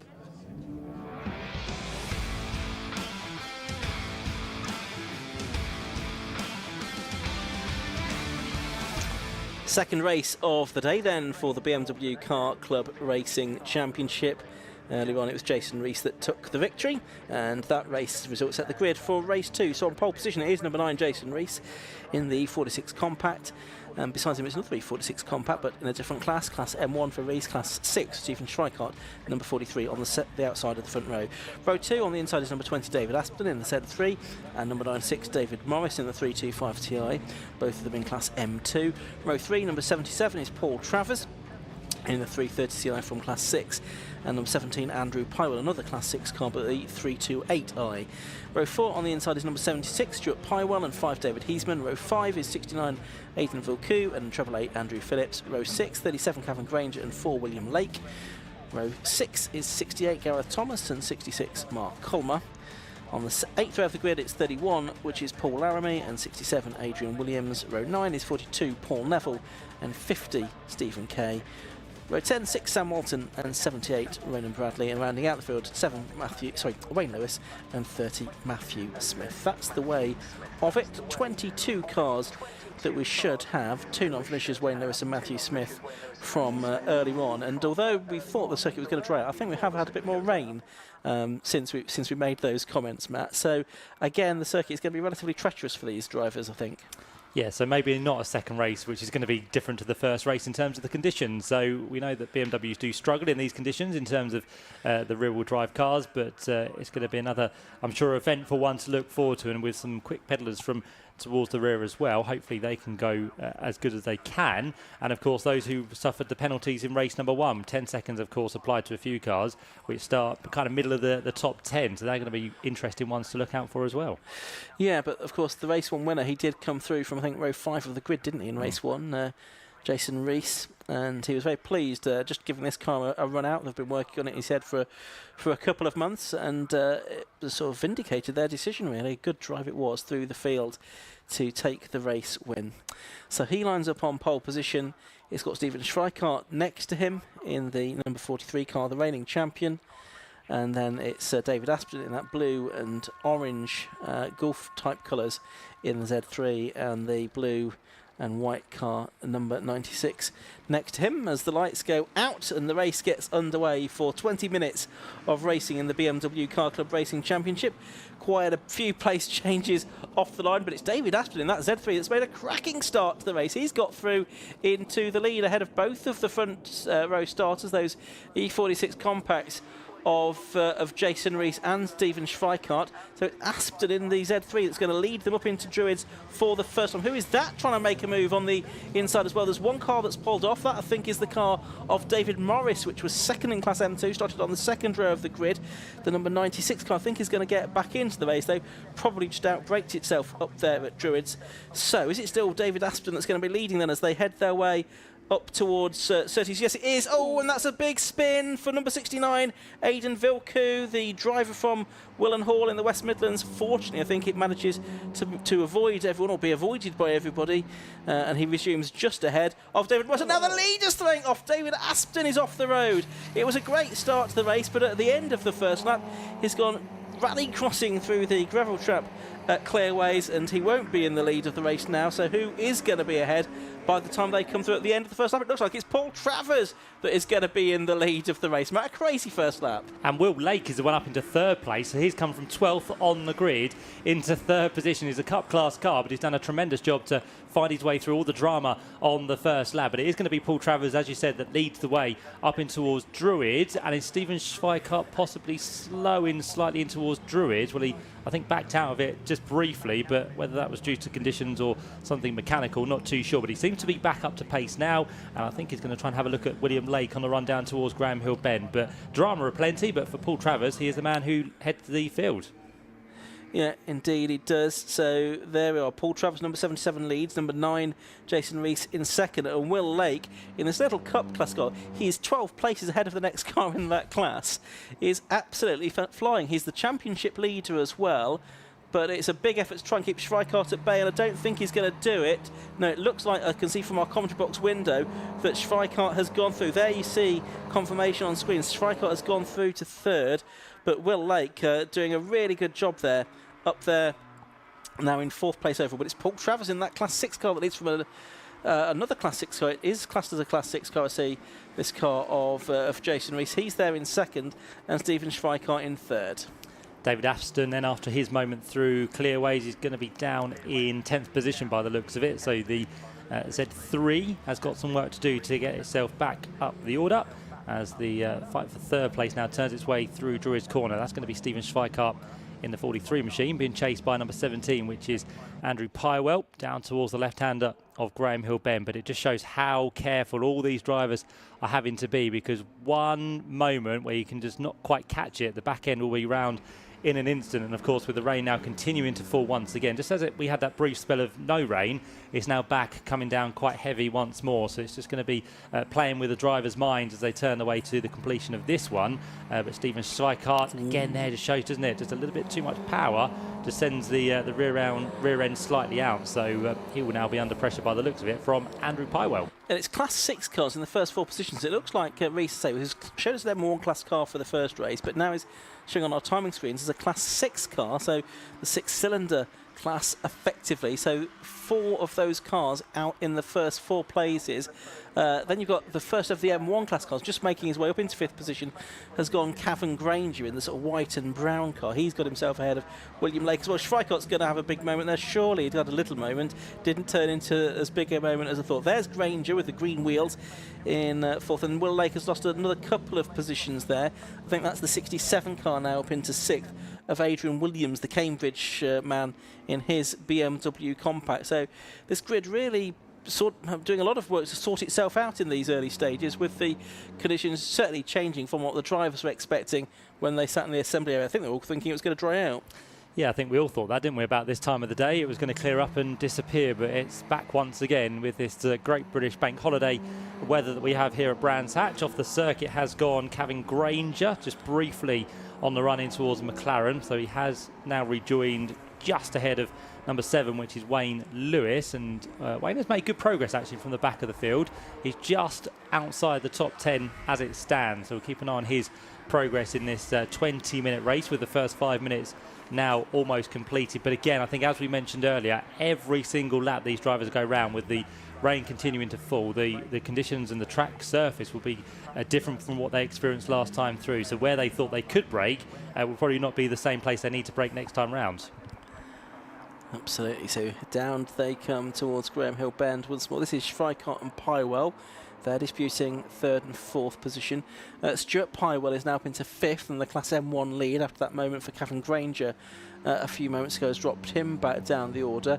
And the lap times are improving actually. Top 4 all setting personal best lap times on the previous lap. So although it's absolutely lashing it down now, so that might not be the case this time around. It's certainly got heavier just in the last few moments. I should think when they come through at the end of this lap, we'll see lap times that are a good deal slower than the 1 minute 7s and 8s that they did last time around. Well, actually, the first 2 have done high 7s. The next 2 have done 9s, both 9s. Yeah, so I don't know. It's not getting any better, but maybe it's not getting as much worse as I thought it was. Stuart Pywell, though, now has done a personal best lap of the race of 107.416. So maybe this is the thing. It's actually, when it gets properly wet, a little bit easier to drive and a bit easier to predict, at least, where the grip is going to be, and maybe that's what's going on here. Yeah, most drivers you speak to do not like the in-between, do they? They want it either completely dry or completely wet, and of course when it's wet you know where you can place the car and where the best of the grip is, so that seems to be working for at least Stuart Pywell. As you said, quickest man on circuit, fastest lap of the race, 107.416. Can see the windscreen wipers going 10 to a dozen on Andrew Pywell's car, who's now being caught by Stephen. So this is going to be for the final step on the podium between these 3 cars as they turn away now in towards Clearways. Looks like all the lights are fully ablaze as well in these gloomy conditions we have here at Brands Hatch. And can Stuart Pywell use the power in that M1 to get through? Probably not in these wetter conditions, but he's going to give it a good go on the outside of Andrew Pywell as they make the run down in towards Paddock Hill Bend. He's got to be careful on the brakes, which he is. Stay off the white line as they turn in towards Paddock Hill Bend, and if he can keep it on the circuit, then Stuart Pywell indeed will go through into 4th place and another quickest lap of the race. Yeah, another aim shot fastest lap of the race for Stuart Pywell, 107.149, which is good going in these deteriorating conditions. So he's made it up to 4th place overall now, and still leading Class M1. Overall lead is still Paul Travers, but only by less than a second from Jason Rees, the race 1 winner.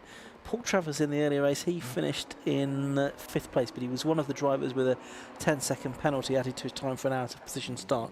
Not been notified of any such penalties for anybody on this occasion, which is good news indeed. So now you can see Stuart Pywell is closing in on the 43 car of, he was closing in on the 43 car of Stephen Schweikart, but the car became very unsettled through Clark Curve, or through Clearways, and I think he's lost a little bit of the momentum that he had, and it's getting extremely gloomy now, isn't it? Very heavy rain here at Brands Hatch. It's certainly not got the feel of August. It's more like Formula Ford Festival weekend or something like that, such are the weather conditions now. Yeah, good job we didn't put our shorts on today. I don't think that would have been the right wear to wear, would it? So, yeah, Stuart Pywell, you can already see now he's just kind of ducking out of the car in front just to try and get some visibility, because again, with all this spray being kicked up, Stuart Pywell can't really see where he needs to go, so he's just ducking out as best as he can. Wayne Lewis is in, isn't he? So he's had enough of these conditions, and I think he's been joined by Ronan Bradley as well. Yeah.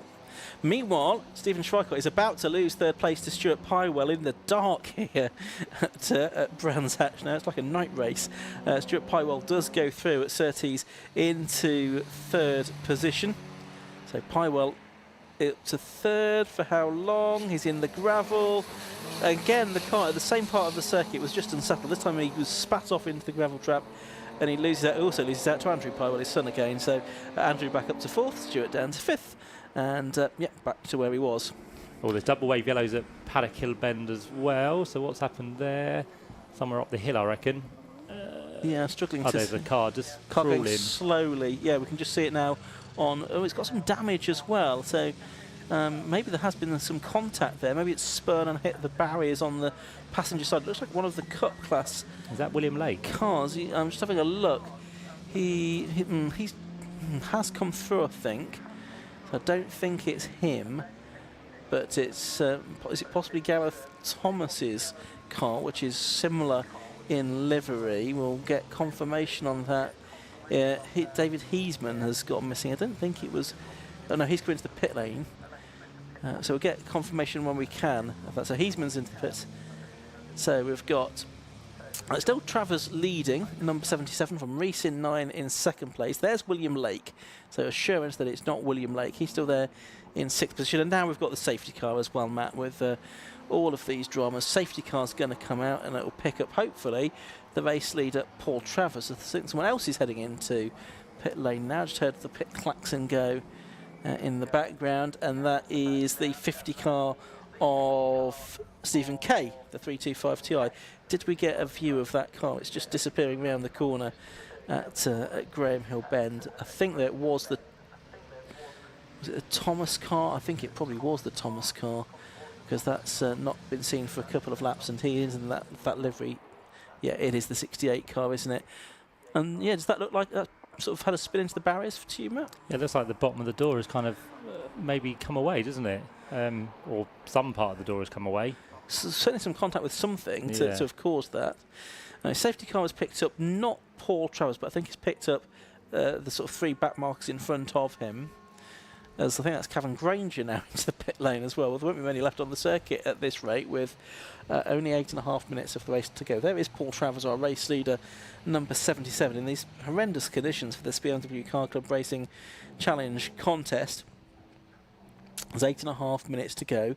Still 2 more events this season after this for BMW Car Club. They go to Croft in September and Silverstone in October. They're on the national circuit the day after the Burkitt Relay. They'll conclude their season there. Yes, it was Cavan Granger, number 37, that headed into the pit lane. Confirmation of that now on our timing screens.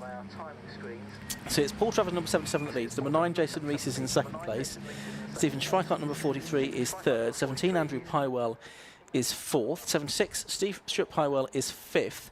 He leads the M1 class. All of the others before him are class 6 cars. William Lake still doing some giant killing. He's sixth there in car number 4. 7th is number 20, David Aspen, who led on the first lap before he threw it into the Clearways gravel. 8th is Treble 8, which is Andrew Phillips. 9th is number 66, Mark Colmer. And 10th is number 31, Paul Laramie. But it's really more about survival than racing, I think, in these conditions at the moment, Matt. I think it's also the third time today that we've kind of had a car which is needed to be recovered. The safety car's come out and it's kind of recovered itself, hasn't it? So there's some bodywork as well, which is just being picked up by the trackside recovery down at Paddock. I think that might be a bumper. The length of it looks like it might be a bumper down there, but needing to be taken off the racing line. So that was another reason the safety car was also needed. A bit of kicking being done by the team down there to make sure any sharp bits are off the circuit. And once that vehicle is back to a place of safety, we should be able to go green once again. But I think it'll be this lap and possibly one more before we get the green. So we might get another 4 or 5 laps of racing, something like that, in before the end in this BMW Car Club Racing Championship. But it could be to the advantage of someone like Jason Reese, this, because he wasn't very far behind Paul Travers, but it just gives him a bit of a chance to reset. And knowing that he's only got sort of a 4-lap race, he'll perhaps fancy his chance of being able to get ahead and keep Travers behind. And don't rule out Schweikart either, because of course he's the reigning champion. Cavan Granger's going back out into the race by the looks of it, just beneath our commentary position. So there we can see they've got 3 cars that they'll need to perhaps wave through if they can. So that's the 6 car of Sam Walton, the 30 car which is only 0 on the front, the 30 car of Matthew Smith, and then it is the 42 car of Paul Neville, the 325 Ti, the compact that he built up himself. But 77, Paul Travers, it is that leads, the 46-year-old from Stevenage, a master technician for Sytner BMW.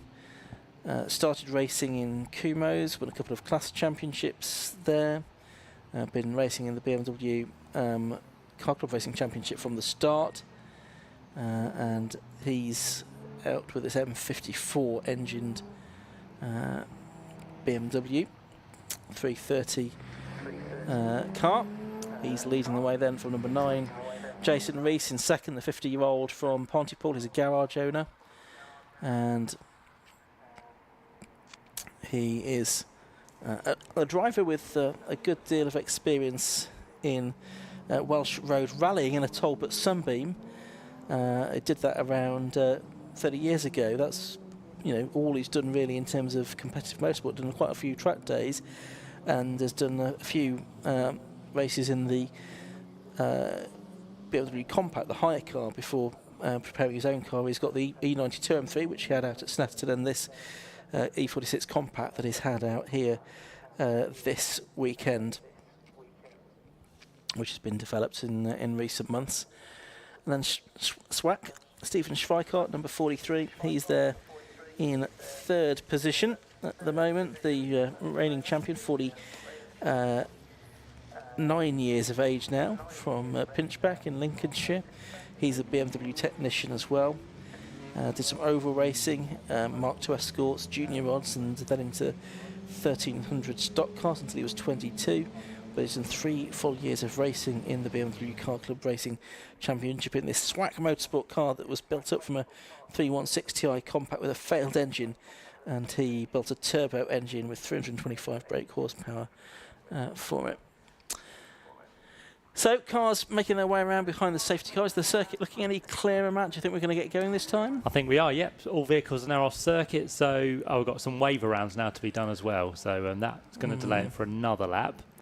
Yeah, that might take one more lap. What have we got? 3.5 minutes to go. Yeah. Safety car lights are still on, so yeah, we're going to get at least one more lap. So it's probably only going to be a couple of minutes, so maybe 2 laps of racing that we're going to get at the end of all of this. Yes, it's just this where you have to wave around the slower cars to rejoin the back of the safety car queue. That's that takes a bit of time, doesn't it?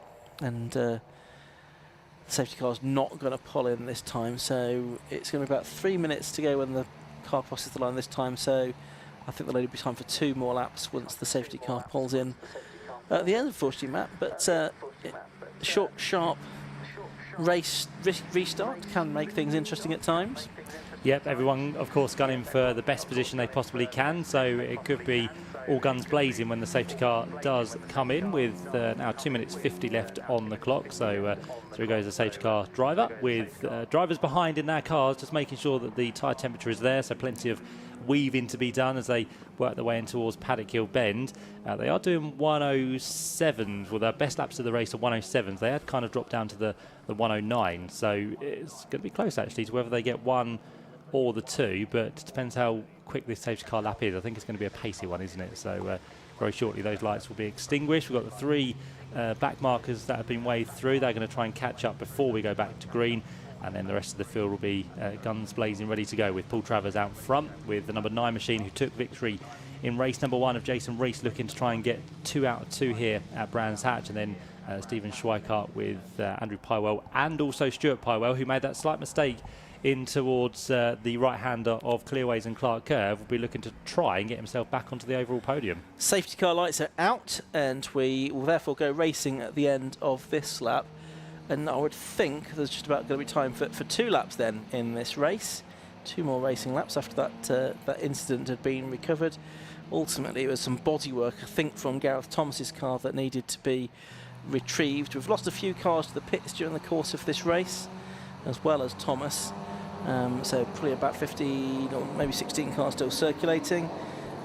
Cars then accelerate up towards the line, and the race gets back and away with 1 minute and 22 to go. So yes, time for 2 more laps of racing. It is Travers that continues to lead then, from Jason Rees in second place and Steve Schweikart in third, Andrew Pywell in fourth, and I think it's Stuart Pywell in fifth as they make their way up to Druids for the first time. So are we going to get any changes here at Druids? Well, it's Rees that goes wide. Can Stephen Schweikart capitalise on that? No, he can't. So top three as you were, Matt, as they head down towards Graham Hill Bend. Yeah, Stuart Pywell has got through though on Andrew Pywell, so that has changed around between 4th and 5th. So Stuart now has been released to try and do something about the 3 ahead of him as he works his way down the Cooper Straight once again. But yeah, slight mistake there from the number 9 machine of Jason Rees. Just put him slightly off the back of the race leader, but he's going to have the rest of this lap and one more to try and do something about a second victory of the day, as we said. But he is still taking those wider lines through the corners, which have seemed to work in these wet conditions. Oh, and Stuart Pywell has been hit by both Andrew Pywell and I think William Lake in the same situation there. So again, it was Pywell who made the mistake at that part of the circuit, and unfortunately for Andrew, he's got the significant damage on the left front. Yeah, so he's going to limp into the pit lane. I think he's going very slowly. Stuart Pywell, though, has continued. Meanwhile, there's the battle for the lead. Then they've gone on to the last lap. Paul Travers, Jason Rees and Stephen Schweikart heading up towards Druids for the final time in this race. Stuart Pywell, I think, is going to pull off on the outside of the circuit by the looks of it, but we'll focus on these 3 as they turn their way through Druids. They're still nose to tail here on this last lap of the race. Can Jason Rees do anything about Paul Travers? As they look then down towards the left-hander of Graham Hill Bend, one small mistake will allow the cars through behind, but Paul Travers is keeping himself in the mix here for the race victory. Is now it's going to be Jason Rees who tries to look round the outside into the left-hander at Surtees. Stephen Schweikart is right there with them as well. So 3 have been left on their own as we've got yellow flags across the line. So it does mean if someone wants to run to the line, they're not going to be able to get it. So Paul Travers, if he can get through Clearways and Clark Curve unscathed, he will be good for the line and for the victory. Yeah, so out of Clearways and Clark Curve they come. There are yellow flags along the straight, so no changes in position. So it's going to be Paul Travers that wins the second race of the day for the BMW Car Club Racing Championship. From Jason Rees, the race 1 winner, in second place. Stephen Schweikart, it takes 3rd position. David Aspden is 4th and wins the M2 class. 5th is number 69 Aidan Vilku. 6th is number 888, which is Andrew Phillips. 7th and winning the M1 class is Mark Colmer. 8th is number 96 David Morris. 9th is number 31 Paul Laramie. 10th is number 67 Adrian Williams. And dropping out of the top 10 in the end was William Lake, who did a brilliant job in his Cup class car to be running up towards the sharp end in the early stages, but he still does win the Cup class and indeed is the last finisher on the lead lap as well. So he will leave Brands Hatch with an extended lead in the championship as they head to the final 2 meetings of the season at Croft and Silverstone. So a little short, sharp race there. Oh, we've still got those 3 cars that were sort of almost a lap down, just completing their race as well. But yeah, short, sharp race to the flag there, Matt. And Paul Travers just about holding on for the win. Yep, and as expected, there was a little bit of drama towards the end, wasn't there, with Pywell? In fact, it was for father and son who made contact together there, but it was Stuart who had a few moments over at Clearways and Clark Curve throughout that race, which caught him out once again. So he was a non-finisher along with Andrew, but it was, as you said, Lake who came through to take the Cup class victory in 11th place, but Paul Travers who picked up the overall victory and honours for him in Class 6. Let's have a look at the results then of that race. Provisional results to be confirmed, of course. Number 77, Paul Travers, it was that took the win at the end of 50 laps in his BMW 330Ci. A rare win for a Class 6 car. Second to number 9, Jason Rees, who was 0.3156 seconds behind. Third to number 43, Stephen Schweikart. Fourth is number 20, David Aspden, who won Class M2 from number 69, Aidan Vilku, who I think also had a little moment in the early stages of that race. Treble 8, Andrew Phillips completed the top 6. Then it was Mark Colmer, the M1 class winner, from number 96, David Laramie.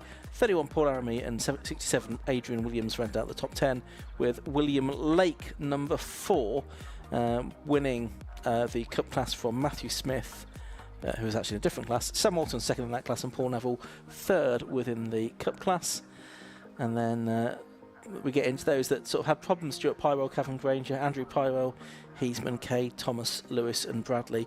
A few of those, I think, probably just decided to call it a day in some horribly wet conditions that we had, in particular at the middle part of that race. So, as I say, Croft next up on the calendar for the BMW Car Club Racing Championship. That is in about 4 weeks' time. For the moment, though, we're going to head down to the pit lane once again and hear from Josh Barrett.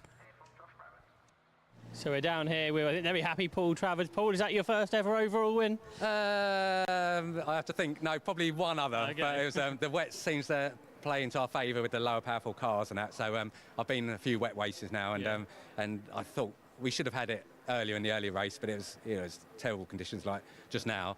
I just wanted to get a lead. It was just amazing. The start just worked out perfectly fine. Got in the lead, and it's just trying to stay on the black stuff. We didn't have the wets on, so we had our semi-slicks. So yeah, it's just trying to keep the heat in them, and safety car helps because it kind of takes the edge of it, gets you to reset and refocus. And then it was literally 2 laps after safety car, so it was hard work keeping this lot behind because they all caught me up. So. Yeah, before it rained a lot, so those tyres, I guess, was not great. No, it absolutely poured. The wipers on speed 2, and the heated window is doing its thing, and I could just about see, so it's safe. And obviously all the guys at the front were all Class 6 cars, so I guess you had all quite similar cars to work with. Yeah, and so all the same power. These are quite powerful and light cars in the wet, so you still got to be really careful. Yeah, it's fun, great fun. Yeah, after the race. Yeah, but well done. Congratulations, Paul Travers. Let's have a word with some of our class winners as too, and it was Dave Asplin as well in M2. But Dave, you led the race at the beginning. How was that? I threw it all the way on the first lap. The thing with this car is it will get off the line, even in these appalling conditions. So yeah, go for the corner, get there, happy days, and then understeer off at clearways. Managed to keep it going, and the safety car helped tremendously because it closed the pack back up, and then it would just head down, go for it, and here we are, 2 from 2. Have a good day. Yeah, excellent day. Can I just say thank you to Andy Terry? He's been my one-man pit crew today. Without him, I wouldn't be here. Great stuff, well done to the pair of you. And a car doesn't really look like a class-winning car. Is William Lake's Cup class-winning car. Will, good that it's win, not so good the cars like this. Yeah, this will be radiator number 3 that has been broken, bonnet number 4, none of which are my fault. Yeah, just the whole race apart from that was really good. I had a very good start, which I wanted, obviously. Good first couple corners. I think I was up into 3rd at one point. And then sort of I wasn't racing them, so I was letting them go past. And then just stuck at it. Didn't overthink things, kept the lines quite well. And then I was right in the thick of it on the last the last lap and got caught up in a bit of a ruckus. Yeah. And I think you were 3rd overall at one point. I guess you thought that'd never be possible with this Cup class car. No, not at all. But I had a really good qualifying, so I knew, and I wasn't. I think Pole qualified in 1:07, and I was only 2.5 behind, so I knew it wasn't too far away. So I was racing with some of the 6 and M1s for a while, and then I don't know where I ended up finishing, but I think I was 5th or 6th coming to the last lap. So. Very happy, very happy. And some more class wins, and I guess that means championship lead carries on going into the final meetings. Yeah, which was obviously what I wanted to do coming here today. This will be 4 races left now, and just ticking them off. Just first, seconds, fastest laps. It's all counts. So very pleased with today. You just got to get that sorted out for next time. Yeah. Neil says he's got a collection of bonnets from just this season, all of mine along the wall. So hopefully this will be the last one, but running out of bonnets. And on average, I've probably got 1 more to go, so but hopefully not. Well done today anyway. So there's 3 of our class winners from the BMW Car Club. Over there are the Locosts, which are the next cars. So the Yokohama Locost Championship will shortly be heading out onto the circuit.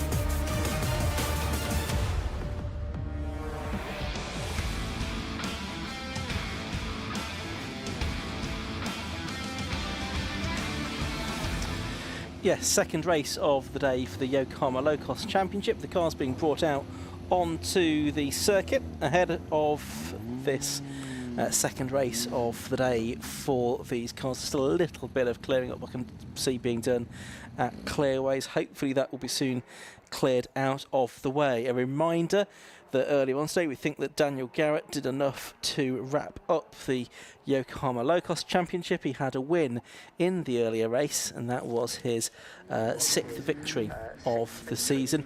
He beat Bradley Horsnell and Daniel Russell, with Jack Linus, Jeff Peake and Liam completing the top 6 in the earlier 50-minute race for the Yokohama Locost Championship. This round 12, with just 2 more races to go after this at Mallory Park. The grid is going to line up as follows. Pole position is number 58, Bradley Horsnell. This grid, by the way, set by the second fastest times in qualifying. So 58, Bradley Horsnell on the front row alongside number 5, Lee M. Second row of the grid, looks like on his own, is number 19, Daniel Garrett. There's a gap I can see where number 73, Rob Apsey, was expected to be. Row 3 of the grid, 57 is Daniel Russell and 29 is Jeff Peake. On to the 4th row, 13 is Jack Linus and 50 is Ian Hardy. Glenn Griffiths in number 31 and Christopher Summers 88 are on row 5. Row 6 is 82 Paul Clark and 52 Alan Harmon. The 7th row is going to be number 25 Tony Mole and 33 Glenn Boyer, as Rob Apsey's car is being pushed off the grid. Never actually saw it make it onto the grid, but it's being pushed off the grid now. 46 is there on the 8th row of the grid. That is the car of Barry Stewart. Next to him is number 8 Sean Braden, the Cadwell Park winner. 28 Dave Berry and 34 Trevor Fortune on the 9th row. The 10th row of the grid, 38 is Freddie Morris and 72 Alex Artis. It's 27 Mark Rue and 37 Steve Brown on the 11th row. The 12th row is 41 Keith Malpass and 20 Bill Ward. Row 13 is 21 Kev Straw and 66 Luke Stokes, and it's Stephen Wright, number 24, on the back of the grid. Last few cars coming into position. I can see that the circuit vehicles, the rescue vehicle, and hopefully shortly the safety car are going to move away from where they were at clearways. I think they're just sort of probably dressing some fluid that had been spilt in that incident in the BMW Car Club Racing Championship event.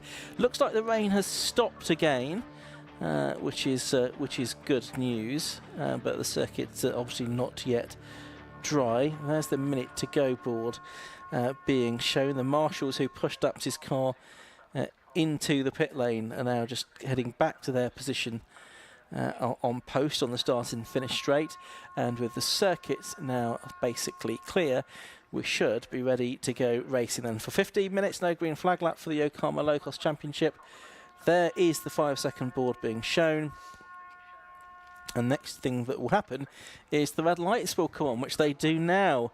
And they'll go out and the race gets underway. It's not a great start from Bradley Horsnell in number 58 from pole position. He's going to be 4th or worse as they head into the first corner. So it's Liam from the outside of the front row that has the lead, and it's Daniel Garrett in 2nd place. And it looks like Jeff Peake in 3rd position as they turn their way through Paddock Hill Bend for the first time. It looks like they all more or less managed to make it through there. So it's M and Garrett and Peake, and then the 52 car. Yes, that is Alan Harmon, up from I think about 12th, is up into 5th position as well. Level pegging with Jeff Peake, so Alan Harmon has made a pretty good start to the race. There's number 8, Sean Brain, as I say, winner of Cadwell Park.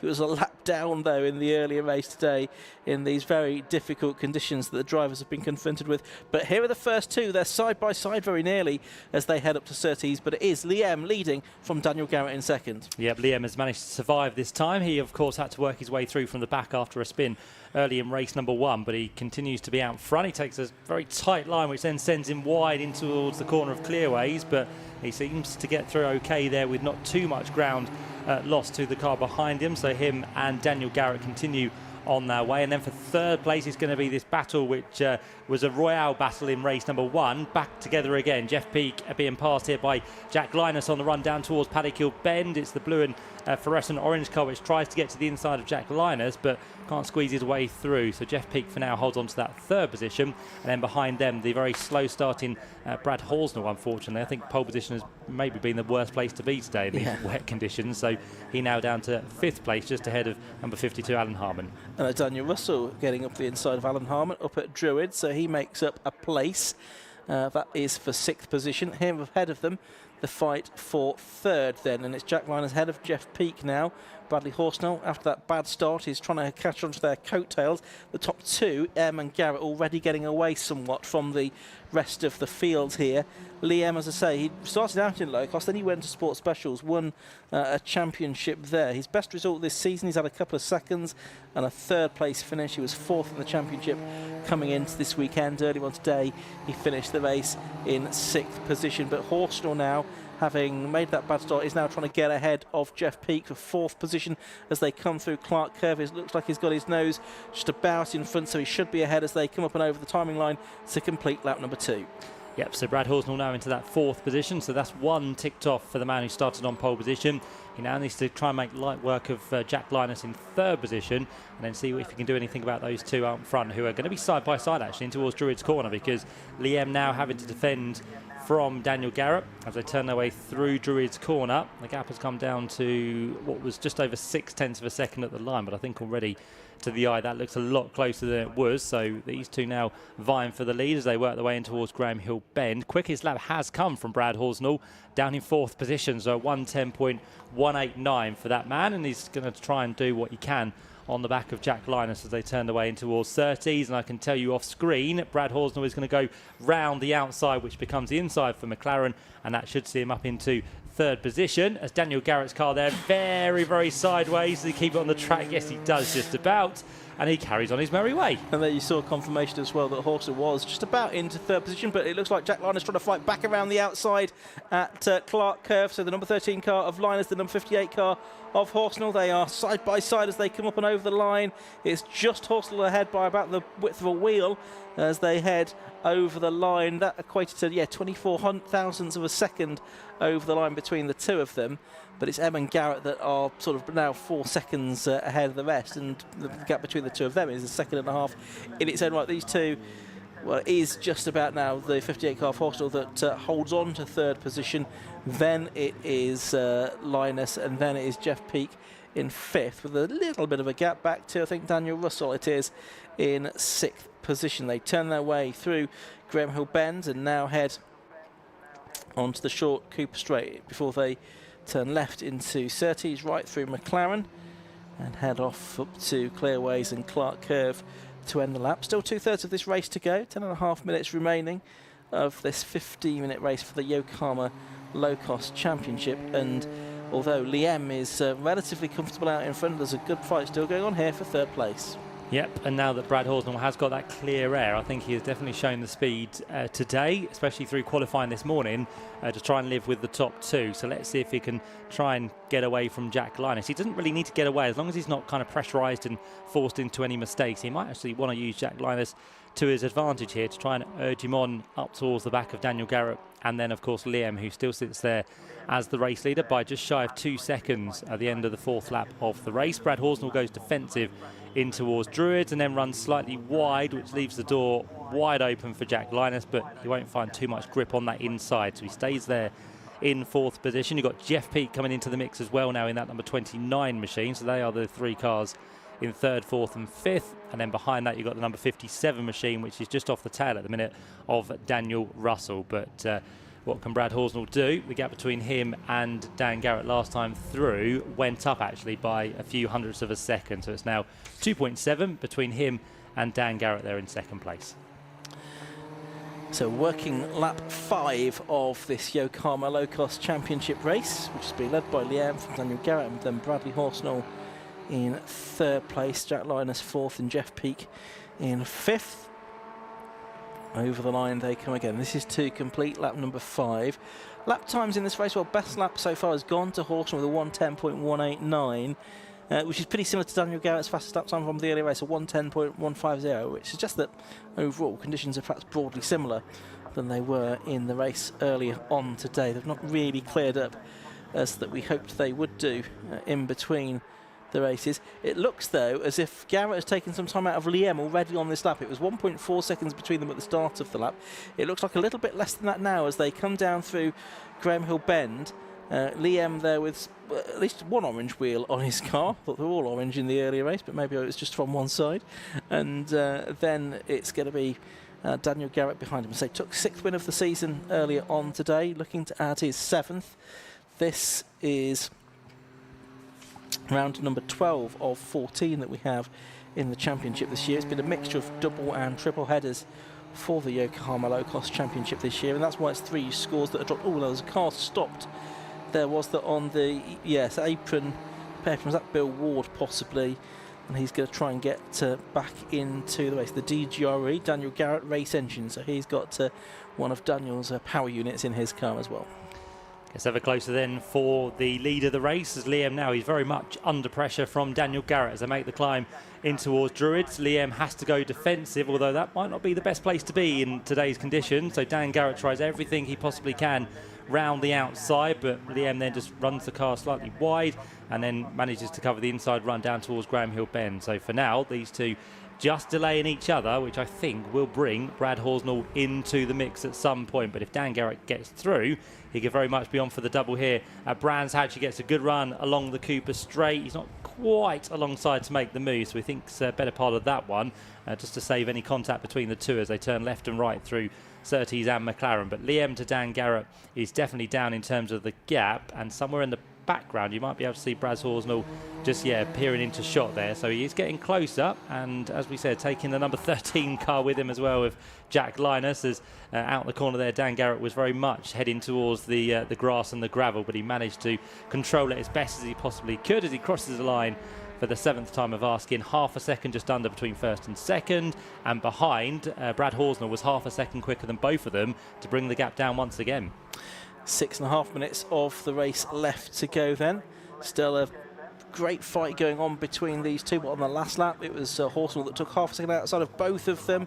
These two side by side again, similar story to what it was on the previous lap, and it's M that continues to prevail. So M it is that leads. Garrett in second, carrying more speed down towards Graham Hill Bend, but has to scrub it all off again.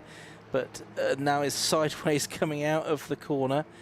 Unable to get through. But maybe, though, if he's already comfortable that he's wrapped up the championship, he's maybe not quite so concerned about getting the victory, just enjoying his racing. But I'm sure most racing drivers would just want to get out there for the win. I mean, one thing that was now M makes a bit of a mistake, and that might give the lead to Garrett. Oh, no, Garrett's now got his hand on the air to say, no, after you kind of thing. But one thing that drivers do need to be mindful of is that within 750 motor, if you pick up points on your licence, those also count as points deductions from your championship score as well.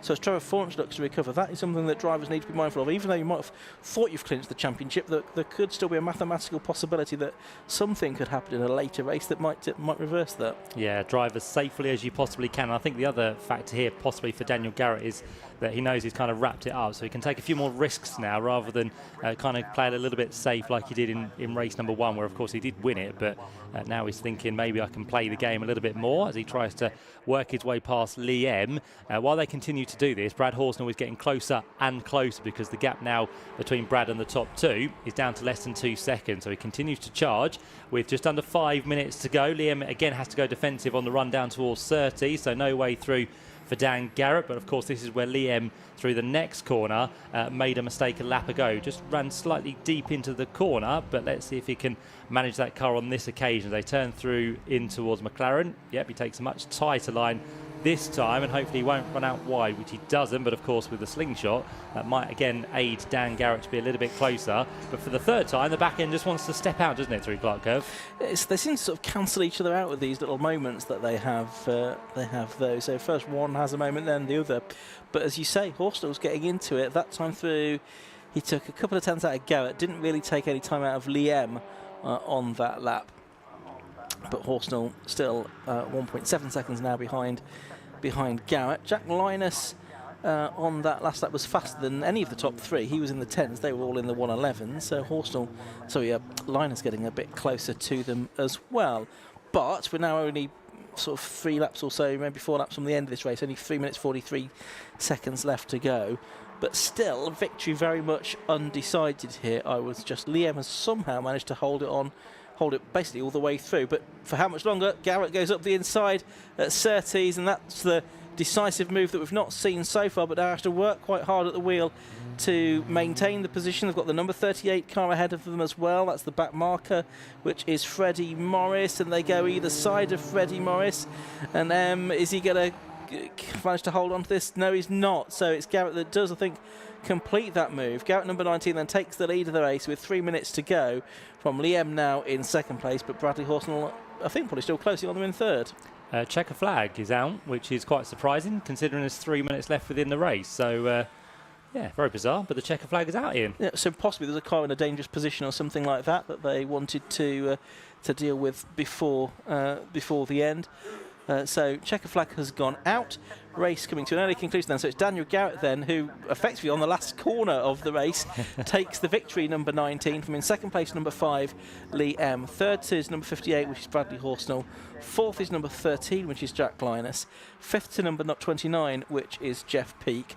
And rounding out the top 6 then is number 57, Daniel Russell. So a slightly premature conclusion to that race. Ian Hardy 7th, Paul Clark 8th, Sean Brame 9th, he was on the lead lap this time, and Christopher Summers rounded out the top 10. And as I say, there's one more meeting to go for the low costs, and that is going to come at Mallory Park in October. But Daniel Garrett is already confirmed as the champion.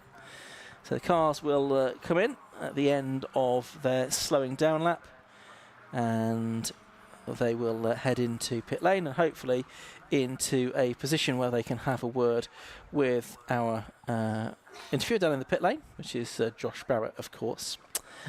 And yep, great racing as ever there, Matt, from the low costs. Yep, certainly was great stuff, and the track conditions just starting to ease a little bit towards the end there as well. But you can see how slippery the conditions are today. Even with things happening with the weather, it's still hard to drive these low costs around the Brands Hatch Indy circuit. Here's the result then. 10-lap race it was for number 19, Daniel Garrett, the race winner. He took the victory by 0.331 seconds from Lee M in second place, number 5. Third was number 58, Bradley Horsnell. Fourth, number 13, Jack Linus. Fifth, number 29, Jeff Peake. Sixth was 57, Daniel Russell. Seventh, number 50, Ian Hardy. Eighth, number 82, Paul Clark. Then ninth, number 88, Christopher Summers. Rounding out the top 10 was number 8, Sean Brame, ahead of Glyn Griffiths, Barry Stewart, David Berry and Alex Artis. Further back down the order, we saw in 15th place Tony Mole ahead of Mark Rue, Alan Harmon, Keith Malpas, Steve Brown and Luke Stokes completed the top 20, with Kev Straw and Glenn Boyer also still on the lead lap of the race. So we still have 4 more races to come here this afternoon at Brands Hatch. We've got the Finish Line UK Classic Stock Hatch Championship coming up next, followed by the Aim Shop Mazda 7s, the Zamp Helmets Formula Vs and the Radical Bike Sports Championship to conclude the day's racing here at a rather damp Brands Hatch Indy circuit. A reminder that we've got the CSCC here tomorrow, Brands Britannia on Monday, and right now we've got Josh Barrett in the pit lane. So we're down here after that Locost Championship race. Dan, well done, Dan. I've never seen someone so apologetic after winning a race. I shouldn't feel bad because it's a race, but I feel terrible. he was faultless out there, and there was nowhere to take him. And I don't know, really. I thought, might as well go for it. Well, we didn't realise it was the last lap. It was a slightly early finish, I think, and it turned out to be a last corner move you made to take the win. Tell us about it. Yeah, I didn't know if I was going to come into contact with Freddie. I didn't know if Lee was going to come drifting back over, but you got to take these little gaps, haven't you? How tricky have the conditions been today? Because you're sliding around a lot, I notice. Although it's been the same, it's been wet every single time. The track has been different every single time from start to finish, to be honest. But it makes for good racing. It makes for fun racing. Well done to Dan Garrett, our race winner. Lee, we thought you were going to have it, and then that last lap, it didn't quite go to plan. You lot thought I was going to have it. I thought I was going to have it. Yeah, everyone thought I was going to have it. Yeah, no. Unfortunately, fair play to Dan. He did chuck a move down the inside, and it pulled off for him, and then we got caught with a back marker right at the end, and I thought, oh, he's gone left, I've gone right, you never know, but unfortunately I just couldn't quite make it back. But yeah, it was a good race. I mean, it was nice to lead the pack for the whole way around, so that was good. Yeah, really enjoyed it, and much better than race 1. Yeah. So. Well done on your podium. We'll have a word with Brad before the next race. Bradley, another podium and another good battle you're involved in? Yeah, obviously off the start, I don't know what happened. I don't know if there was something down on the grid spot or whatnot, but just dropped the clutch, went nowhere. So I think we were P6, P7 through paddock. but as the laps went by, I managed to pick a few off, get back into third. I had Jack behind me, who was keeping me honest, but we were catching the two in front as well. Obviously, the race was cut short a little bit, I think. I think a couple more laps and we would have been there, I think. But will you be at the final round? Possibly. It's a maybe. Let's say I hope to be, but yeah, we'll wait and see. Okay, well done today, 2 podiums. So that's our top 3 from Locost. More racing coming up in a few moments' time.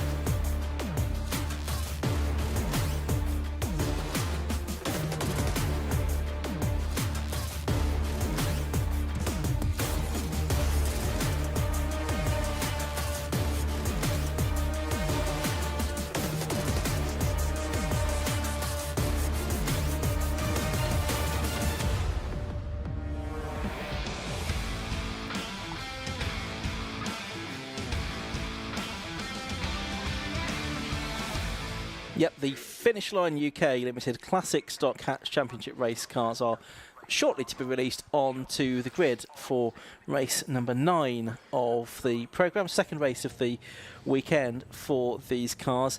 Reminder that early on today it was a win for Pip Hammond from Stuart Place and Finn Groom in third place, an excellent podium for him, with Andy Anderson, Neil Dudman and Chris Deere completing the top 6. I say Paul Thorpe with me for this one. Paul, I mean, certainly there were very difficult conditions that the drivers had for the first race, and for this one, I mean, it looks like it might have sort of certainly eased off again. It's going to be these really horrible, greasy, in-betweeny conditions, isn't it? Yes, it was very tricky conditions, but of course the biggest issue is the left-hander. As you come down the Cooper Straight here, that left-hander is just where the new surface finishes, and so everyone gets this false impression from the start line right the way down Paddock Hill, up round Druids and all onto the Cooper Straight. It's lovely new surface, which is just grippy everywhere.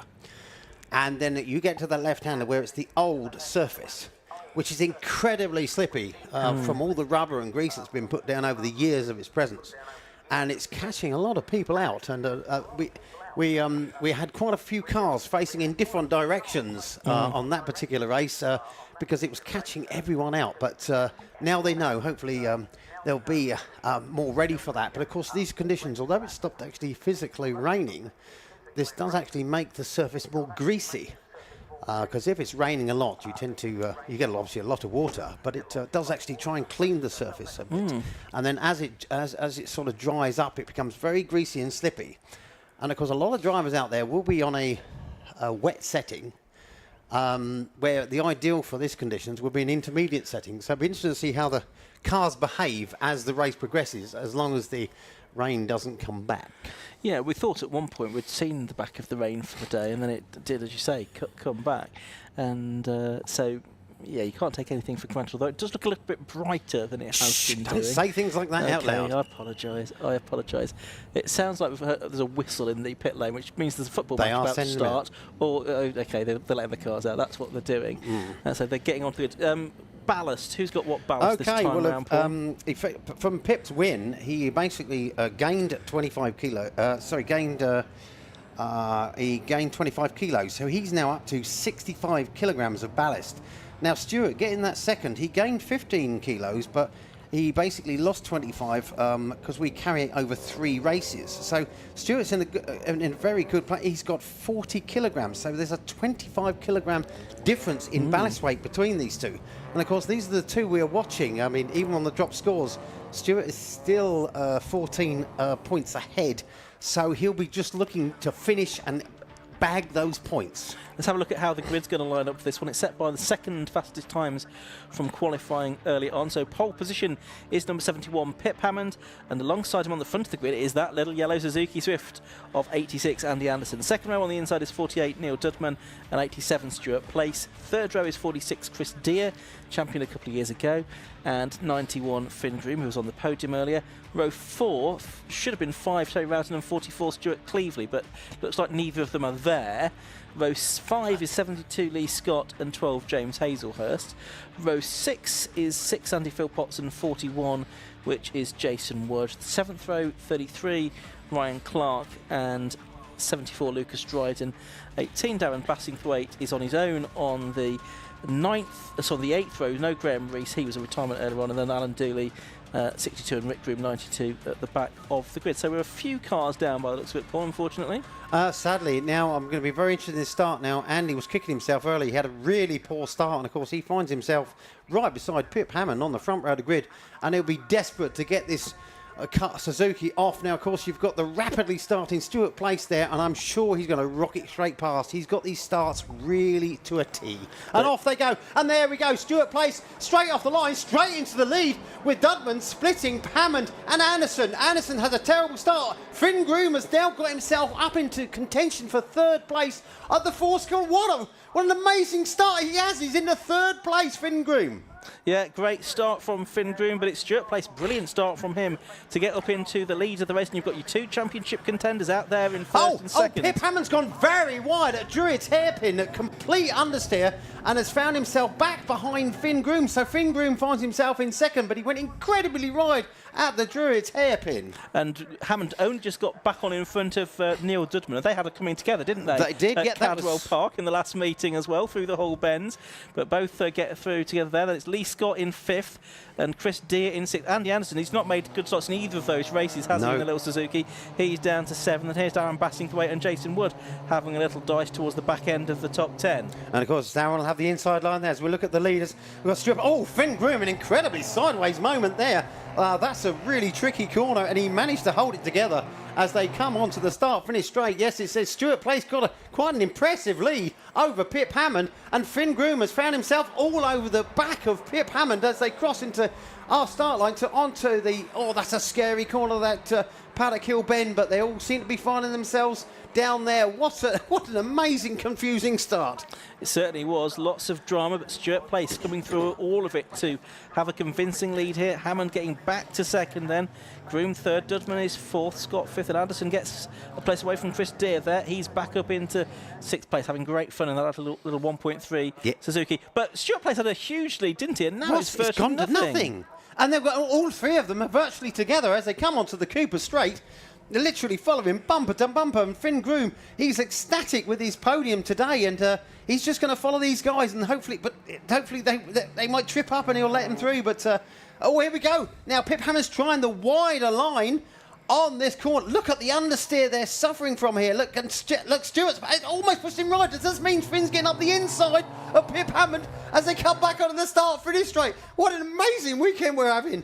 Yeah, and that was the understeer from Stuart Place. It was almost put Pip Hammond into the gravel. It wasn't intentional, I don't think. It was just that he understeered off, and it has allowed Place to get a big lead again, and Groom to get up the inside of Hammond into Paddock Hill Bend at the start of lap 3. Little grey and blue XR2 goes through to 2nd place, and crucially, this has delayed Pip Hammond quite a bit. He's got a lot of work to do to get back on terms with his rival for the championship, Stuart Place. Like I said, that corner, that Clearways corner, the camber is incredibly off camber and trying to stop the understeer. Now Pip's trying that extra wide line round there, but he's finding himself, he's lost a car length, over Finn Groom by doing that as they come towards the entrance to the Cooper Straight. And look at that sideways by Finn Groom. That's so impressive. And look at Andy Anderson in 5th place. He's made up another place on that lap, and he's nearly with Neil Dudman now. So after a dreadful start, Andy Anderson in the Suzuki Swift is coming right back into this race. And he's got the fastest lap as well, a 109.985. It was the first flying lap of the race, of course. Everyone else was having little mistakes and understeering moments. But it's place leading, Finn Groom 2nd, Pip Hammond 3rd. Neil Dudman 4th and Andy Anderson in 5th place as they tentatively get back on the power as they head along the Brabham Straight, the start to finish straight to complete lap number 3. Wow, that's that little Suzuki Swift. Of course, these sort of conditions sort of levelling the playing field as they come towards Paddock here at Bell Bend. I see Andy Anderson incredibly late on the brakes trying to catch up with Neil Dudman, but there we find Pip Hammond's now all over the back of Finn Groom. Now, this is only a very young man, and he's really come to form, and he's had a bit of bad luck this season, but he's showing that he can mix it with these champions, as he's doing there, holding his line quite nicely to keep Pip Hammond at bay. Yeah, so Finn Groom... and I see Andy Anderson's got the better of Neil Dudman. He's coming out of Druids Hairpin. Well, this is interesting. I mean, he's done another fastest lap of the race. I mean, if he continues this pace, he could be getting involved for certainly the podium, and who knows, even more than that. It'd be well deserved. He's always got good pace, and his starts are letting him down. And but now it looks as though we're going to have four cars for the lead. Look at that! It's just they're trying all different ways. Look at that four-wheel drift from Finn Groom as he tries to negotiate that awful corner. And look, all the different lines as they come out, trying to scrabble for grip to get the maximum speed possible down the start-finish straight. And Finn is definitely sort of keeping Pip at bay. But, of course, Andy Anderson is not far behind. And he's done another best lap of the race, Anderson, a 109.589. He keeps nibbling off a hundredth or so off his previous best effort. He's having a great race here, and he's taking the fight to, two champions. Look in the back. He's got a bit of a tank slapper and has found himself in the gravel trap. Oh, dear. Well, that's not a great place to be for either Lee or probably for anybody else, because that might mean we have a caution period. He's well up to his axles by the looks of it there, looking out of our commentary box window over towards Paddock Hill Bend. But anyway, top 4 continue. It's still Stuart place leading, and yes, we do have the safety car, as I feared we might do. Safety car is being scrambled, then Stuart place it is that leads, Finn Groom 2nd, Pip Hammond 3rd, Andy Anderson in 4th position, Neil Dudman 5th, and with Lee Scott having split into the gravel, it will be Chris Deere up to 6th. So we're going to have a bit of a hiatus, I think, while Lee Scott is recovered. Oh, that's well deep in there, isn't it? Yeah, it's not going to be just the marshals that get out. It's going to need the recovery vehicle. I think the snatch vehicle I can see is poised to go and take part in the recovery operation, which will be done, I think, under the safety car. It's always very tricky. Luckily, sort of the more narrow section, it's when the cars go off into the gravel trap quite deep at the base of Paddock Hill there. It's sometimes more difficult to get them out because they're so far in. I think a couple of years ago we actually had one of the snatch vehicles got stuck in there as well, and that had to be recovered. But yeah, that's definitely well up to the axle. It does mean that we can have a breather. It does. So it does. We need it. It's looking at now. Now this could be really interesting because you've got Stuart Place, Finn Groom, and then you've got Pip Hammond, Andy Anderson, Neil Dudman, and Chris Deere. Now, just looking there, that is Ryan Clark. Ryan Clark is now up to 7th place. Yeah, he is. That is very impressive. He's not been having a lot of luck this weekend at all, but that is incredible. But of course, this restart will mean if they got their head screwed on, they will all bunch up, and that means that for the final few minutes, we'll be 8 minutes at the moment, but I reckon we're going to have a sort of minute or two of safety car. That can make it very exciting here. It could do, couldn't it? I mean, it was already pretty close at the front, but it brings others into the equation as well. It gives a bit of a chance for some to just sort of think about their strategy for the final few moments. Of course, while all of this is happening, assuming it's not raining, the track is probably getting a little bit drier as well. So the conditions will be changing as the race goes on.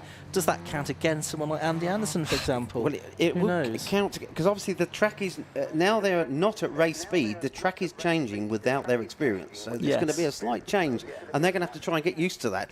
As Pip is desperately, that's Stuart, desperately trying to keep heat in his front tyres, and Pip's doing the same. They're all doing that little weaving just to try and keep some heat in these tyres. The rain does cool these tyres incredible, although these tyres aren't not very good in the heat.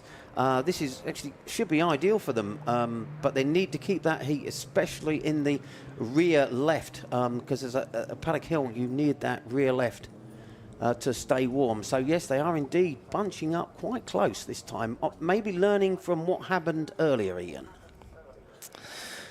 Yes, possibly so. Oh no, now as I say that, the commentators curse, they all space up. Yeah, so they're just making their way around behind the safety car, past that Lee Scott car, which is in the midst of being recovered, and hopefully we'll get maybe a sort of 4-5 more laps of racing at the end of this. Now, of course, we've got this is our penultimate meeting. Now, Yeah. our next meeting is at Mallory, and this is when it all gets exciting, when it comes to the drop scores. Yeah, I was just looking at that. Because obviously they get points accrued for each race they take part, but they are allowed to discount they discount their lowest scores.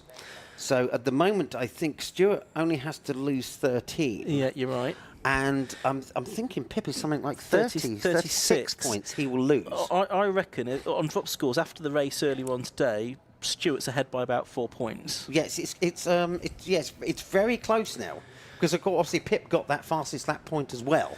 Yes. So he's able to nibble a little bit more, but it's going to be incredibly tense. I mean, I'm just quite surprised. I thought Stuart might sort of rest on his laurels and just finish and do a pointsy weekend. But of course, I think the advantage came to him and he got into the lead, and he'll be very keen to keep that. Who would fancy themselves around Mallory Park, do you think, the most? No, that's a tricky one. I mean, I think they've both won races there in the past. I think they have, if memory serves. Also, been very rapid. It's a very short circuit, but it is an incredibly difficult circuit. Like this one, it's incredibly short, but very technical. Now, that's going to be very interesting, and I wouldn't like to put money on any of it. It's going to get incredibly close and incredibly tense. So look forward to that at Mallory Park in October. It's October, isn't it? Yeah, assuming that it finishes this way, then that'll be... If it finishes this way, Stuart will have extended his lead to something like, it's going to be, what, another 6 points? It might be 10 points ahead if he gets the fastest lap, which is not good at the moment. No. 9 or 10 points ahead if he finishes this way, I reckon. I'm trying to... I mean, looking at the fastest lap, he's effectively nearly a second slower than Andy Anderson. Yeah. Now, this is a real shame, because I was getting quite excited there. And Andy Anderson was so much on the pace, so much quicker than anyone else on there. And he would have been a factor had the race been a bit longer. But as we rapidly approach the 4-minute mark, we're only looking at best... Oh, Lee Scott's away, so... Yeah. What do you reckon? You reckon we'll be starting at the end of this one? I mean, that's going to scarf to get that snatch vehicle out of the way. It's heading up at a fairly reasonable lick. If you people at the bottom of the hill could tell it to go a bit quicker, please. Yeah, that's what we need. We'd ideally like to go racing at the end of this lap, which would give us probably 3 more laps. 3 more laps, wouldn't it? And it might only be 2 more laps. Well, it looks like the lights are still flashing. Okay, that's not boding well, is it? It's not quite going to work out. No, not going to quite work out. Oh, botheration. Yeah, it's a real shame that we're probably going to get 2 laps of racing at the end of this Finish Line UK Classics.Cats Championship race. Safety car out here, and it is still got its lights on. This yeah, is unfortunately. getting tense. I mean, obviously Pip is going to want the points. Now Finn will be just happy to be where he is. Yes, I mean he's not going for the championship at all, is he? So he's just picking up the results. Yeah, that's right. Yeah, so he'll be happy where it is. But of course, you've got the contenders, Pip Hammond and Stuart Place. But of course, you've got Andy Anderson proving that little Swift can actually motor around here, and he will be extremely keen to get his first practice. This is only his first year in the championship. Yeah. And he's all the way down from Scotland. His family comes to nearly every meeting. I think it's just this one where the younger kids didn't come because it was just too far for them. But he'll be itching to get, and he's literally 1 place from that trophy. So it's going to get incredibly interesting because, like you say, we'll have about 2 laps. And it's going to be crazy, I reckon. Now you can see they're starting to bunch up. Finn is getting keen. Yeah. Although the lights are still on. They are, but the snatch vehicle's now behind the barriers. Yeah, they've just gone off. Yes, they have just gone off. Yeah, so just look at Andy Anderson. He's a site engineer from Bonchester Bridge. He's done a spot of rallying, he says, 15 years Done a spot of ago. rallying, yes. But he's been doing the road sports as well. He has, to get the track time, getting used to a track. Look at Finn. He is all over the back of Stewart. He's waiting to plant that throttle as soon as Stewart does. He is very keen on this restart. Pip is about a car length, and Andy about a car length. Neil Dubman's right behind Andy Anderson. They've got Chris Steer, Ryan Clark with his very impressive position. He's had so much bad luck, and I can hear the throttle go down as they come onto the start-finish straight.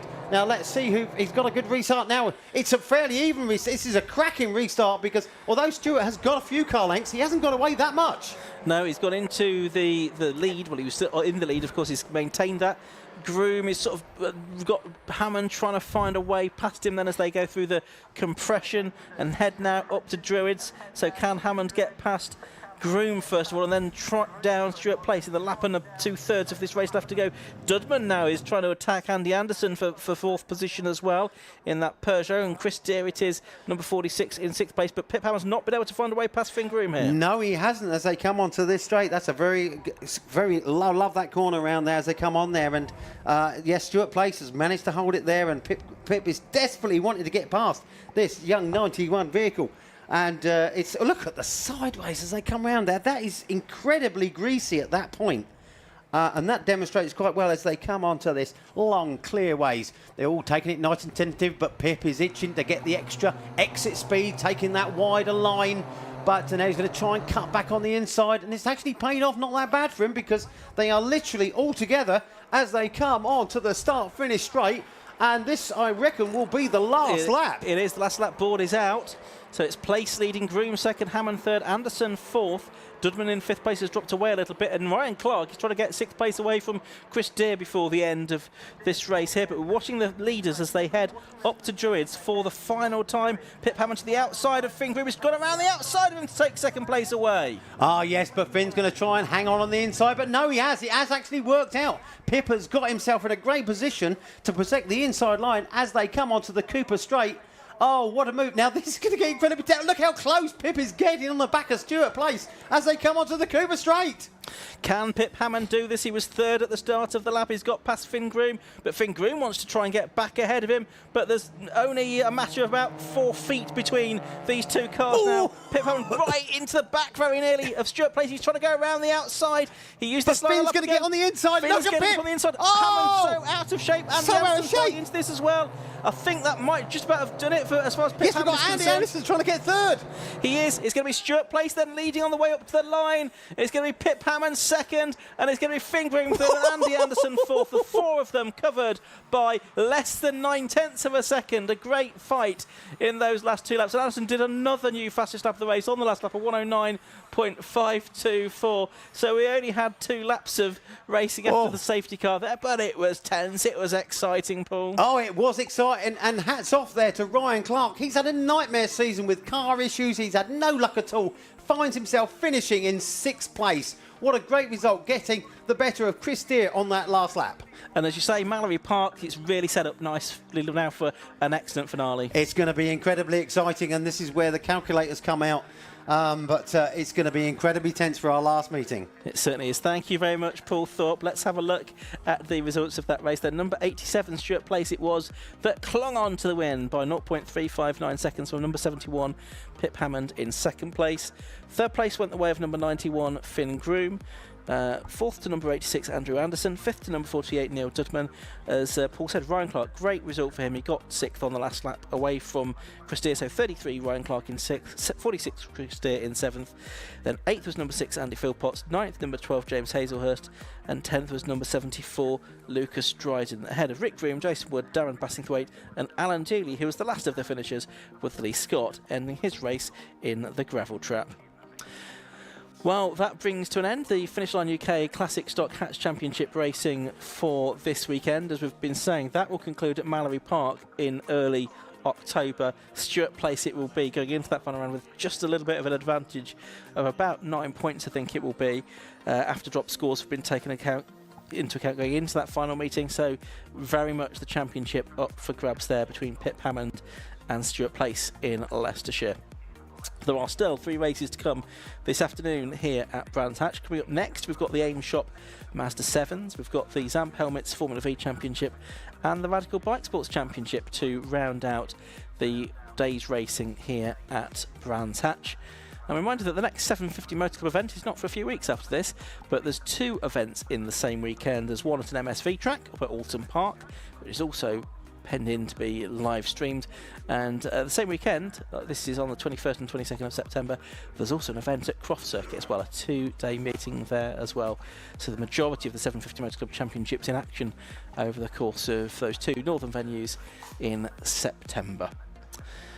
Very shortly we'll be heading down to the pit lane. Josh Barrett is there. He is sort of shepherding the drivers into position, no doubt, ready to have a chat with them at the end of that Finish Line UK Classic Stock Hatch Championship race, and before we get going with our next race, which is going to be the Aim Shop Mazda 7s, which will be coming up in just a few moments. It will have to be some quite short, sharp interviews though, Josh, because we've got the Mazdas already on the grid. Down to Josh.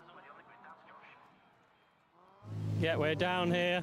A quick word, Stuart, because the next race is about to start. Well done, a difficult race. Yeah, I had no grip on that corner up there. I don't know the name of it. I'm not that good. Thank you. But no, it was. I knew Pip was coming. I knew I had to get off a line. Managed to get a break, then the safety car, and I was actually quite pleased because it was a lot worse than the last race. Yeah. I wish it had rained a bit more, but we hung on. Well done. The next race is about to start. So the Aim Shop Mazda 7 Championship coming up next.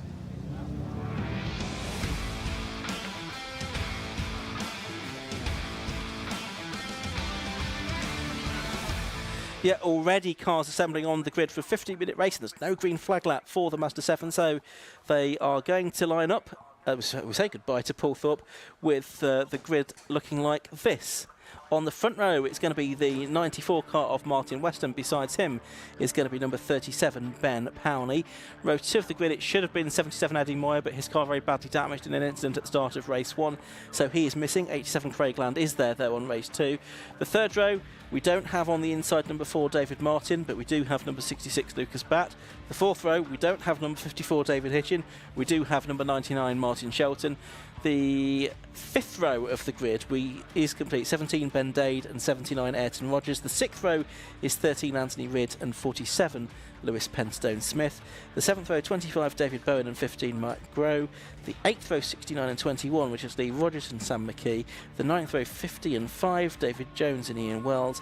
3 and 55 on the 10th row, that's Callum Barnes and Mark Crawford. 74 and 8 on the 11th row, Peter Wood and Stephen Mackley. And 73, Simon Walker, and 90, Simon Parker, are on the 12th and final row of the grid. So several cars missing. I think all of those 4 cars that were involved at the start of race 1's incident are missing.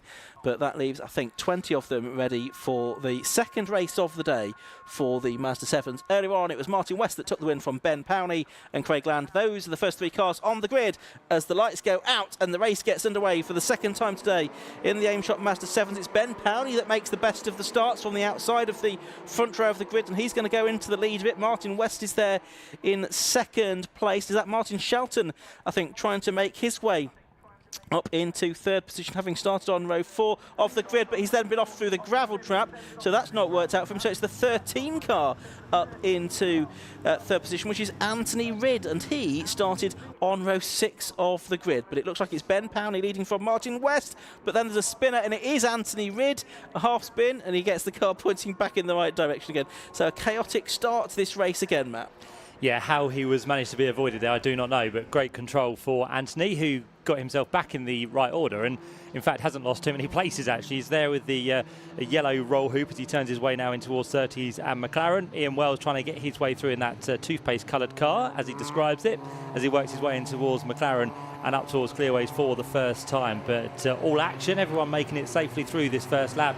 But it's going to be Ben Powney who comes through as the race leader, and he's already extended that margin by a fair amount as he crosses the line ahead of Martin West and Craig Land, who sit there in second and third place. And then behind that we have the 66 machine of Lucas Batt, who is followed by the number 17, who had a slight moment in race number 1, that being the car which started this time from 9th on the grid, Benjamin Dade. So working the second lap of the race then, Powney is that has the lead then from West in second place and Craig Land in third position. Those are the second and third place cars on your screen now. Powney was 1.7 seconds ahead at the end of the first lap then, so a very good opening lap of the race from him, and this really an opportunity to get himself into some kind of championship contention with 2 meetings left to go at Mallory Park and Silverstone, both of them in October, so there's a little bit of a gap after this weekend, with David Hitchin not being able to score in either of the races this weekend, having been involved sadly in that start line shunt in the earlier race. It took out another couple of drivers as well, but Hitchin was the one that in a way had most to lose because he was in championship contention. Quite a gap from third to fourth as well, but it's Ben Dade going very well in fourth place. Looks like he's now ahead of Lucas Batt as well, and a spinner there is Lewis Penstone Smith through Clark Curve. Yep, so he's looped to the inside for the pit entry effectively, but he can loop it back round and get onto the track once again, but he does lose some places now to the rest of the field. As up towards the top of the circuit and towards Druridge goes Benjamin Dade. He is there in fourth place now because he's managed to get his way past Lucas Batt, the man from Chesham, so that is a good scrap which continues just outside of the podium places for the time being. And then behind them in 6th and 7th places you'll be able to see David Bowen in car number 25 and the number 79 machine as well of our Ayrton Rogers, who sits there in 7th place. But this is by far one of the closest battles we have on circuit, which runs its way now down in towards Surtees and McLaren as Ben Powney turns his way towards the end of the lap. But I do think that that gap between him and Martin West is all of a sudden starting to come down. Ooh, and Ben Dade a bit out of shape there in the ex-John O'Lister car, under pressure there from Lucas Batt. Dade in the early race, he finished in 6th position, so I think if he can stay where he is now, that would be a new personal best finishing position, but there's a bit of time to go before we start worrying too much about that. That time through West has taken 7/10 out of Ben Powney's lead, so it's down to 1.4 seconds now, and equally Land and West did pretty similar lap time, so they are still basically as close together as they were. We're watching on screen though Dade and Batt battling for 4th and 5th positions here, but further back behind them is the 25 car of David Bowen, then it's 79 Ayrton Rogers in 7th place as they're making their way through. As we have Stefan Mackley, you can see he's going pretty well in 15th position, just keeping an eye on the time screen, the Autosport journalist specialising in Formula E, which he's been following around for the past several months until that season came to a conclusion at the Excel Centre in July. Here's Dade getting a bit crossed up there through Clark Curve, but that's been a familiar feature throughout the day really for a lot of drivers, and it was interesting to hear what Paul Thorpe was saying about the grip levels at the different parts of the circuit here as well, Matt. Yeah, they've all been kind of testing their skill set, haven't they, across the course of the day with car control, and I think the majority have done fairly well in that respect to try and keep it on the track in these very greasy conditions. But we're again into that middle stage where it's kind of not wet, not dry, so the in-between which drivers do tend to struggle with, so they're doing a good job for the time being. Out front, Ben Powney is still being closed in here by Martin West, so the gap between the top two is coming down and down. It was 2.1 seconds, I believe, a couple of laps ago, then down to 1.4, now down to 0.6 of a second between the top two, and Craig Land is not too far back as well, so we'll get to that very shortly, but still Ben Dade and Lucas Batt continue their fight for 4th place on the run down the Cooper Straight, and again Batt has a little bit of a jink to the inside to try and take the place away, but nothing does occur on this occasion as they turn their way into towards Clearways and Clark Curve. And we're going to have a change for second place off screen because it looks like Craig Land is going to get the job done on Martin West across the line. It's side by side in towards Paddock Hill Bend, and it is going to be Land who breaks the earliest, which means Martin West tries to hold on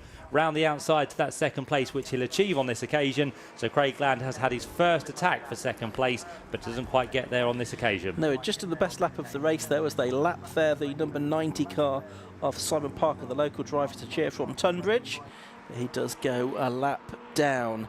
So it's Ben Powney that continues to lead by 1.8 seconds from the very evenly matched duo of West and Land, and those two in turn are about 12 seconds now clear of Ben Dade and Lucas Batt, with David Bowen in 6th position. Here's West then, the man from Southampton, past low-cost champion, has done some low-cost races this season, but really focusing on the Mazda 7s. We heard Josh Barrett asking him earlier on whether he was going to do the sort of concluding rounds of the season, whether he'd go to Mallory Park or not. Well, he said, well, he doesn't really like Mallory Park, but with Hitchin having the non-point score this weekend, Martin will be in a good position in the championship, especially having won the race earlier on, and he's running second here. Is he going to hold on to second place, though, because Craig Land trying to go up the inside of him into Paddock Hill Bend at the start of lap number 7 of the race. For the moment, at least, West is able to hold on. Yep, so through in towards Paddock they go once again. Ben Powney's gap has just extended once more then, with both Craig Land and Martin West battling over this second position, but it very much looks like these three will be the ones in contention for the championship as we head to Mallory and Silverstone, the national circuit, for the final couple of rounds of the season. I think the one who's kind of lost out this weekend, apart from David Hitchin, is going to be Martin Shelton in the number 99 machine, because Martin finds himself now down in 20th position. Martin yet to be a winner so far this year, but has scored very consistently across the course of the season, but he's a long way down here at Brands Hatch today, which is a real shame for him. So apart from dropped scores, he might be able to get his way back into contention, but not looking likely as it stands, as the top three head their way through Clark Curve, with Ben Powney still leading in the number 37 machine. Second place for number 94, which is Martin West, and third place Craig Land, car number 87. Not too far back, he makes good inroads in towards Paddock Hill Bend. He's a little bit later on the brakes, and maybe for the first time today, Ian, there's a bit of sunshine appearing. There is. There's brightness in the sky. Those sunglasses, you're going to regret not bringing those now, aren't you, Matt? I am, yes. In the last couple of races this afternoon. But anyway, they turn their way through Druids and then back down the hill towards Graham Hill Bend. You can see West and Land on screen in second and third. Just ahead of them, though, is Ben Powney. Ben, who, of course, has done some F1000 racing as well over the past couple of seasons. He's also, in recent times, been doing some classic Formula Ford racing as well, with Rick Shortall encouraging him in that direction. And I know that he's enjoyed his time in Formula Ford 1600, so possibly we'll see him out in the single-seaters again. But for the moment, he's leading here, but it is still a tenuous advantage that he has here as we're coming up towards the end of lap 8 with 6 minutes to go. There's another back marker there that they are in the process of lapping. That was the number 73 car of Simon Walker. The next back marker they will lap is Stefan Mackley, number 8, who has dropped down. He was in 15th place at one point, but he's dropped to 17th now. And Craig Land, as you can see on your screens, has got the new Aim Shop fastest lap of the race as well. Yeah, we're still about 10 seconds away from the lap record here at Brands, set by Danny Andrew back in 2021. So at least the times are coming down in these conditions now, as the top three in fact, work their way through the traffic. It's now Martin West and Craig Land who have to deal with that on this occasion, as they blast past on towards the Cooper Straight once again. And I think Ben Powney's just kind of controlling this race, isn't he? A second and a half up the road at the minute, with Martin West always across the grass. Yes, he is. So Martin West goes for an excursion. I don't know if that was the traffic that caught him out, or maybe just looking too much in the rearview mirror. But whatever has happened, Craig Land has now gone through, and that was made very easy with the mistake from Martin West. Yeah, and he's not likely to get on terms anytime soon with Craig Land again, I don't think, because he's dropped quite a long way behind. Let's have a look at the gap as they come across the timing line. This time, Land to West is 3.5 seconds. So, yeah, and he's only got 5 minutes to make that up. So it's going to be a tough ask now for Martin West to improve on third position, I would think. And equally, Ben Powney's now got a more comfortable advantage over Land, because he's just done his personal best lap of the race as well, a 1:04.927. He was about 0.3 of a second faster than Powney on that lap. There's a battle going on further down the order. This is still the Ben Dade and Lucas Batt battle for fourth position. There's been no let-up in this scrap either, has there? Lucas Batt challenging to the outside line as they come to Druids this time, and he can't make it through. So Dade it is that's on course here for his best finish. We had Lucas Batt on the podium at the last meeting, but Ben Dade here looking for a fourth place finish, which would be his best yet for the company director from Manchester in his first season of racing. Yeah, so this has not just been a race-long battle, it's been a day-long battle for these two. They've been at it for both race 1 and race 2, so great to see them doing it once again for this fourth and fifth positions. Still behind them at the minute, David Bowen in car number 25. He got the recovering number 13, Anthony Ridd, in 7th position. And then behind them in 8th place, Ian Wells has done well in that number 5 machine to get himself inside the top 10 within this second race. But Dade again has to go on the defence as he comes to the line with 3.5 minutes to go. Locost back in the 66 machine goes through, and as you can imagine, both of these now setting pretty much identical lap times within this race, because with Locost back not able to find his way through, he's just going to have to sit in the toe of the man ahead of him as they head once again up in towards the right-hander of Druids. And as we look at that, just keeping an eye on what's happening with the race leader, we've got a yellow flag on the exit of Druids because something possibly has gone wide out of our view. Yes, there might be something right up against the barriers that we can't see, but I can't see anything on the CCTV images either that cover that part of the circuit, so that's a bit of a mystery as to what those yellow flags might be for. They're still waving. Slight puzzle.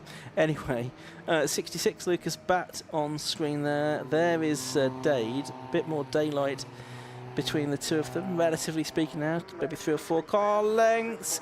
And that's a spin for number 47, which is Penstone Smith. I think that's the second time he's spun at that part of the circuit. And this time it's just driven straight into the pit lane. I think he's called that a day. 2 spins, visit to the pit lane for him. So not good news for Lewis as he drives now down the pits, and I don't think he'll be able to rejoin the race either. He'll be straight back to the paddock for him. Race leader now, Ben Powney, still out front, leads by 1.2 seconds. It did briefly come down to about a second, but I think Ben Powney again is just kind of up and down the order in terms of the gap, as out wide there goes Locost back through Druids. That's his new line for the corner by the looks of it, but he has now lost ground to the man ahead of him, so looks like now Benjamin Dade is just starting to elongate this gap, isn't he? He's kind of lap by lap just getting to grips now with these conditions and starting to be a little bit more comfortable in 4th place. That's right, minute and 50 seconds to go. Yes, we can just see the half of a rear wheel of a car that's in the gravel trap at Druids. We can't see who it is. Matt Grow is the car that is there. We now see on screen, so he's gone straight on basically at Druids and has absolutely beached himself in the gravel trap, but he's right up against the barriers. So hopefully we'll be able to keep going all the way until the end. Ben Powney leads by 0.7 of a second because Craig Land has done a personal best and new fastest lap of the race of 104.557. They're lapping about only about 0.6 of a second faster than they were in the first race, incidentally. But Landau's got the lead down to 0.7 of a second to Ben Powney, and they are pretty much nose to tail as they are heading through the final corner. We're just keeping an eye out on whether the checkered flag might be about to go out this time with that car in the gravel trap. So it's Ben Powney leading, Craig Land in 2nd place. And are we going to get the checkered flag this time? Yes, we are. Checkered flag goes out. So number 37, Ben Powney it is that takes the win. Craig Land it is that's 2nd, with the race ending effectively a lap early there.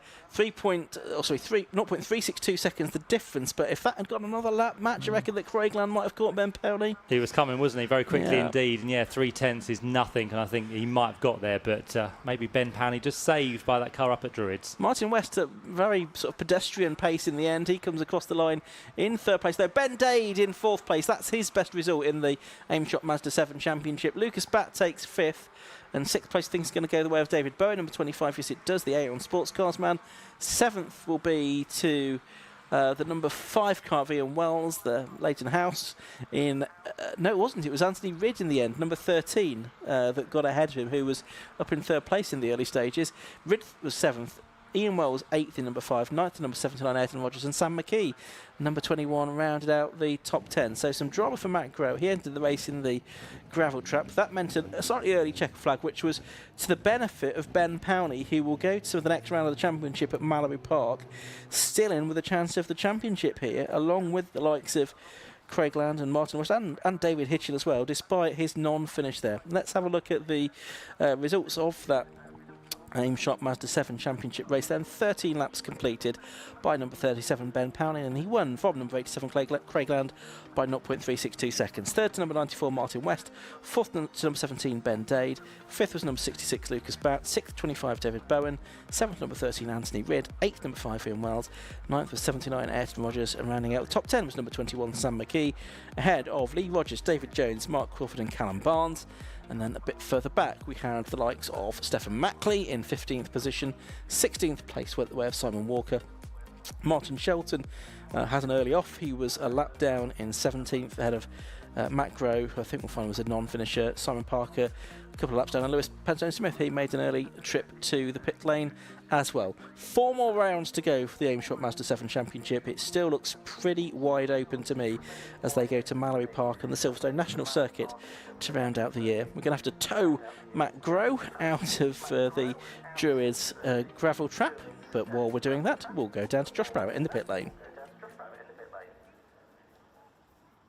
So we're down here after the AIM Technologies Mazda 7 Championship. Ben Powney being congratulated by the TSR team. Well done, Ben. It's been a little while since you've won, isn't it?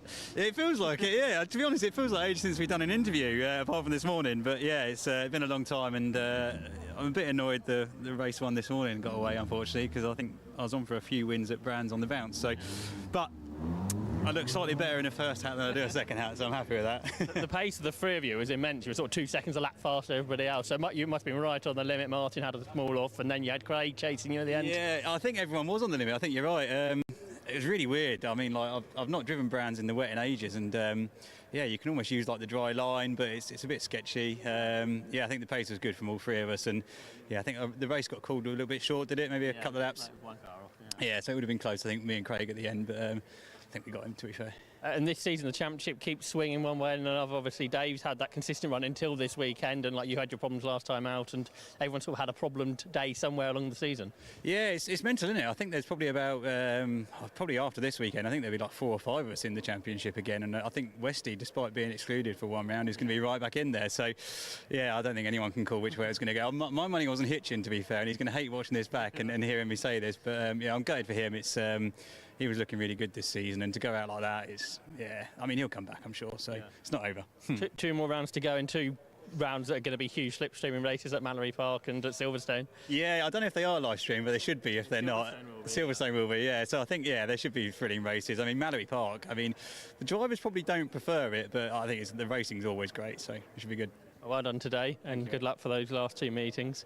In second place was Craig. Craig, if you make your way over here if you can.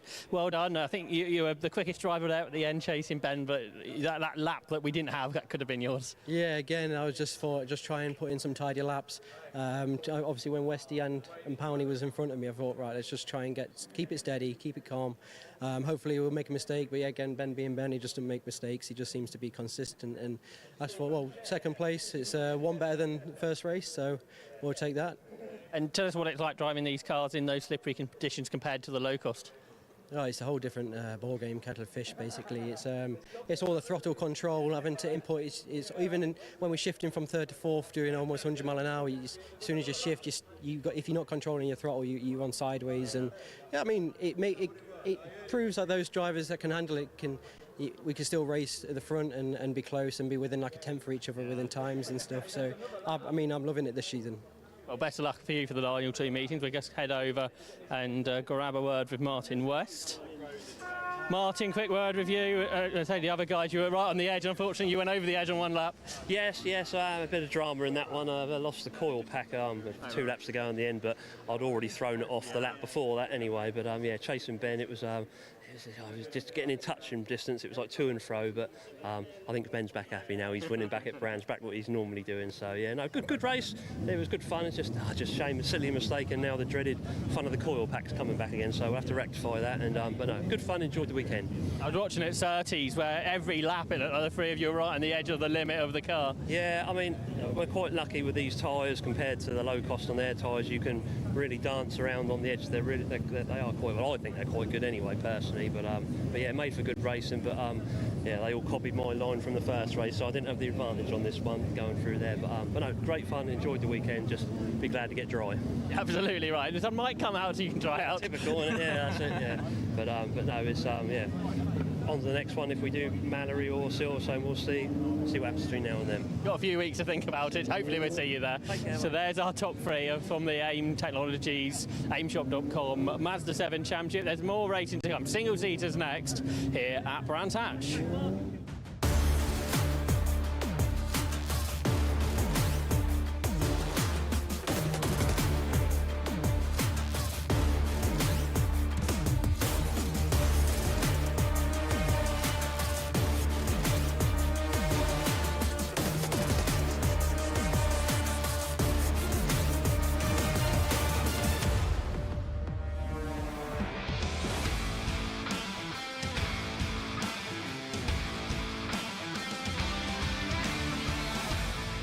Second race of the day for the Zamp Helmets Formula V Championship. I'll give you the grid in a second, but there was a couple of changes to the results of the first race. Most significantly, Bill Garner, who was classified on the podium, he was given a 10-second penalty for causing a collision. So that has dropped him back to 10th place. It promoted Matt Harbert to 3rd and Vaughan Jones 4th and William Malins 5th. And Martin Farmer was dropped back behind William Malins with a 3-second penalty. And that was for a contravention because he overtook before they got to the timing line at the end of the safety car period. So Martin Farmer was dropped back to 6th place. Leon Frost, though, was that won his second race in a row. Tortulla took 2nd place and Matt Harbert was 3rd. As the sun now shines over Brands Hatch, the grid for this second race was set by the second fastest times in qualifying. So we have on pole position the number 90 car of Tortulla as the green flag lap gets underway, and beside him number 61 Peter Belzy. Let's see what he can do in this second race. He was frustrated with a first lap incident in the early race. Second row, the race 1 winner, number 93 Leon Frost I should say, and 12 Bill Garner. Third row of the grid, number 5 Peter Studer, who was involved in that schmozzle with Peter Belzy, and 46 William Malins. Row 4 is 33 Matt Harbert, who has taken the lead of the championship after his 3rd place yesterday, and number 99 Craig Bell. Row 5 of the grid is 26 Martin Farmer and 56 Adam Hayes. Row 6 is 3 Vaughan Jones and 36 Bradley Carlton. On the 7th row, it's 88 Francis Twyman, and besides him is number 32 Simon Foley. The 8th row is 8 Ross Price and 66 Phil Waterhouse. The 9th row, 95 Oliver Mitchell and 23 Lucas Bashir. On the 10th row, number 4 Tim Probert, who was a non-classified finisher in race 1, and 25 Daniel Lanier. Row 11, 24 Rick Lanier and 37 Graham Foley. Mark Newton in 60 and 14 Daniel Huckle on the 12th row. The 13th row, 63 Mike Oldknow and 28 Sam Engineer, and 7 Richard Walsh and 47 Matt Topham, having to go from the back of the grid again because he didn't take part in the qualifying session. So 15 minutes ahead of us for the penultimate race of the day. Matt Suckling alongside me here in the commentary box, and first race was entertaining, if cut a bit short because of a red flag, so we'll hopefully go for the full race distance here, Matt. Certainly will, yeah. We've got a full grid as ever with the Formula V Championships. They're all making their way round on this formation lap. We've got, of course, Tortulla at the front of the field. He was delighted to get a podium in that first race. He's got some good pedigree now here at Brands Hatch, but can he continue that through into this second race? It's going to be a good one, and you wouldn't believe it's the same day here at Brands, would you? Looking at the pictures, it's sun out, looks very nice over the Brands Hatch circuit, and we might at some point through this race start seeing a dry line. Yeah, it's possible, isn't it? I mean, it's still definitely, I think, damp all the way across the circuit at the moment, but yeah, it's certainly something that could come into effect as the race goes on. So you've got the red and white car of Tortulla, number 90, the AHS Challenger on pole position, and it's the number 61 of Peter Belzer, the 2-time championship winning car when it was in the hands of Jez Clark, the Spider, on the outside of the front row. That's the green car. Then the second row, you have the red and white car of Leon Frost, who won race 1. That's the GAC. And then it's number 12, the Maverick, the ex-James Harridge car of Bill Garner, on 4th on the grid.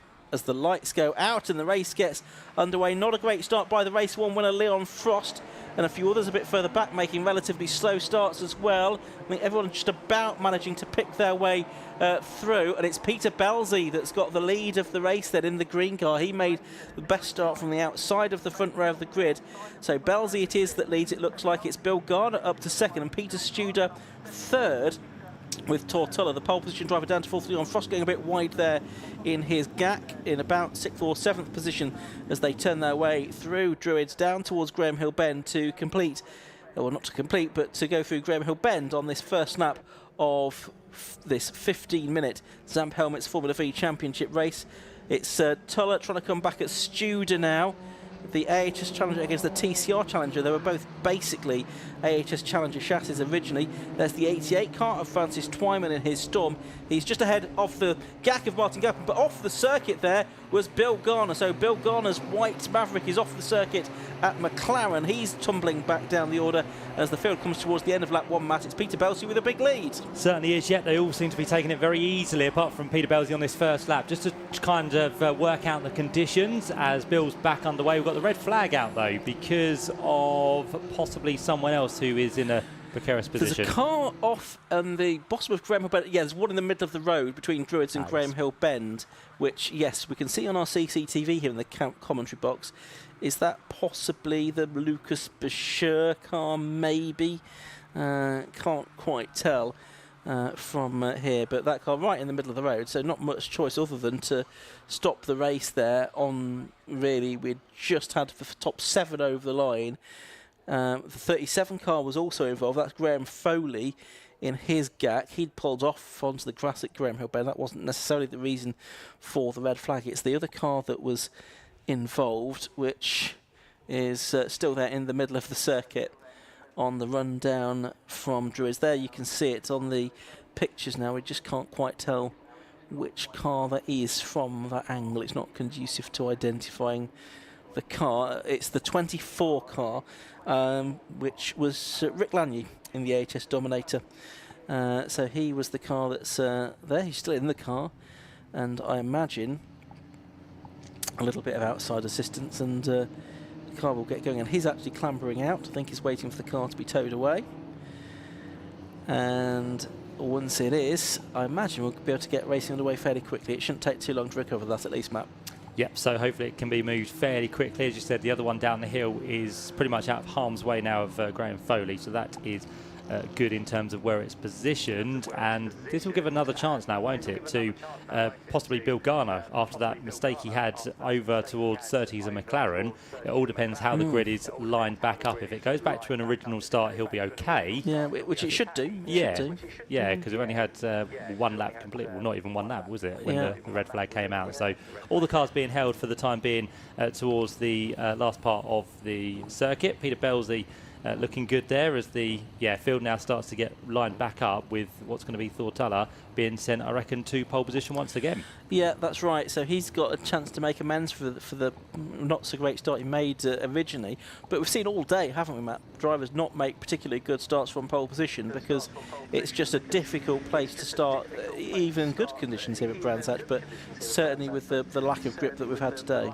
Yeah, here at Brands, it's always notorious that you kind of run uphill from pole position and also from kind of second place, and then in kind of the front row back, you then get the better run down towards Paddock Hill Bend. But of course, with the inclement conditions we've had today, it just means that the cars just kind of go sideways off the line from pole position. So it's been very hard for those who have been on pole, and it's kind of just limiting the wheel spin you do get from that first place on the grid. But Thor can kind of learn from that and try and do something a little bit better this time through, and Peter Belsey will try and get himself back into the lead if he can when this race gets back underway. But for now, we've got the recovery to be done of that number 24 machine, which will be lifted very shortly of Rick Lanier's car. Yeah, so the recovery truck on scene to try and deal with the number 24 car, which is stuck in the middle of the road on the way down to Graham Hill Bend. The car grid will form up based on its original formation, so it will be Tortilla number 90 on pole, 61 Peter Belsey. Next time, Peter, of course, made that brilliant start to the race. He was 3.5 seconds in the lead at the end of the first lap. And so, he'll be disappointed that he's got to try and do that all over again. And then it'll be Leon Frost and Bill Garner on the second row. Frost came across the line in 4th at the end of lap 1.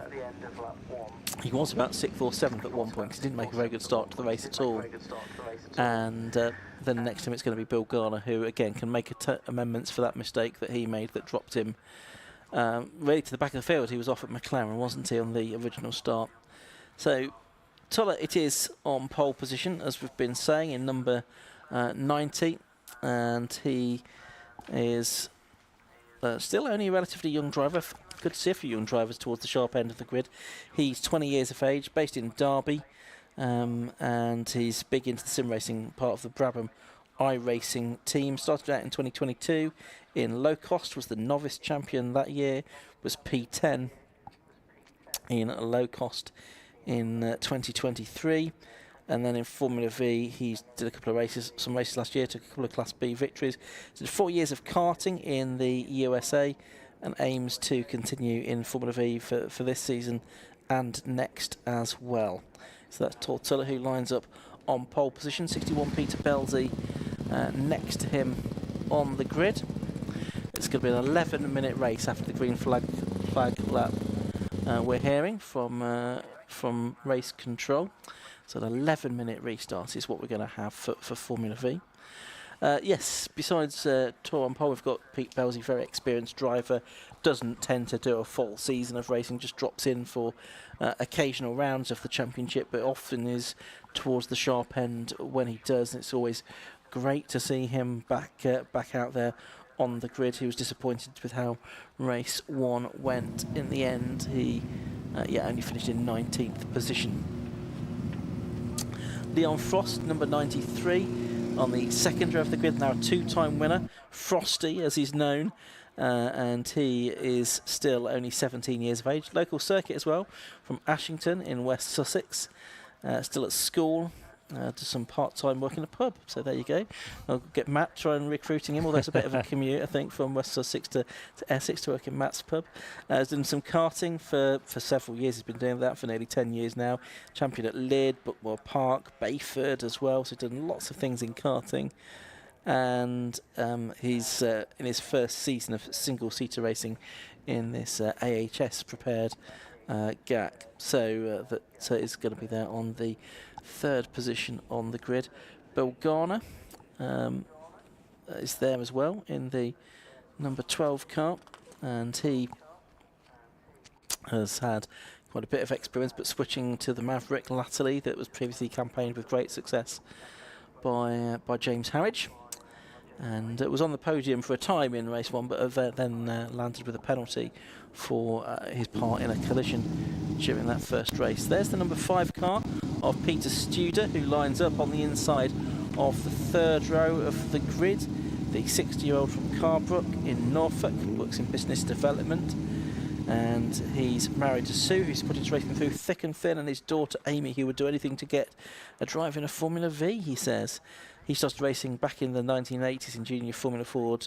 His first race he was behind Perry McCarthy, but he's done Formula Ford, he did Polos, Super Coupes, and he's done Formula V on and off since 2016. He was the V Festival winner in 2019 as well, in this 2018 TCR Challenger, which has been an AHS Challenger that he has developed over the years.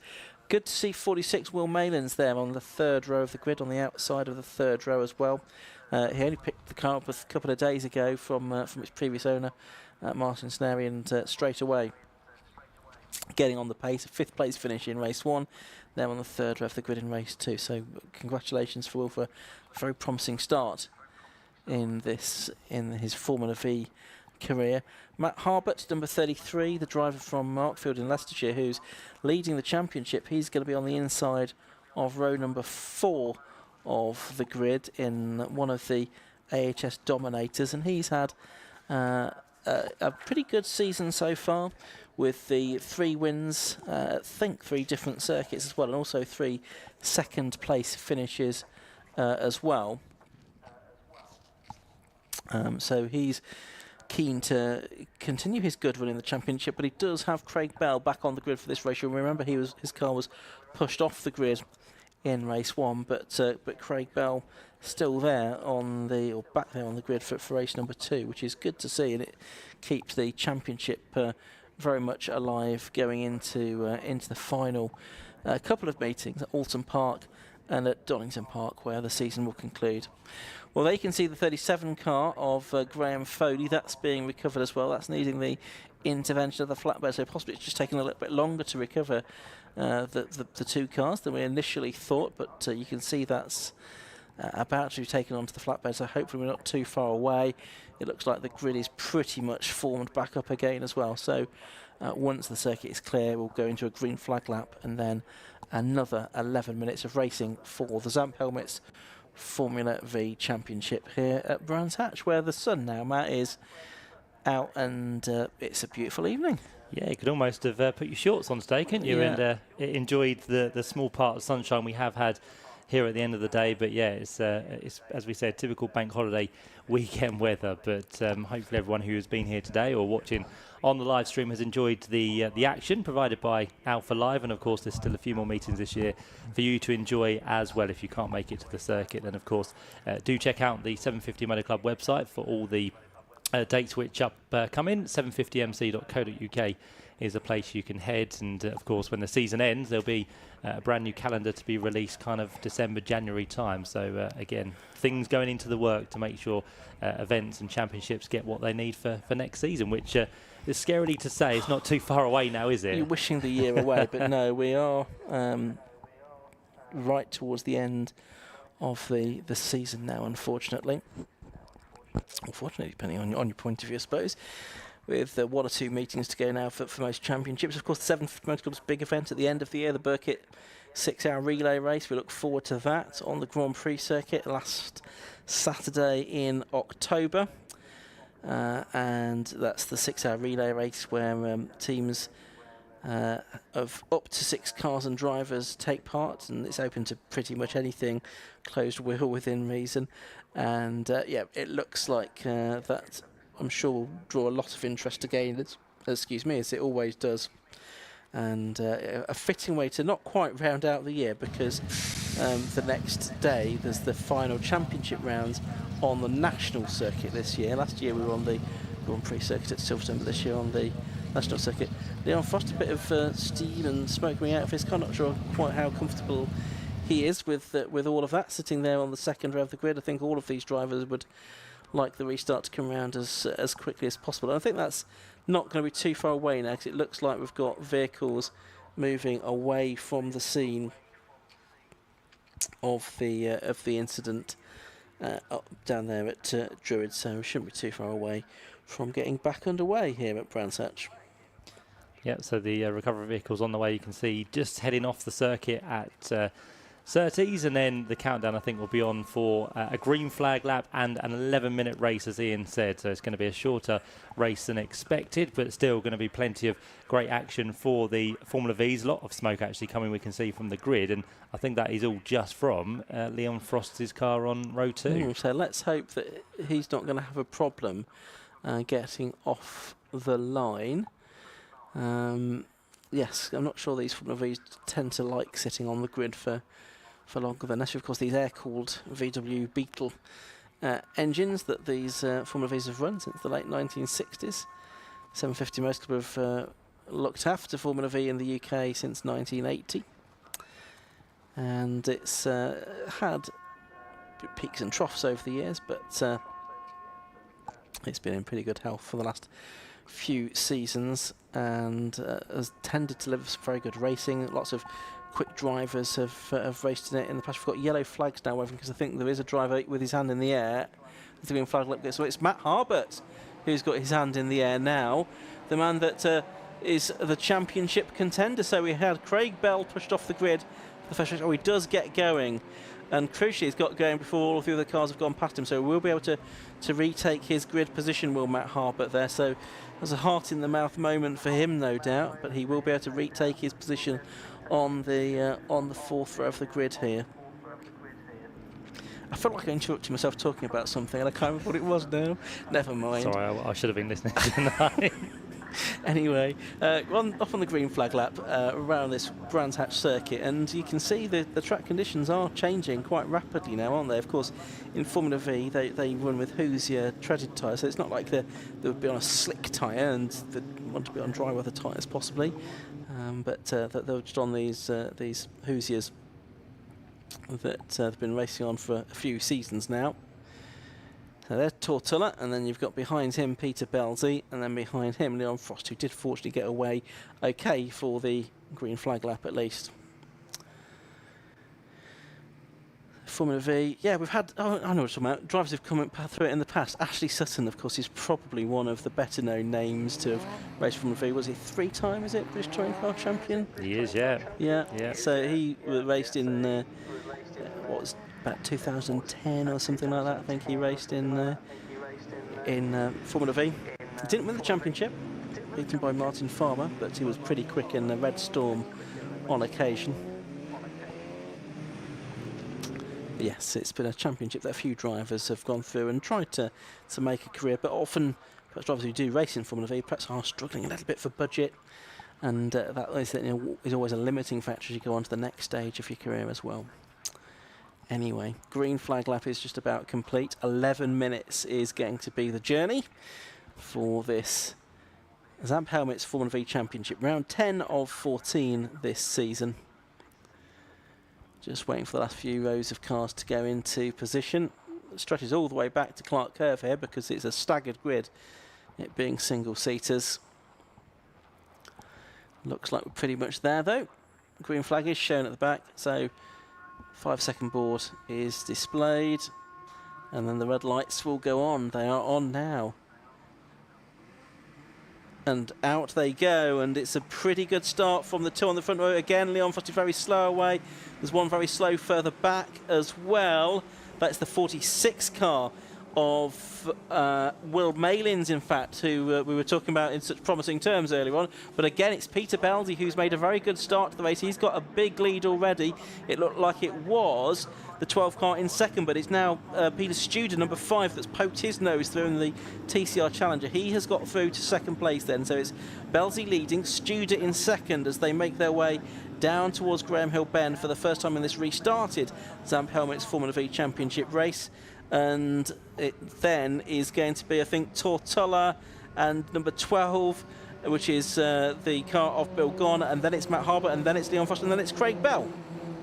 Certainly is, yep. So Bill Garner, as we said, benefited from that red flag to move himself back up the order. So as long as he can get safely through this part of the track, he should be okay to carry on. So off they go, and again, a bit deja vu actually, because Peter Belzy's got pretty much the same gap he had just before that red flag came out a little bit earlier on. So he leads the way with Peter Studer there in second place. Of course, those two came together in the earlier race up there at Druids Corner. So they now run 1 and 2 as they turn their way in towards Paddock Hill Bend. And then Thor Tuller is there in third position as he now comes under attack up towards the right-hander of Druids Corner, and down the inside line will go Matt Harbour, but they both run wide into the corner, and there's a contact behind because Leon Frost goes round. He was slightly touched in the rear there, and Leon Frost, after smoking on the grid with that car just slightly overheating, is now off in the wrong direction, trying to find a gap to rejoin the track, but he will drop one of those championship contenders right down towards the rear of the field.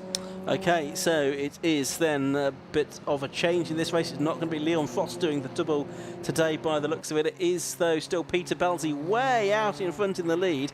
His lead at the end of lap 1, I can't tell you what it was because my timing screen's gone off. I can, it was 2.6 seconds over Peter Studer in second place, and Tortulla was in third position, and Garner in fourth at the end of the first lap. But we're going to get a change for second because Matt Harbour looks like he's going to go up the inside into Paddock Hill Bend, and he's done it. He's gone to second place. Matt Harbour gets ahead then of the car that was in second place. TSL's now having a little bit of a fit as well, but it is still the green car of Belzy ahead. It's now Matt Harbour at second and Peter Studer in third as they make their way out of Druids and down towards Graham Hill Bend for the third time.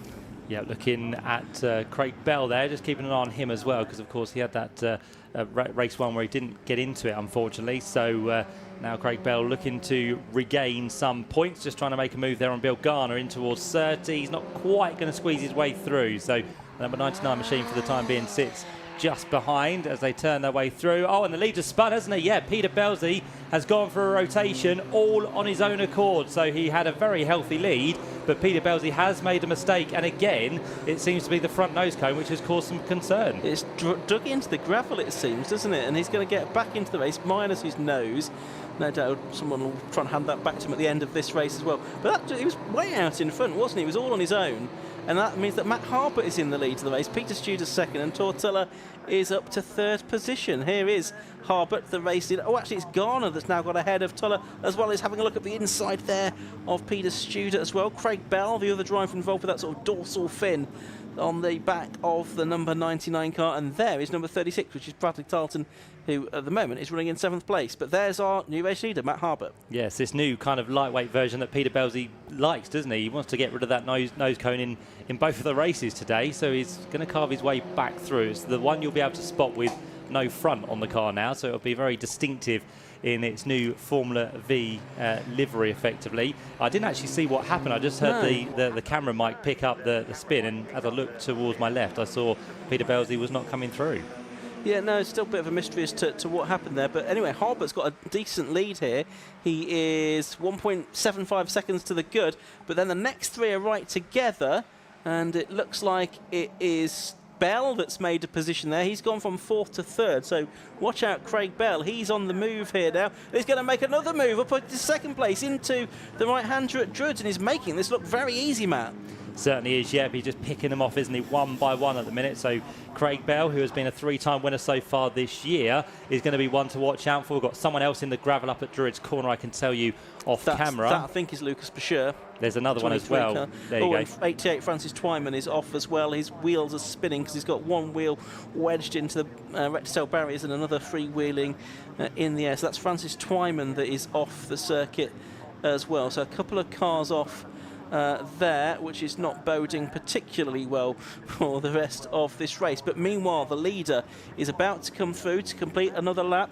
It's Matt Harbert leading, but by a reduced margin over Craig Bell, because Craig Bell that time through, and has not come through on the timing screen, which doesn't help, has lapped very quickly indeed to get the gap down to Matt Harbert to only a few car lengths as they head into that yellow flag zone up there at Druids. I'm going to say it's quite crucial now that Craig Bell probably gets his way through, because if we do get a safety car, it might be a safety car that runs all the way to the end of the race with just 5 minutes left on the clock, as now I think Matt Harbert is not under pressure. No, it's going to be Peter Studer who is under pressure from Bill Garner by the looks of it. Briefly, Bell had done the first sub-60 second, well, he still has done the first sub-60 second lap of the weekend, but now Froster's gone faster, 59.029 as he recovers. He's down in 16th position. We've got 5 minutes of this race left to go. There's Peter Studer and Bill Garner. They are in 4th and 5th positions respectively. Tortola is right behind them. So this is 3rd, 4th and 5th. And the two leaders are now side by side as they come through Clearways and Clark Curve, and over the line it's going to be Craig Bell that takes the lead of the race away as the checkered flag comes out early with those incidents. And right at the line, Craig Bell takes the checkered flag to win by 0.082 seconds from Matt Harbert. Well, that was timing if ever there was any. Harbert 2nd, Studer 3rd, Garner 4th, Tuller 5th, Martin Farmer 6th, Bradley Tarleton 7th, Vaughan Jones 8th, Adam Hayes 9th, and rounding out the top 10 was Simon Foley. And again, I think the officials just deciding, well, there's no point putting a safety car out because there'll be no more racing after that, so we might as well just throw the checker flag now. Sensible call, really.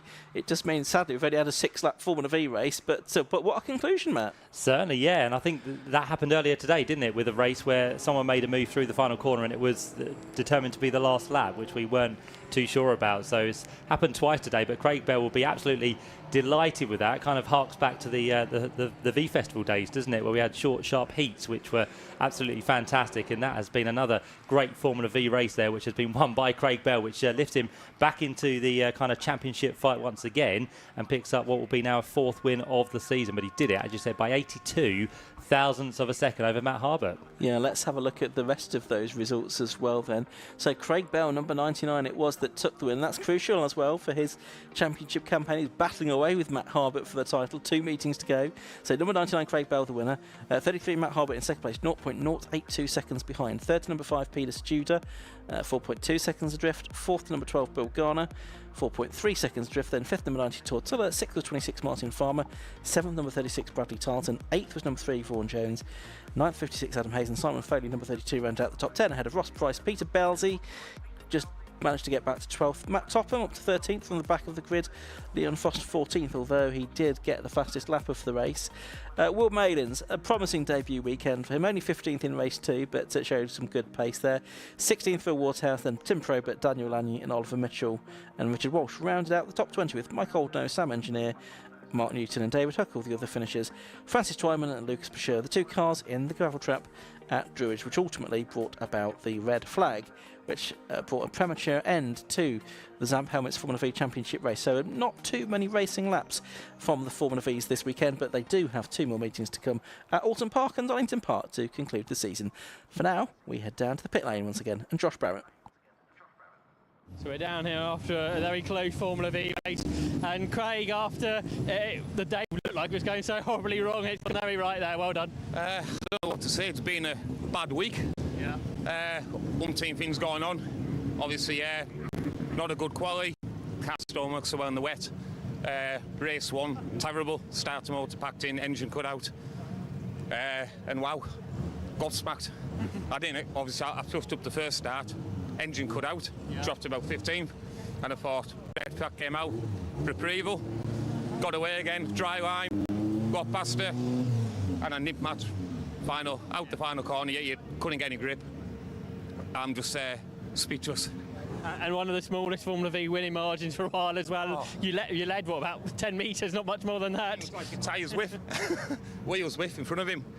I thought he might have outdragged us again, because his car's been very strong top end this year and I've struggled top end, but I enjoyed it, so wow. What was it like to sort of get guided in the conditions where it was changing, I guess, on every lap? Yeah, as every lap went by, it got drier and drier, but you had to be very careful.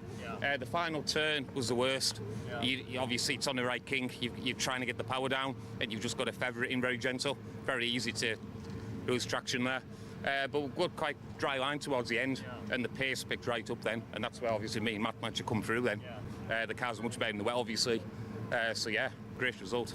Well done. With the last 2 rounds should be quite exciting, shouldn't they? Let's have a word with Matt if we can. Matt, you sort of saw Peter go off, and then I guess you were the one in front trying to guide how fast to go around the corners in those conditions.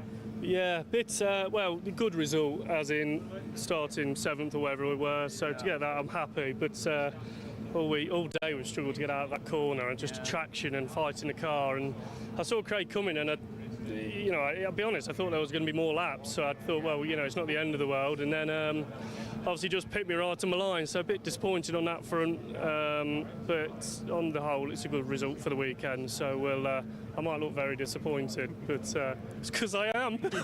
two rounds to go, and it's going to be a close battle between the two of you, like it has been all season. Yeah, it's pretty tight, so we'll just keep cracking on like we have been. So we'll learn a bit more and try and go forwards at the next one. So yeah. Best of luck with that. One more driver that we will catch up with down here is Peter Suda. And once he's had his photo taken, we'll have a word with Pete. Peter, on the podium, happy with that one? Very happy after race 1, where unfortunately had the first or second corner incident when I was up front. We had a bit of damage to repair between the races, and I admit I wasn't the quickest there, but I made it very, very, very hard for anyone to want to come past. Yeah. So, yeah, that's 2 rounds, 4 races and 2 podiums now. So, yeah, keeping the youngsters on their toes, I think. So, no, really happy, thank you. Looked like Formula V's in a really good place, isn't it? The grids are good. It looks more competitive than it's been for a long time, really. Yeah, I mean, Formula V is a really good series. We're encouraging people like Leon to come in. There's another new youngster with his first race today, and they can be as competitive as we can. So it's a really good series. It's very 30 car grid. It's the biggest, I think it's the biggest single-seater formula in the UK, and the spread of variety of cars and engines is treat to see. But no, really happy. And my daughter, it's the first time she's seen me finish on the podium. Yeah. So yeah, happy day. Are you out for Alton and Donington? No, we're away for Alton, unfortunately, but yeah, I think I'll be at Donington now. Okay. It's a race-by-race basis, but yeah, we'll be at Donington, thank you. Look forward to seeing you there. So there's our top 3 from the Zamp Helmets Formula V Championship. One more race to come, and that is for the Radical UK Bike Sports Championship in a moment's time.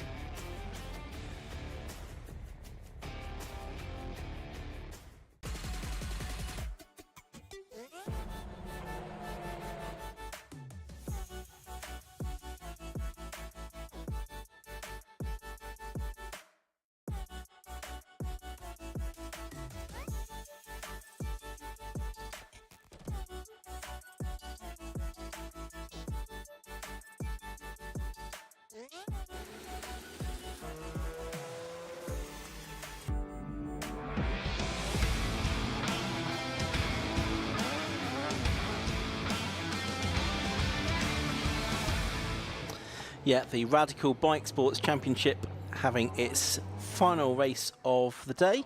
And it's the final race of the day altogether here at Brands Hatch on the Indy circuit. It's 7:50 Motor Club race meeting. Let's see how this grid is going to line up then. It's a rolling start, of course. The front row is 89 Shane Stoney, the winner of race 1. Alongside him is 57 Pedro Oliveira. The second row is going to be 1 Leon Morel, who's not quite reached the championship title yet, but another few points here should do it. 19 Jamie Keevil is beside him. The third row is 77, which is Charles Hall, and 59, which is Tim Cockrell.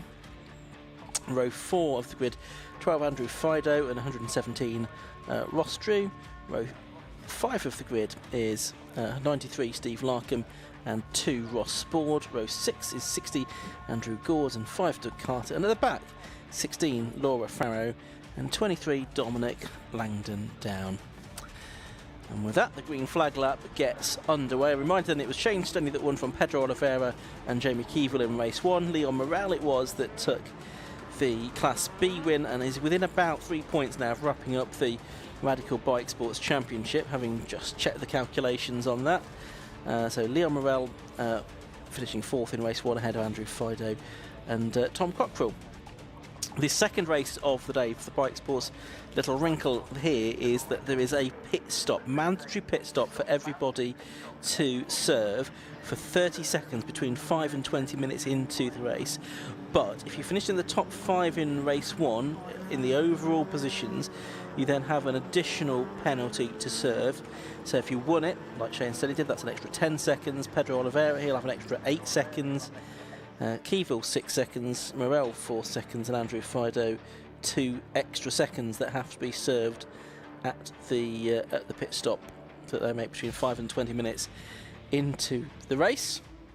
Again, just makes things a little bit more interesting. Of course, Shane Stoney had those issues in race 1 as well, didn't he, Matt? So he'll be hoping he's sorted that. I don't think he quite knew what the problem was. No, he's still pretty quick though, wasn't he? He kind of extended the margin over everybody else, and he got through the field on that first lap pretty quickly as well. So he's in a much advantageous position this time round. But as you said, hopefully the car will last and he'll be able to work his way around any problems that do possibly occur. But we're looking forward to this then, the final race of the day here at Brands Hatch from the 750 Motor Club with the Radical Bike Sports Championship. The second 25-minute race is about to begin.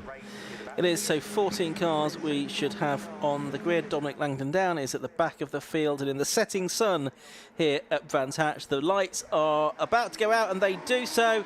And it's a good start to the race by Charles Hall, I can see out of my commentary box window. He's up to about 3rd place already, but it's Shane Stoney, I think, that is turning his way through Paddock Hill Bend first, and it's Pedro Oliveira 2nd, Leon Morel 3rd, Charles Hall is slotting into 4th position as they dive into Druids for the first time. Morel up the inside of Pedro Oliveira there, trying to get the 2nd place away. They're in 2 different classes. Oliveira in a Class A car, Morel in a Class B car. A is for modified engines, or tuned engines. Class B is for production motorcycle race engines, and they are turning their way into the left-hander at Surtees for the first time then, and it's Morelli's going to get up the inside of Oliveira here through Clearways. No, he's not. So it's Shane Stoney still leading, Oliveira in 2nd, Leon Morel 3rd, and a gap back to 4th position, which is Charles Hall. Just had word from Josh that it looks like Leon Morel is on wet tyres, whereas the rest of the field are on slicks. So that's going to be interesting indeed, because we can already see he is, because he's going for the wet part of the track there. So good call there, Josh. And you can see the dry line starting to appear. And this time of the day, with sun beating down on the majority of the circuit, I don't think that's going to play too well into Morel's hands here, but we'll have to wait and see. He might be doing a tyre change at the pit stop, let alone anything else, because this is not looking like wet tyre conditions at all. It's going to eat those up, isn't it, surely, as the circuit dries. It's a 25-minute race as well, remember. It's not just a 10 or 15-minute race, it's 25 minutes. So the track, now with the sunshine on it, is probably going to be pretty much bone dry, I would think, by the end of this race. Stoney and Oliveira over the line to complete lap number 2. 7/10 of a second between them. Again, timing speed is not quite playing ball as we'd like it to today. It's giving us some slightly erroneous information at the moment. We'll sort that out in a minute. But it is, as we can see, Shane Stoney leading from Pedro Oliveira by about 2 or 3 car lengths as they turn their way through Druids. That time dropping down to Graham Hill Bend. Shane Stoney then hoping he sorted out those issues that plagued his first race, although it still meant that he was able to take a convincing victory. Oliveira in the Mittel in second, behind this central seat driving position.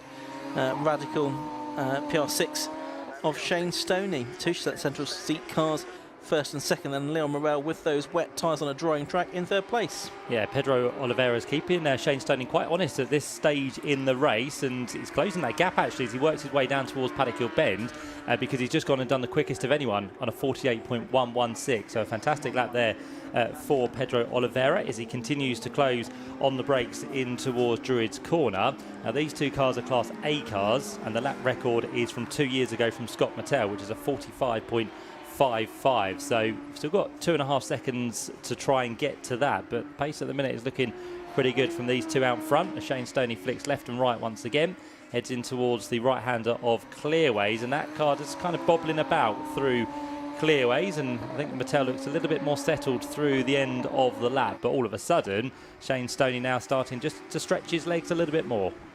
Yeah, he is, and he comes across the line that time. He's done a 47.5, so he's now got the best lap of the race, and he's extended his lead to 1.3 seconds. On screen now, watching Andrew Gord and Ross Drew. Andrew Gord in the number 60 car, Ross Drew in the number 117 car. Both of these SR3 RSXs, the drivers from Ringwood and Nottingham respectively. And just behind them as well, they've got Doug Carter in the number 5 Radical PR6 for the driver from Cumbria, and he is showing some impressive speed over the line. I thought he might be about to make a move into Paddock Hill Bend that time, but it wasn't quite to be.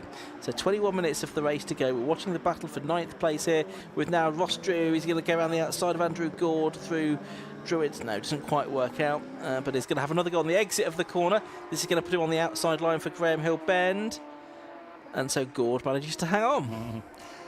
The man up the road, Steve Larkham, was the man who was stuck pretty much behind Andrew Gord until, of course, they both had that little bit of an incident in towards Surtees through the first race. We've got a battle going on just off screen as well between Liam Morel and what's going to be Charles Hall, because Charles Hall has closed onto the back of the Class B leader, and Charles Hall has now gone through, I can tell you, on the run out of Druids Corner. So a good move there from the number 77 machine as they head downhill now in towards Graham Hill Bend.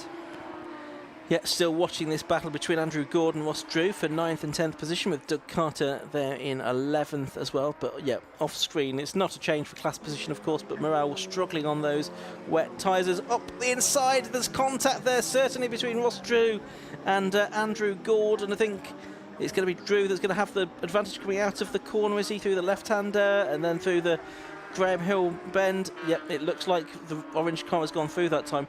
There's Charles Hall in the number 77 car, now through comfortably into third position. He's pulled out change for the lead as well. 1.3 seconds. Yes, there's a change of lead, is that? Tell us about that.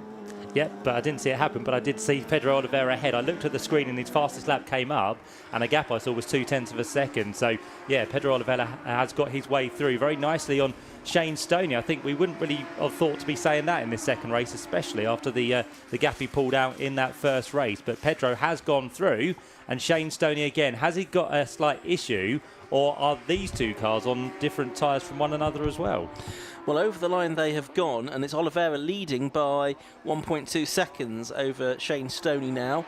And Oliveira has got the best lap of the race, 47.40. There you can see him on camera now, turning his way around the right-hander at Druids, dropping down towards Graham Hill Bend for the 8th time in this race. The pit window, by the way, is open. I don't think anyone's made it in yet. There is, I can see, well, at least one team has got some tyres seemingly out ready in pit lane as well for a tyre change maybe. So we'll keep an eye on that situation as well. But it's Shane Stoney chasing after Andrew Filer. There you can see the tyres ready in the pit lane on the inset picture there for those of you watching on the live stream.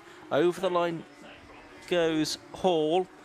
Over the line goes Oliveira, and then Stoney is there in second. We think he's got the same problem as he had in the first race, and obviously in the wet, with the power being less significant on the wetter track, it was less of an issue, but now in the dry that's really hurting him, and Oliveira is able to stretch his legs in the lead of the race. Yep, so 2.4 seconds back now is Shane Stoney, keeping an eye on what's happening down in the pit lane, but no takers as of yet with the pit window being open. But you would imagine if people feel they're on the wrong tyres, then you'd want to get in as early as possible. But for now, they all feel they can carry on as they are. Just looking at Leon Morel, he's now down into the 51s, whereas those around 49s or 48s, and we've got a couple into the pit lane, including Andrew Fido and also Stephen Larkham in the number 93 machine. Yeah, so they are going to come into their pits. I don't think that either of those look like they're planning on changing tyres, so both of those I think are just going to need to be stationary for, well, actually for 30 seconds for Larkham. For Fido it's going to be 32 seconds because he's got the extra 2 seconds penalty to serve for finishing in 5th position in the opening race. So there's a good look at the number 12 car of Andrew Fido in the pit lane, and he is the 61-year-old garage and body shop owner from Weston-super-Mare. Been racing in bike sport since 2020. Did some karting in the 1970s. So there's Steve Larkham. He's being sent back out into the race already. So his 30 seconds stationary has been done, and he's going to get back out into the race. And he's going to be actually just behind Andrew Fido, who, at least theoretically, has an extra 2 seconds to stop. Up across the line will come now Charles Hall. What's he currently doing? Well, he's done his personal best lap time last time through. This time for Charles Hall, it's even quicker actually, a 48.2. I think Morel's into the pit lane as well. Leon Morel, the Class B leader, into the pit lane here. Now, is this where we're going to see some fast work going on in the pits maybe? He's just heading in now, and our camera down there, it slots in. And they are going to put the car up on the jack. Yeah, they're going to try and do a tyre change here. So we're going to see those wet tyres coming off. It's not exactly the work of a Formula 1 pit stop, is it? There's some weight behind that. Yeah, car dropped down as well, and they're putting the slick tyres on. There's Josh Smith. He's helping to get that tyre change done. Frantic work to get the new slicks on. And they'll get Leon out into the race just as quickly as they can. He's got, because he finished 4th, 34 seconds to stop. I suspect he'll be stopped for a little longer than that, but of course the fact that there is a mandatory stop does at least play into their hands a little bit, in that they're able to get this change done. Yep, so it's a centre lock wheel nut, which is always handy because if you have the 5 spokes, it takes a lot longer. So they are now all done, and I think both the jacks are out front and back, and as soon as that time has elapsed, he'll be on his way. So it looked pretty good. Don't know how long he was in there extra, but it looked like it all went fairly to plan. Yeah, it was pretty smooth, wasn't it? I thought so. That's good news for him. So he's back out into the race. So we'll see if he can keep hold of a Class B victory. So his lap there was a sort of 1 minute 20 was the sort of delta on the pit stop, compared to 56s, 58s for other drivers. So he was probably stopped 20 seconds longer maybe than he would have been otherwise.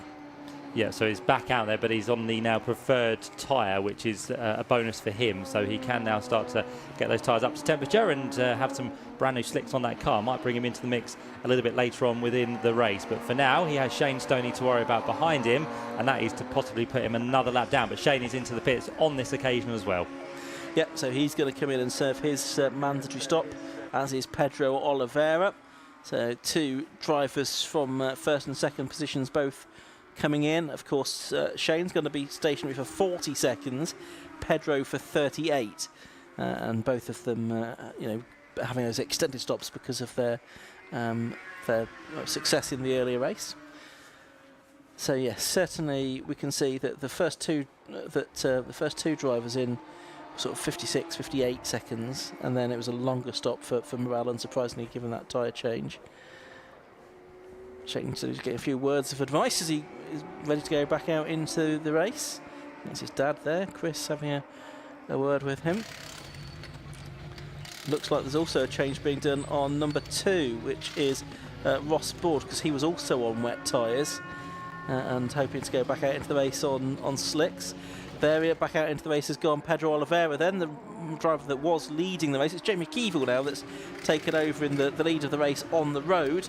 And I think Ross Drew moving up to 2nd place. Yep, so the tyre change for Ross Board has almost been completed. So again, he'll be back out and ready to go. As a few more now into the pit lane include the number 16 machine by the looks of it, down the pit lane that comes, and also number 5, Doug Carter, is into the pits. For his pit stop, he doesn't really know where to go because the number 2 machine wants to get out and Doug Carter wants to get in. So he finally finds the place he needs to be. And is he on wet tyres as well? Yes, he is, because his slicks are standing by. The RJ Motorsport team working overtime here, aren't they, to get these tyre changes done? I mean, yeah, it is now basically almost fully dry conditions, isn't it? Not quite. There's a little bit of a sheen on the tarmac in certain places. And we've got Charles Hall is over the line there. Here he comes. Here comes Hall over the line. And it's just ahead of Shane Stoney at this stage. So that's an interesting one, how that has panned out after the stops. But unsurprisingly, given Stoney's extra time in the pit. So it's Oliveira effectively in the lead of the race, as Jamie Keevill's now in the pit lane as well. Ross Drew, the only one yet to serve his stop. So it should be Oliveira leading from Hall and Stoney when they come back out. So it'll be interesting to see if Stoney can catch and pass Hall in the second half of the race. He's about 2.7 seconds behind. Yeah, but Shane Stoney's times now have dropped down to the 51, so he is about a couple of seconds off the pace with what his problem is. Jamie Keevill waving the team out of the way because he wants to get back into this race as soon as possible.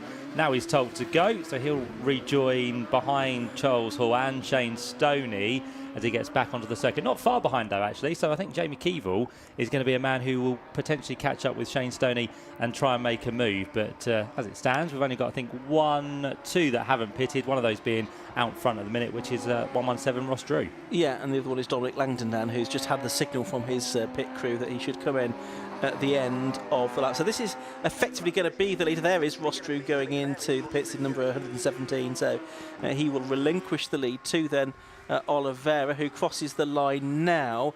Morel is nearly a lap behind Oliveira now, so he's just turning his way through Paddock Hill Bend, probably about 100 yards in front of Oliveira as things stand, but he is at least on the leading lap.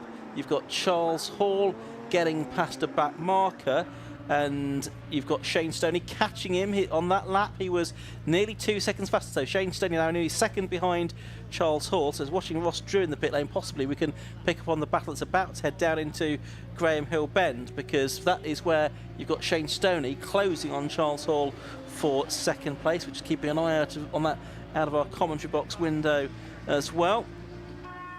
Shane Stoney has now not got a back marker between himself and Charles Hall as they are turning their way through Clearways and towards Clark Curve, I can tell you. But Stoney continuing to eat into his advantage. Here they are on the screen now, those 2 over the line. They are about to go, and you've got Steve Lockham unlapping himself, as it were, from Shane Stoney as well there, it seems. So Stoney, as we know, in the straight line is not enjoying things at the moment. No, but through Paddock Hill Bend, he's absolutely flying. He goes to the outside now of Stephen Larkham, so that will be that one ticked off again in terms of lap back down.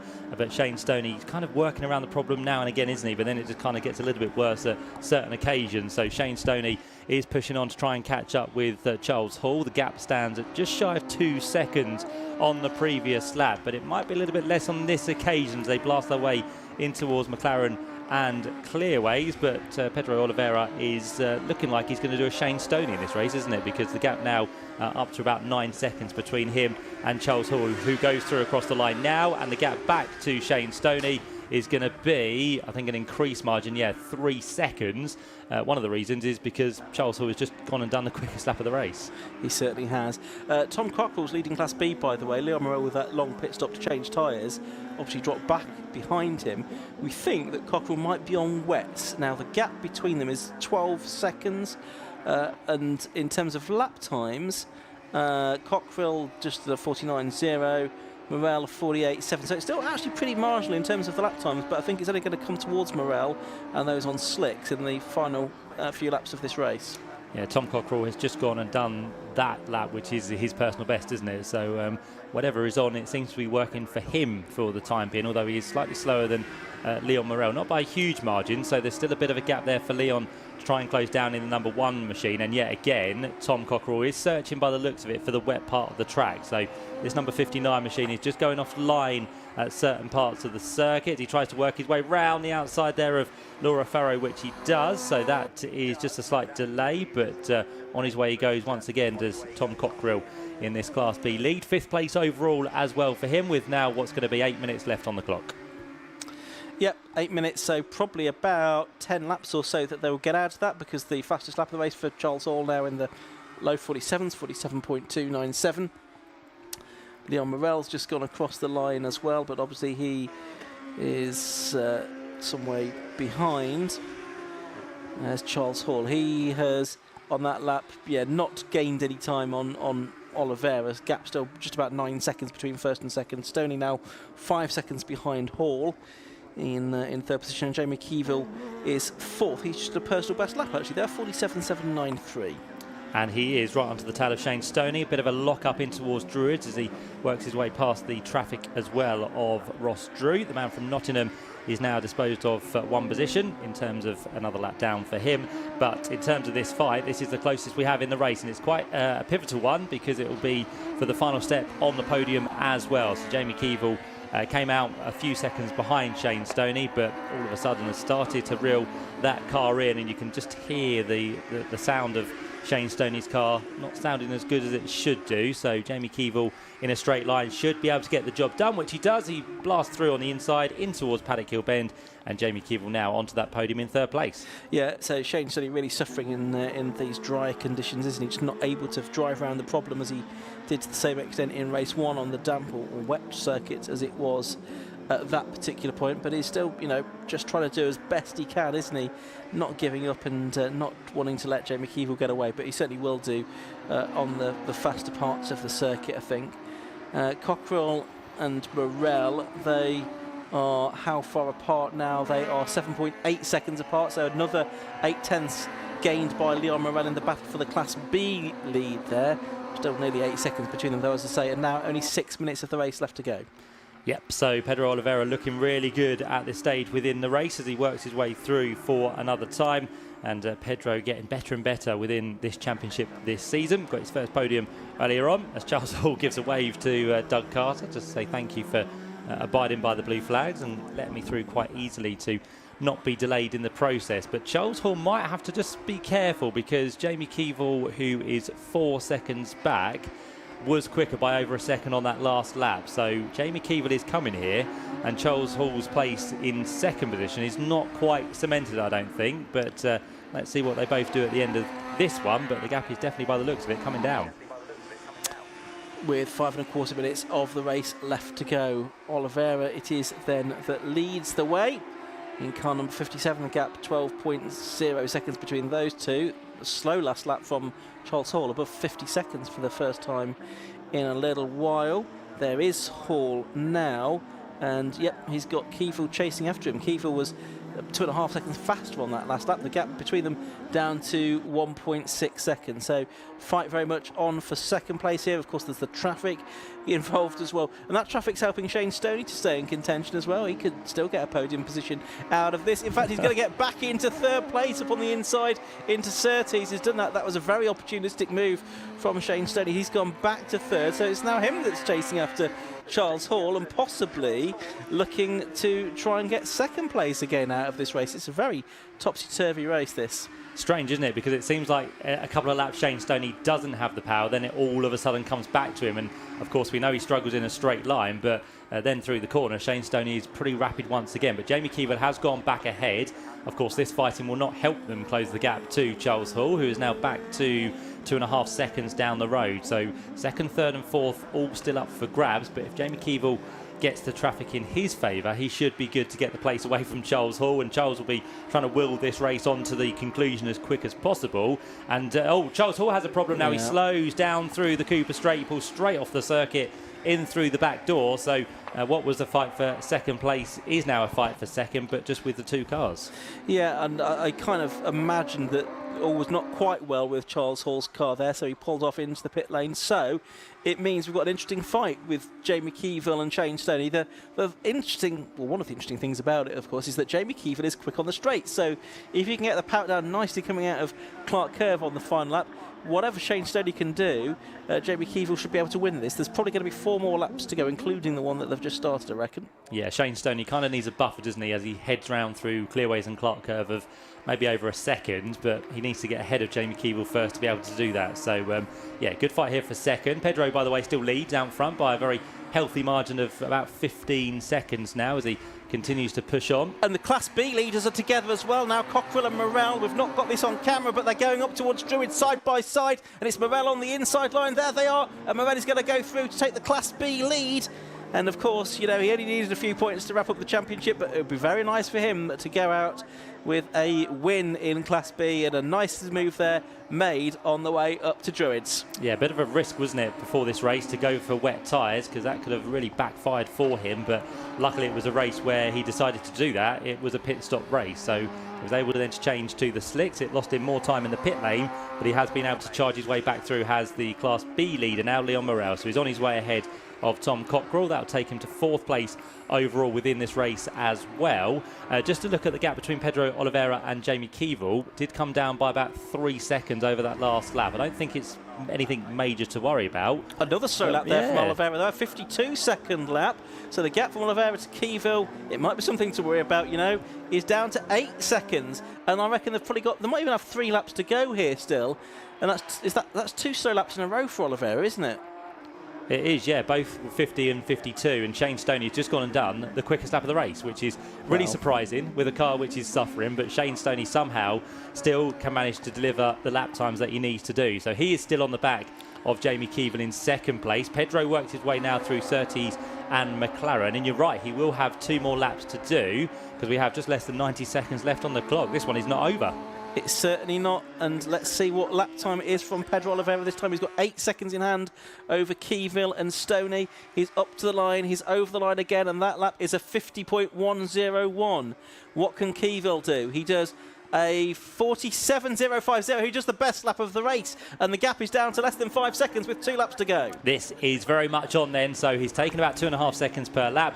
If he does that for the next 2 laps, it is 5 seconds, and that exactly is what the gap is at the minute. So we have the race on here for Pedro Oliveira and Jamie Keevil, who has continued to chase down not just Pedro, but Shane Stoney. He's chased down as well the likes of Leon Morel. He's done a tremendous job of getting himself through the pack, and I don't think they've got too much traffic to worry about at the minute, but it is starting to come as it works its way onto the start-finish line. We've got what's going to be 30 seconds left on the clock, and Pedro Oliveira is going to come through, but is the gap going to be within reaching distance of Jamie Keevil? Last lap board goes out then, and the gap was 4.979 seconds. It is now 3.097. Another best lap of the race for Keevil, a 46.896, but Oliveira's back into the 48s as well, so it might just be a bridge too far, I reckon, this for Jamie Keevil. Yep, it will be decided on this lap as the back marker tries to stay out the way, which it just about does for Jamie Keevil, so he gets through without too much delay. I think Shane Stoney is too far back to do anything for our 2nd place man as he works his way for the final time down towards Graham Hill Bend. But Pedro Oliveira is looking good. Maybe he's just been told to do the hurry up and get back to your lap times, because someone is catching you very quickly from behind. So through Clearways he comes now towards Clark Curve for the final time. Pedro Oliveira's lead was well into double-figure number of seconds not so very long ago, but he's going to come up to the line now and take the checkered flag and win for the first time in the Radical Bike Sports Championship, and it does it in a Mattel as well. Keevil is in 2nd place, Stoney is 3rd. The gap first to 2nd in the end was 1.8 seconds. Another 2.8 seconds back to Shane Stoney in 3rd, and we're waiting then for Leon Morel to come through. He's just heading into Surtees for the final time now. So over the line goes Stephen Larkham. He is going to take 6th place. Very good result from him. He's had a win earlier on in the season. Ross Drew is 7th. And then the rest of the finishers in the minor places coming through. But here is Leon Morel up to the line. Over the line he comes, and he wins Class B, and that will be the championship now with victory in Class B in the second race of the day for the Radical Bike Sports Championship from Tom Cockrell, second in that class. A dramatic way to end today's racing, Matt. Some final thoughts from you. Yeah, it's been a brilliant day. We had a lot of rain to deal with this morning. Things have dried out, an almost completely dry circuit now, which is brilliant. But the racing, as ever, has been top-notch. Good to see everything's got through without too many delays, and it's been great to be back with the 750 Motor Club, and I look forward to being back at Donington for the final few meetings of the year. Yeah, we certainly look forward to seeing you there in October, Matt. Thank you very much indeed for your company and your commentary during the course of the day. Just before we look at the results, just a quick thank you to all of the marshals who've done such sterling work today here at Brands Hatch. Many, many thanks for all of your help in some pretty horrible conditions throughout the course of the day. We couldn't do it without you, so thank you so much to you and all of the other people who work so hard behind the scenes to put on these 750 Motor Club race meetings. It's so appreciated. Let's have a look at the results then of that final race of the day, the Radical Bike Sports Championship. It was a win, a first win in bike sports for number 57 Pedro Oliveira in the Mattel MC41R. He completed 30 laps in the 25-minute duration, and he finished 1.791 seconds ahead of number 19 Jamie Keeville in second place. Third to number 89 Shane Stoney. Fourth was number 1 Leon Morel, importantly winning Class B. That will surely now wrap up the championship for him. And fifth was number 59 Tom Cockrell, the last finisher on the lead laps. Stephen Larkin was 6th, Ross Drew 7th, Andrew Fido 8th, Doug Carter 9th, Andrew Gord rounded out the top 10 ahead of Ross Board, Laura Farrow and Dominic Langton down with Charles Hall, a retirement sadly when he was going pretty well inside the podium positions in the later stages of the race. So that brings to an end this 750 Motor Club racing from Brands Hatch here this weekend. Don't forget, here at Brands Hatch tomorrow, CSCC, they're here on Sunday and Monday. 750 Motor Club back in action at Alton Park in September and at Croft as well. We'll have the live stream though from Alton. We'll talk to you from there. But for now, from Matt Suckling and myself, Ian Soden in the commentary box, we'll say goodnight and we'll leave you in the company of Josh Barrett. So we're down in the Brands Hatch pit lane for one last time, and first time winner. Well done to Pedro Oliveira. Pedro, you got past us. Shane, tell us how you did that. Yeah, it was a pretty tricky start. I managed to I just stuck him right behind him was the plan. Yeah, I was planning to just follow him through the rest of the race and then try and get him in the end. And I managed to get him down into turn 1, and I think I pulled a little gap. It was a tricky race because towards the end I started having a few more issues with the gears where I couldn't downshift. So for a few laps I was stuck in 5th and stuck in 6th. But in the end, I managed to secure the win. Did you know how close the others were getting on those last few laps? Yeah, I could see him. When I was coming down out of the hairpin, I could see them going into turn 1. And then I saw him, one of the laps, he just disappeared. So I knew that he was getting closer. And then on the last lap, I could see him in my mirrors. So I knew that they were getting there. I think a few more laps and they might have got me. You've obviously not been racing for that long. Tell us a bit about your background in motorsport. Yeah, so I've been racing in karting since I was young. This is my first year in these cars. This is my third meeting, but my second actual race because I had an issue at Silverstone.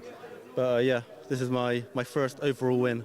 And you must be very pleased. Yeah, I'm very happy, yeah. Well done. So first time race winner to end the day. Let's have a word with our other drivers down here. We've got Jamie Keeville, who is in second place. So we'll grab a word. Jamie, if we can. Oh, hello. Second place overall and not that far away from the race win as well. Yeah, I saw him getting closer to me, but I assume he was lifting off. Yeah, no, good race. He said he had a problem. No, did he? Oh, well, shame there weren't more laps then. Yeah, good weekend. Obviously, got some dry running, which was unexpected. We didn't do any testing yesterday, so that was kind of a bit of a jump in and into the deep end type thing. But yeah, car was good, really nicely balanced. Had a good fight with Shane, although obviously he had a problem, so flattered probably me a bit more than what it should have done. Yeah, good race, no mistakes, happy with that. No, you like getting quicker and quicker in the car each time out? Yeah, exactly. As I say, well, we didn't do any testing on Friday, so it was kind of like, you know, first lap in the race was like first lap on slick, so you're kind of trying to get your bearings of where you are. And clearways is still really, really slippery, but then the rest of the circuit's kind of bone dry, so it's a bit of an exploratory first couple of laps. But then, yeah, once you get your confidence in, then it's mega, yeah.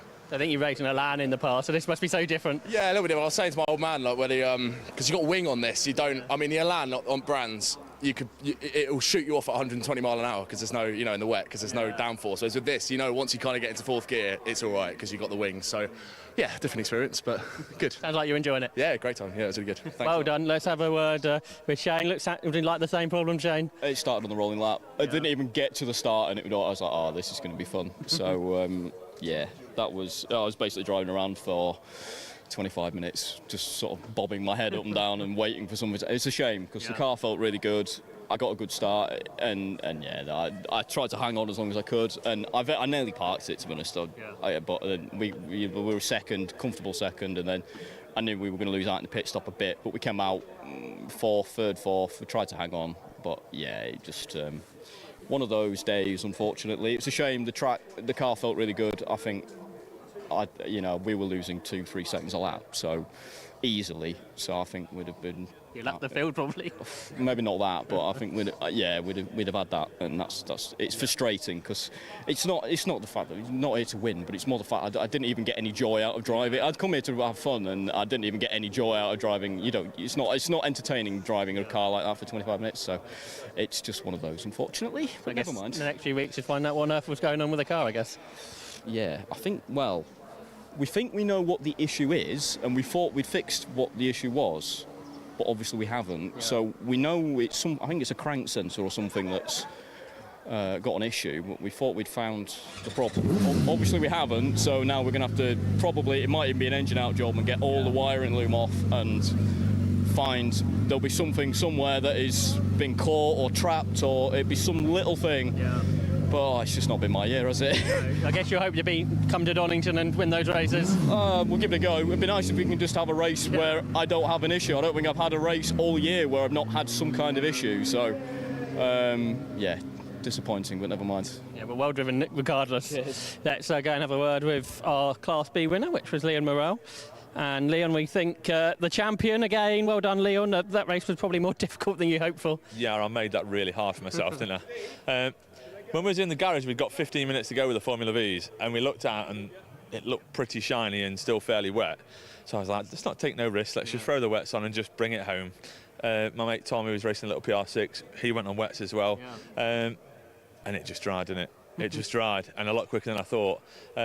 So yeah, not ideal, but when you've got a good team of lads behind you and a good team with RJ Motorsport as backup, sound. Coming to the pits, give them a signal as I was coming past the pit wall, and wasn't quite Formula 1 grade stop, but to change tyres and get back out and get back to class lead, pretty decent. So I think you only lost 20 seconds in the pit stops. So that's pretty good going with obviously not many people being able to work on the car. Yeah, and I think ultimately it probably was still quicker if I'd have stayed on the wets. Yeah. But got to try these things, spiced it up, and I think Tom was getting a bit excited because I was closing him in. I was thinking he's going to be really enjoying this, but I think I'd got such an advantage coming onto the straight, getting on the power. He was sideways halfway around the corner. He couldn't do a lot about it. So yeah, fair play. He's had a good race and we've had a good meeting. So nice to wrap it up, one round to go, and we can go to Donington and get stuck in now, can't we? Try and get an overall win there. Yeah, let's go send it. Well done this season. Thank you very much. Thanks for the coverage as well. So there we go, that completes our 750 Motor Club race meeting at Brands Hatch with a full day of slippery, sliding racing, but some great racing as well. 750 Motor Club's got a small break before we go racing again in 4 weeks' time, and that will be on 750 Motor Club TV and Alpha Live, so make sure you're subscribed to the channel to get notified and follow all the social media and things on the website as well. But we'll see you next time. We hope you've enjoyed the racing this weekend from Brands Hatch.